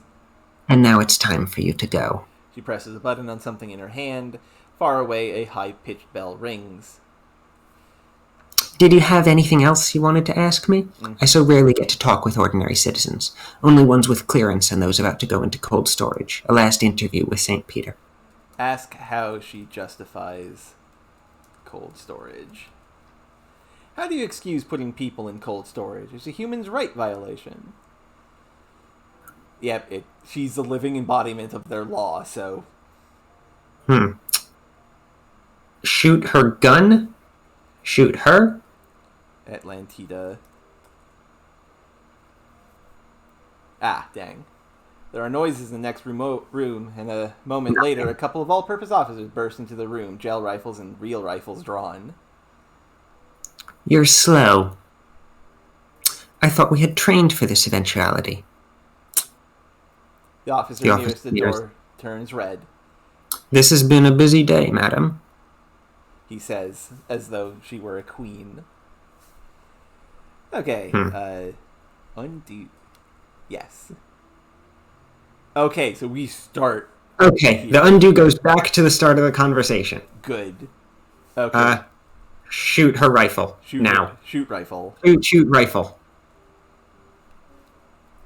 She's just moving the gun into position, and our reflexes are slower than hers. Okay, we've seen the rest of this, so... Now shoot the rifle? The gun fires ruggedly into Restoration Gel Rifle, which shatters and then reforms as an infertile astrologer. She's a woman with long gray hair, well past menopause. The infertile astrologer falls awkwardly to earth and looks around in confusion. Today is a day of revelation, announces the astrologer. Oh, bravo. Could you possibly have made a less useful ally? Okay, so let's look around. So, we have, at the very least, disrupted the conversation. Yeah. And she hasn't pushed the button to call for help yet. Yes. Shoot inlaid desk. Kind ladies. The gun fires ruggedly into the inlaid desk, which shatters and then reforms as some kind ladies. They appear extremely earnest and helpful, some maternal, others more like that well-meaning aunt who is always asking if you need help with things because she really hasn't got anything to do at home. We concern ourselves with the colonial tents, the astrologer admits. Atlantida's glance flickers towards the ladies, but she barely acknowledges them. Topics? Topics. Ask about fusion.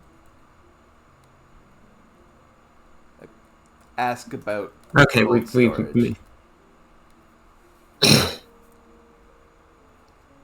Ask whether the protesters...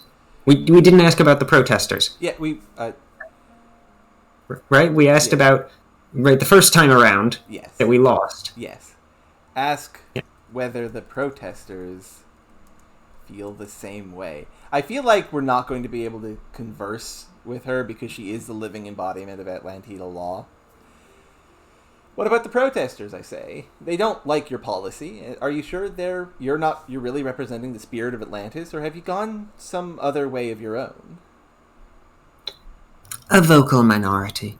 Most people are content to keep what they have. Imagine the chaos if everyone had free access to the Bureau's complete range of letter tools and if there were no laws about how to use them. Do you think the protesters would feel happier if there had been a citizen referendum where their position had been voted down? The outcome would have been just the same, but they would feel much more responsible for it. Surely an unpleasant position for them to be in, considering their moral objections. True. So, quite got the voice. I have had a thought. Oh? Grab the astrologer. Okay. Take Grab astrologer. Yeah, she wouldn't care for that. Okay, damn. Use gel on astrologer. Yeah, the rifle. Okay. I dip out a pea-sized quantity of gel and rub it gently on the infertile astrologer. With an audible splort, the infertile astrologer becomes a restoration gel rifle. So now we can undo. I think we should probably go back to this. We might be too late because she rang the bell. That is true. Let's just try it though. Yeah, let's try it. Shoot rifle at Shoot Atlantida. Yeah. Shoot Atlantida. With rifle. With rifle, not the anagram. With rifle. We sidle over and casually pick up the restoration gel rifle as though we were just curious, or maybe had it. Don't you dare, you little traitor. I have been your mother, your father, you're waking up and you're going to sleep, your teachers and lovers and friends. I am the integrity of this island. Change me and you change Atlantis forever. Maybe it's time, I say. Maybe part of the business of democracy is having the arguments.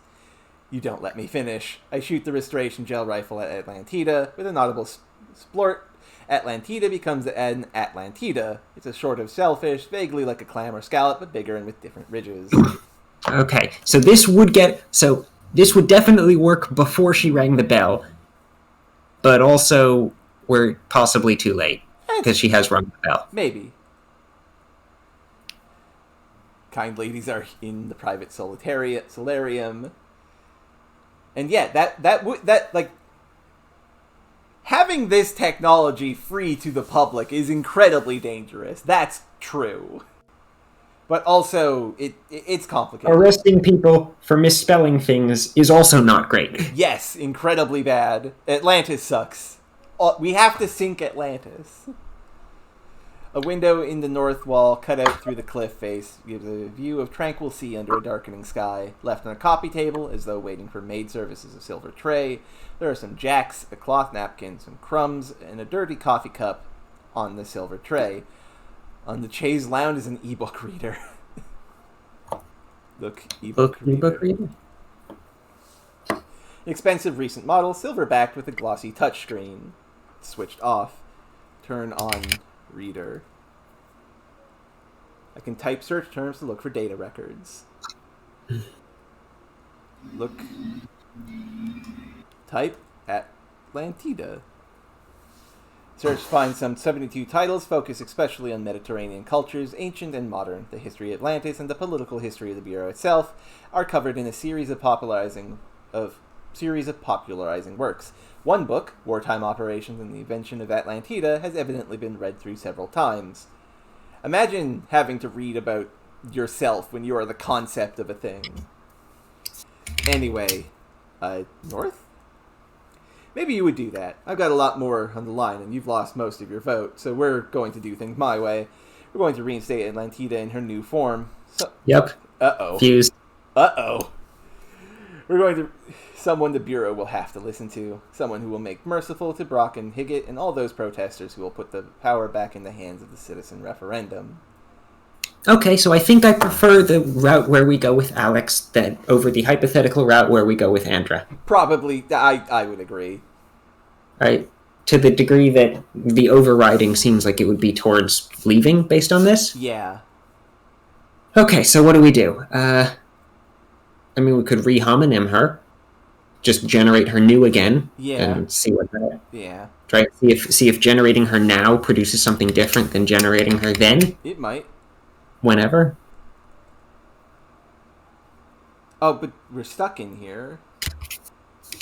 Right. The portcullis is blocked. And we can't get to the counterweight because it's... Okay. So we've only got what we're actually holding. Yeah. Which is, we have an anagram gun, we have a gel gun. Time to start shooting shit. Shoot the cop cup. Wrong gun. Wrong gun. Drop rifle. You- Pick up anagram gun. Yeah, it's quiet now. No one. They probably just figured that the thing fell down. Huh. Because it did say that they returned it, like it's back where it's supposed to be. So, shoot coffee cup.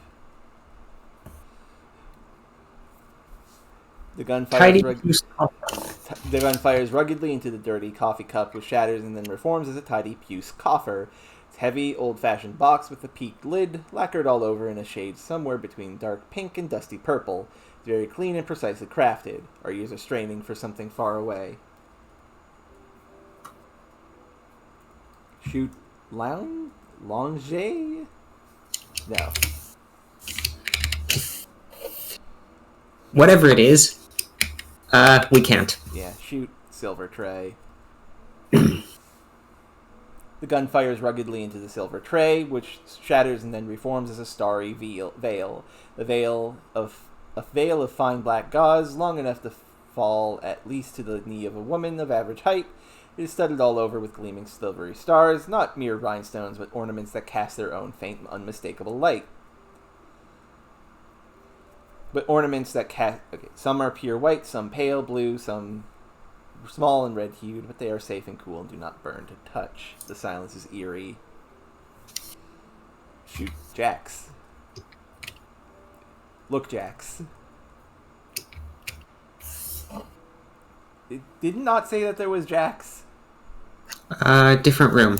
Oh. Okay. West. East. Not different room? There were definitely jacks. Did you shoot something? Oh, they were probably on the silver tray. Shoot veil. Look. Yeah, the jacks yes. are on it. Shoot claw. There's also crumbs and a napkin and Yeah. hot pink. The gun fires ruggedly into the cloth napkin, which shatters and then reforms as a hot pink clan. A huddle of nearly identical anime girls with hot pink hair. They are watching us with large eyes. Shoot. No, bye. Shoot crumbs. Nothing to turn the crumbs into. Shoot coffee table? Nothing. Look, Jack. Well, a jack would do well with the Oh, with the portcullis, yes. Yes. Use S remover on Jax. There's a mad scientist cackle and the Jax turn into a jack, a heavy-duty jack, suitable for raising cars or other substantial objects. Take Jack. Okay, West. Use jack on portcullis. Use Jack on portcullis. That's fixed in place.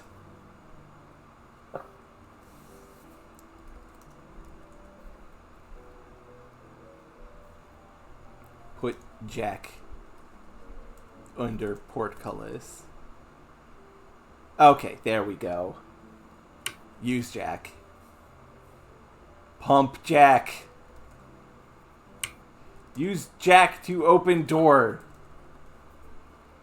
Fucking... What verb do you use to use a jack? Look, Jack, maybe it'll say. Maybe there's... Just go. Raise, Jack? Okay, no, it just let us through, I see. Ah, no, right, so it's just... Okay.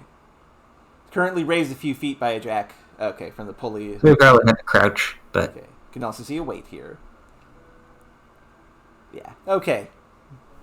Was just confused there. Okay.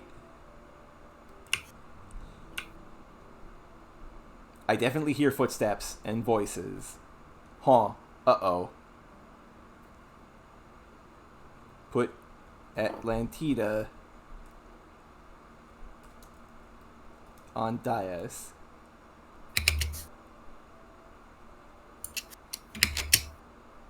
Look, Dias. We need to switch it over to homonyming. Yeah, swap, switch. Flip switch. Okay. Use Dias. Use light. Okay. Pull lever. There's a percussive explosion. Things are going. That might be fireworks still. Turn on Dias.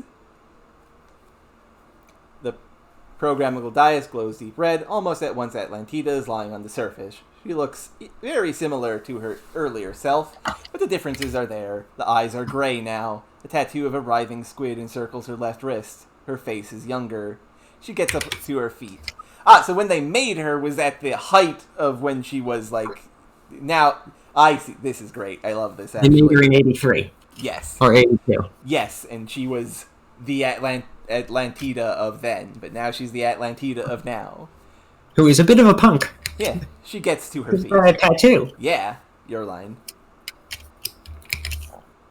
You'd better leave, quickly. I'll make sure your friends get out, but it will be easier if we don't have to explain you as well. Axe out of the fix diffusion. The two of us, Alex and Andrew, we seem to be stuck together permanently. You don't happen to know how to remove our fusion? We've never found a way to undo that effect completely, I'm sorry. But try to listen to both of your voices. One may be weaker now, but if you try to kill that self entirely, it tends to cause a severe mental illness. Fair point. Ask what she knows about synthesis. Wait, what do you know about synthesized people? If we don't find out now, will there be a better time? There have been experiments. They didn't end well, though most didn't collapse into a single dominant personality as quickly as you. You've been under unusual stress. Hurry, take the window in the solarium, climb down the beach. Don't look back. Okay, here we go. West, down, east. Okay. Coming into the workshop upstairs, there are most few seconds East. before they'll be down. Yes, east. Okay, yeah, so we are... Yeah, maybe if the bell hadn't been rung, we'd be good. And we wouldn't be rushing. Probably. But... Remove Jack. Take Jack! Portcullis crashes shut. The portcullis should at least slow down anyone coming after us, though that's only moderately comforting.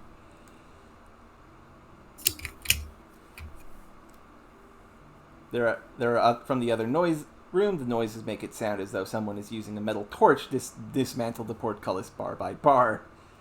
North. Precarious perch. From up here, there's a handsome view of the sea, which isn't so far down, really, but it's a scramble down a nearly sheer cliff for the first bit until I make it down to the rockfall below, and it would be easy for a careless person to injure herself. It's hard to see through the tall window to the room behind. Mostly it reflects the sea. Down we go. There's a little inlet of shore here, mostly boulders with little sand, completely cut off from the dock area and sheltered by the curve of the rock so that it wouldn't be visible from the sea unless someone were very close in. There's squid in the tidal pools among the boulders. A bollard is bolted to one of the rocks, which is curious considering the otherwise unused and inaccessible look of the spot. An old but still serviceable kayak is drawn up and firmly shackled to the bollard. Bullard. A metal pole, painted all weather green and bolted to a rock. Its ilk are used in more trafficked places for securing boats and so on, and indeed so is this one despite the implausible setting. Smell it. It's suspicious. Smell bollard. Okay, use gel on bollard, just in case. Nope, nothing. Shoot bollard. Okay. North? I have too far to go. Just swimming won't get me to Slangos yacht.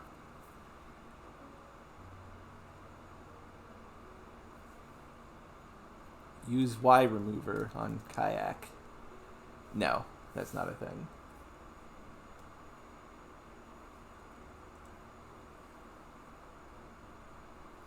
How do we unbolt this? There's a squid here. Shoot squid? No. Sorry, squid. We could turn it into British currency. We could, but I don't know. It wouldn't help, but like... Yeah. Use eye remover on squid. Wrong letter. S. S is not I, Zodi. I reset the device to S. There is a flash of crimson light, and the squid turns into quid, a British pound coin with the head of the queen and everything. This is one of the ones with the lion and unicorn on the reverse. Take quid. Use quid to unbolt. Bullard. Look Bullard. Look kayak. A green plastic boat designed to be used by one person with a paddle or oar. It's seaworthy at least for reasonable distances and shackled to the bollard for safety. Look shackle. They're firmly attached and locked with a rusty lock that doesn't look inclined to open again anytime this century. I really do compliment you folks' approach to security. Okay. Break lock. Look lock. Okay. Break shackles. Don't like destructive behavior. Sure, okay. What do we do here, Miriam? Well, it's probably something with the kayak, right? Or use D remover on bollard. I think a bowler is a thing. No, it is not. remove the L's. Yeah. Then it's a board. Oh yeah. My brain broke on what house board was spelt. With a distinct whiff of raw wood, the bowler turns into a board. It is a fairly generic plank, sort of pine by the looks of it, though constructed things tend to be a little vague on niceties such as species, and looks like it's designed to be part of a new deck or some such. And use D remover on board. With a distinct whiff of sweaty animal, the board turns into a boar. In the old days, they used to hunt these animals, and I can understand the impulse. It's like a pig, but even uglier and bristlier, with long, dangerous-looking tusky teeth coming out of both its top and bottom jaws. Okay, the boar gives us a very nasty kind of look, and then, without any provocation, I'm sure, starts running right at us. Use B remover on board. The boar... I reset the device to B. Our hand is less than steady, but I managed to wave the letter remover accurately enough. And yeah, boars aren't ugly. The boars vanish with a pop, and an oar falls harmlessly to the ground. It's a light sort of oar, almost a paddle. Still probably not the ideal thing for use with a kayak, but it'll do. Take oar. Get in kayak. North. The water stretches in all directions, but I can see off to the north where Slango's yacht is anchored, ready to bring me back aboard. It's a metallic blue shape, almost blends in with the water. If I were further around the island to the east, I might be able to see bits of the drowned city, both of the buildings that were legitimately destroyed and when the land sunk into the sea, and the areas where, during the civil dispute of standardization, the authorities dumped unwanted foreign archaeological artifacts. But here, I'm afraid, is just selfish and sand down there. North. I come around to the aft of Slango's yacht and give a good shout. With the help of a ladder and a hand up from Slango himself, I soon have the kayak stored and ourselves and our possessions on deck. Before we can really start a conversation, Slango has a rough go at us with a washcloth and a tub of restoration gel. He is determined to separate you from me before he has a real talk with either of us, and it's not until a number of swipes in that he realizes how wrong things are. Your go.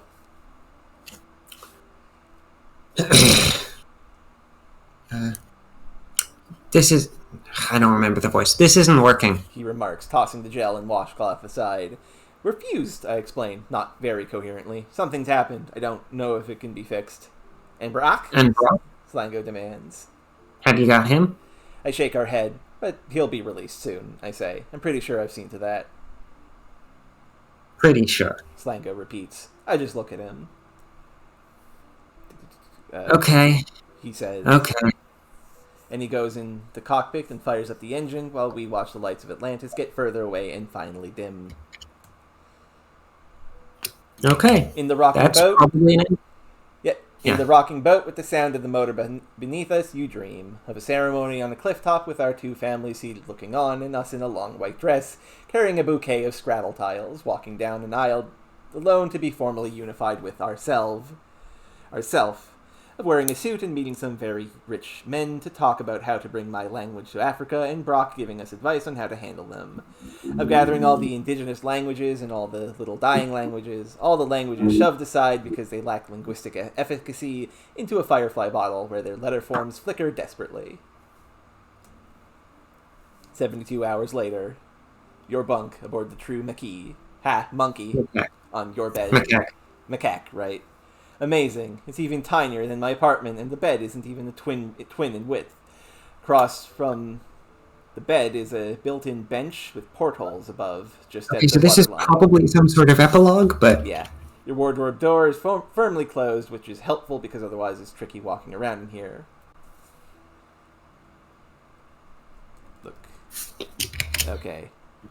I like how the directions have become AF and FP because we're on a boat.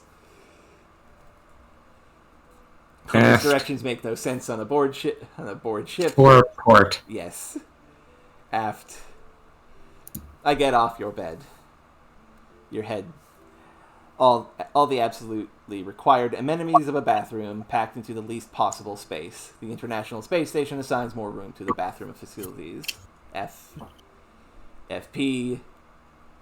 Well, I mean, that's not happened yet. That's a dream, and we're doing that to preserve them, not to because we need to preserve stuff. Okay. Dress. Get dressed.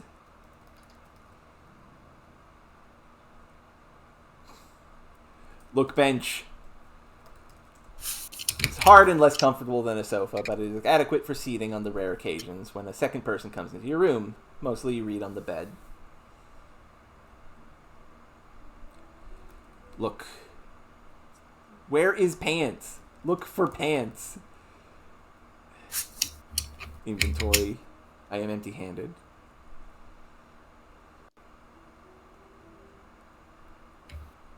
Open the wardrobe? Oh, I didn't see the wardrobe. Open wardrobe. I open your wardrobe, revealing a swatch, a wig, a bandana. With all the clothes stuff. All our things. Well, no, just the clothes ones. Well, just the clothes. And probably the rest is in the backpack. Yeah, take sundress. All? I get the sundress, bought during a vacation in Nepalia. It was tempting to look like the other tourists. Why not? Wear sundress. Yeah, fair. Take trousers instead. Take the trousers. Close-fitting and dark-colored, useful to wear when going places sneakily at night by night. Wear trousers. Put on the trousers. Take turtleneck. Yep. It diverts attention. Wear useful. turtleneck. Yeah, wear turtleneck. Put on the black turtleneck. And FP. Galley. Smaller than the kitchen in a comfortable house, but carefully and elegantly fitted with an electric stovetop, a convention oven, microwave, a tiny refrigerator, a sink, enough in short to serve the crew of 3 on long trips. I guess even the fairly big boat is still small on the inside, eh? There's even a little washing machine for items, too big to hand wash in the sink. Neat. Read newspaper. It's the Charred Farmers Daily from Atlantis. A huge headline is splashed across the front. Referendum announced! The picture on the front shows the Atlantida statue decked out with lights like a Christmas tree and people posing next to her for pictures. My father has been promoted, apparently, to something called the Provisional Committee for Orthographic Reform. He is quoted as saying that the amnesty for cold storage prisoners is an important step forward. Of course, government by citizen referendum brings in its own problems, and further constitutional work may be needed if we mean to bring Atlantis in line with the European Union. Slango comes in, with Brock behind him. Bad news. We're gonna have to split that payout 3 ways instead of 2. The new Atlantida has a perverse sense of humor. She express-mailed Brock to Mallorca for us in rock form. Brock bends down to massage his right thigh. Turns out I'm not comfortable having spent the night in a cardboard box, even if you were petrified at the time. Things to know and learn.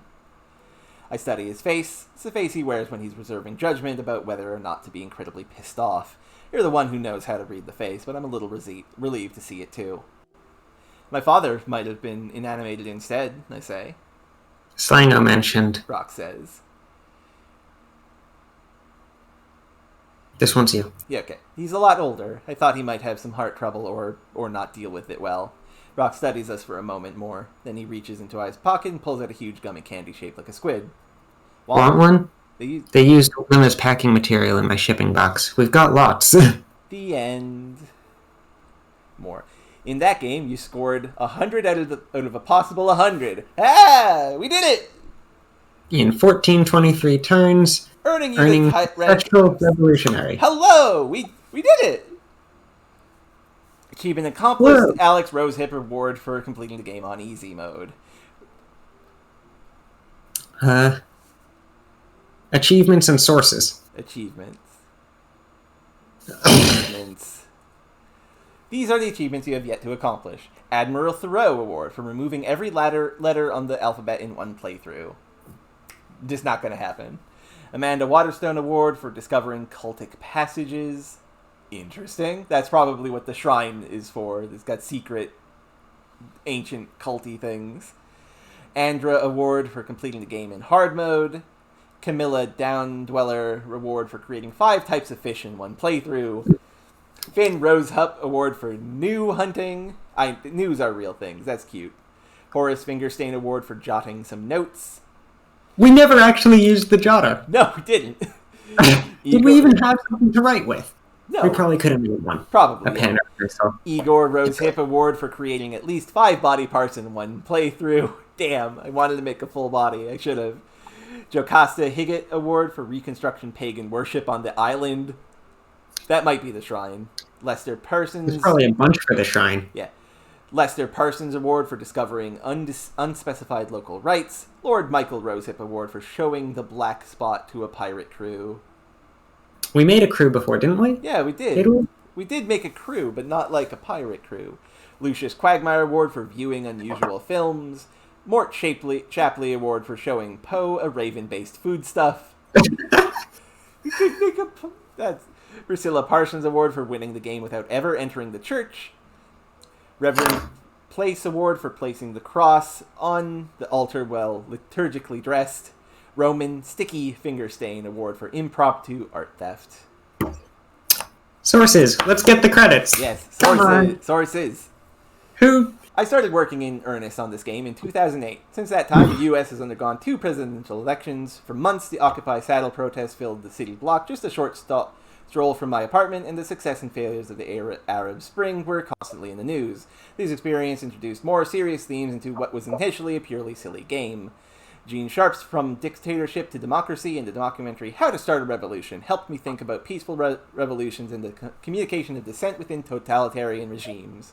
The history of Atlantis as a colonialization mirrors that of nearby Gibraltar, on the theory that the same powers would have been likely to take an interest. Wikipedia supplied most of the potted history I used for this.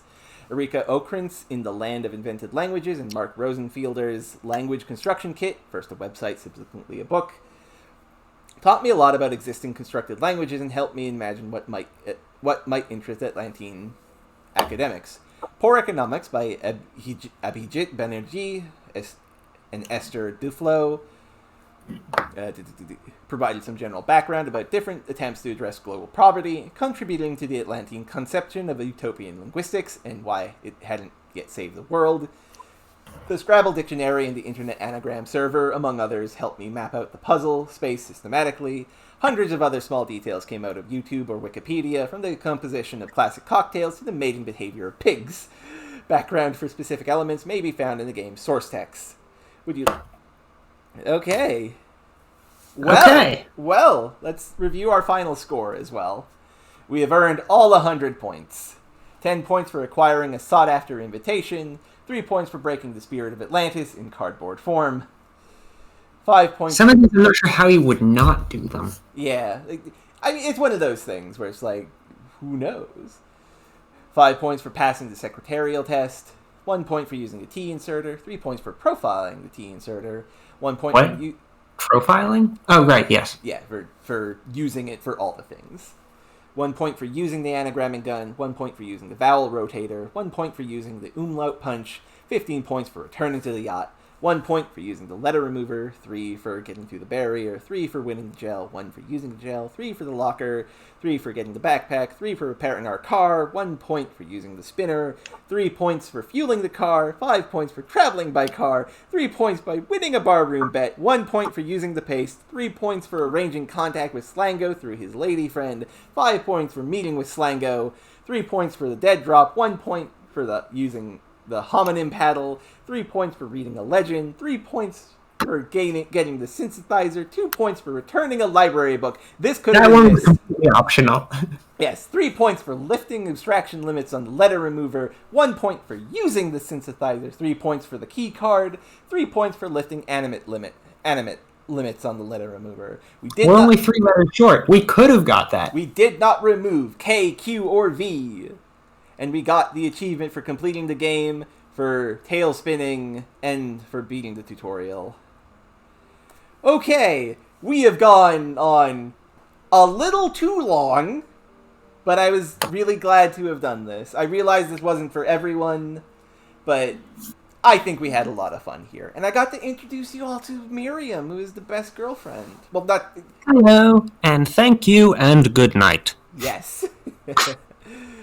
Yeah, we're gonna call it there. Next week, something a little less brainy. We're gonna do some Power Rangers, everyone. Bye. Bye.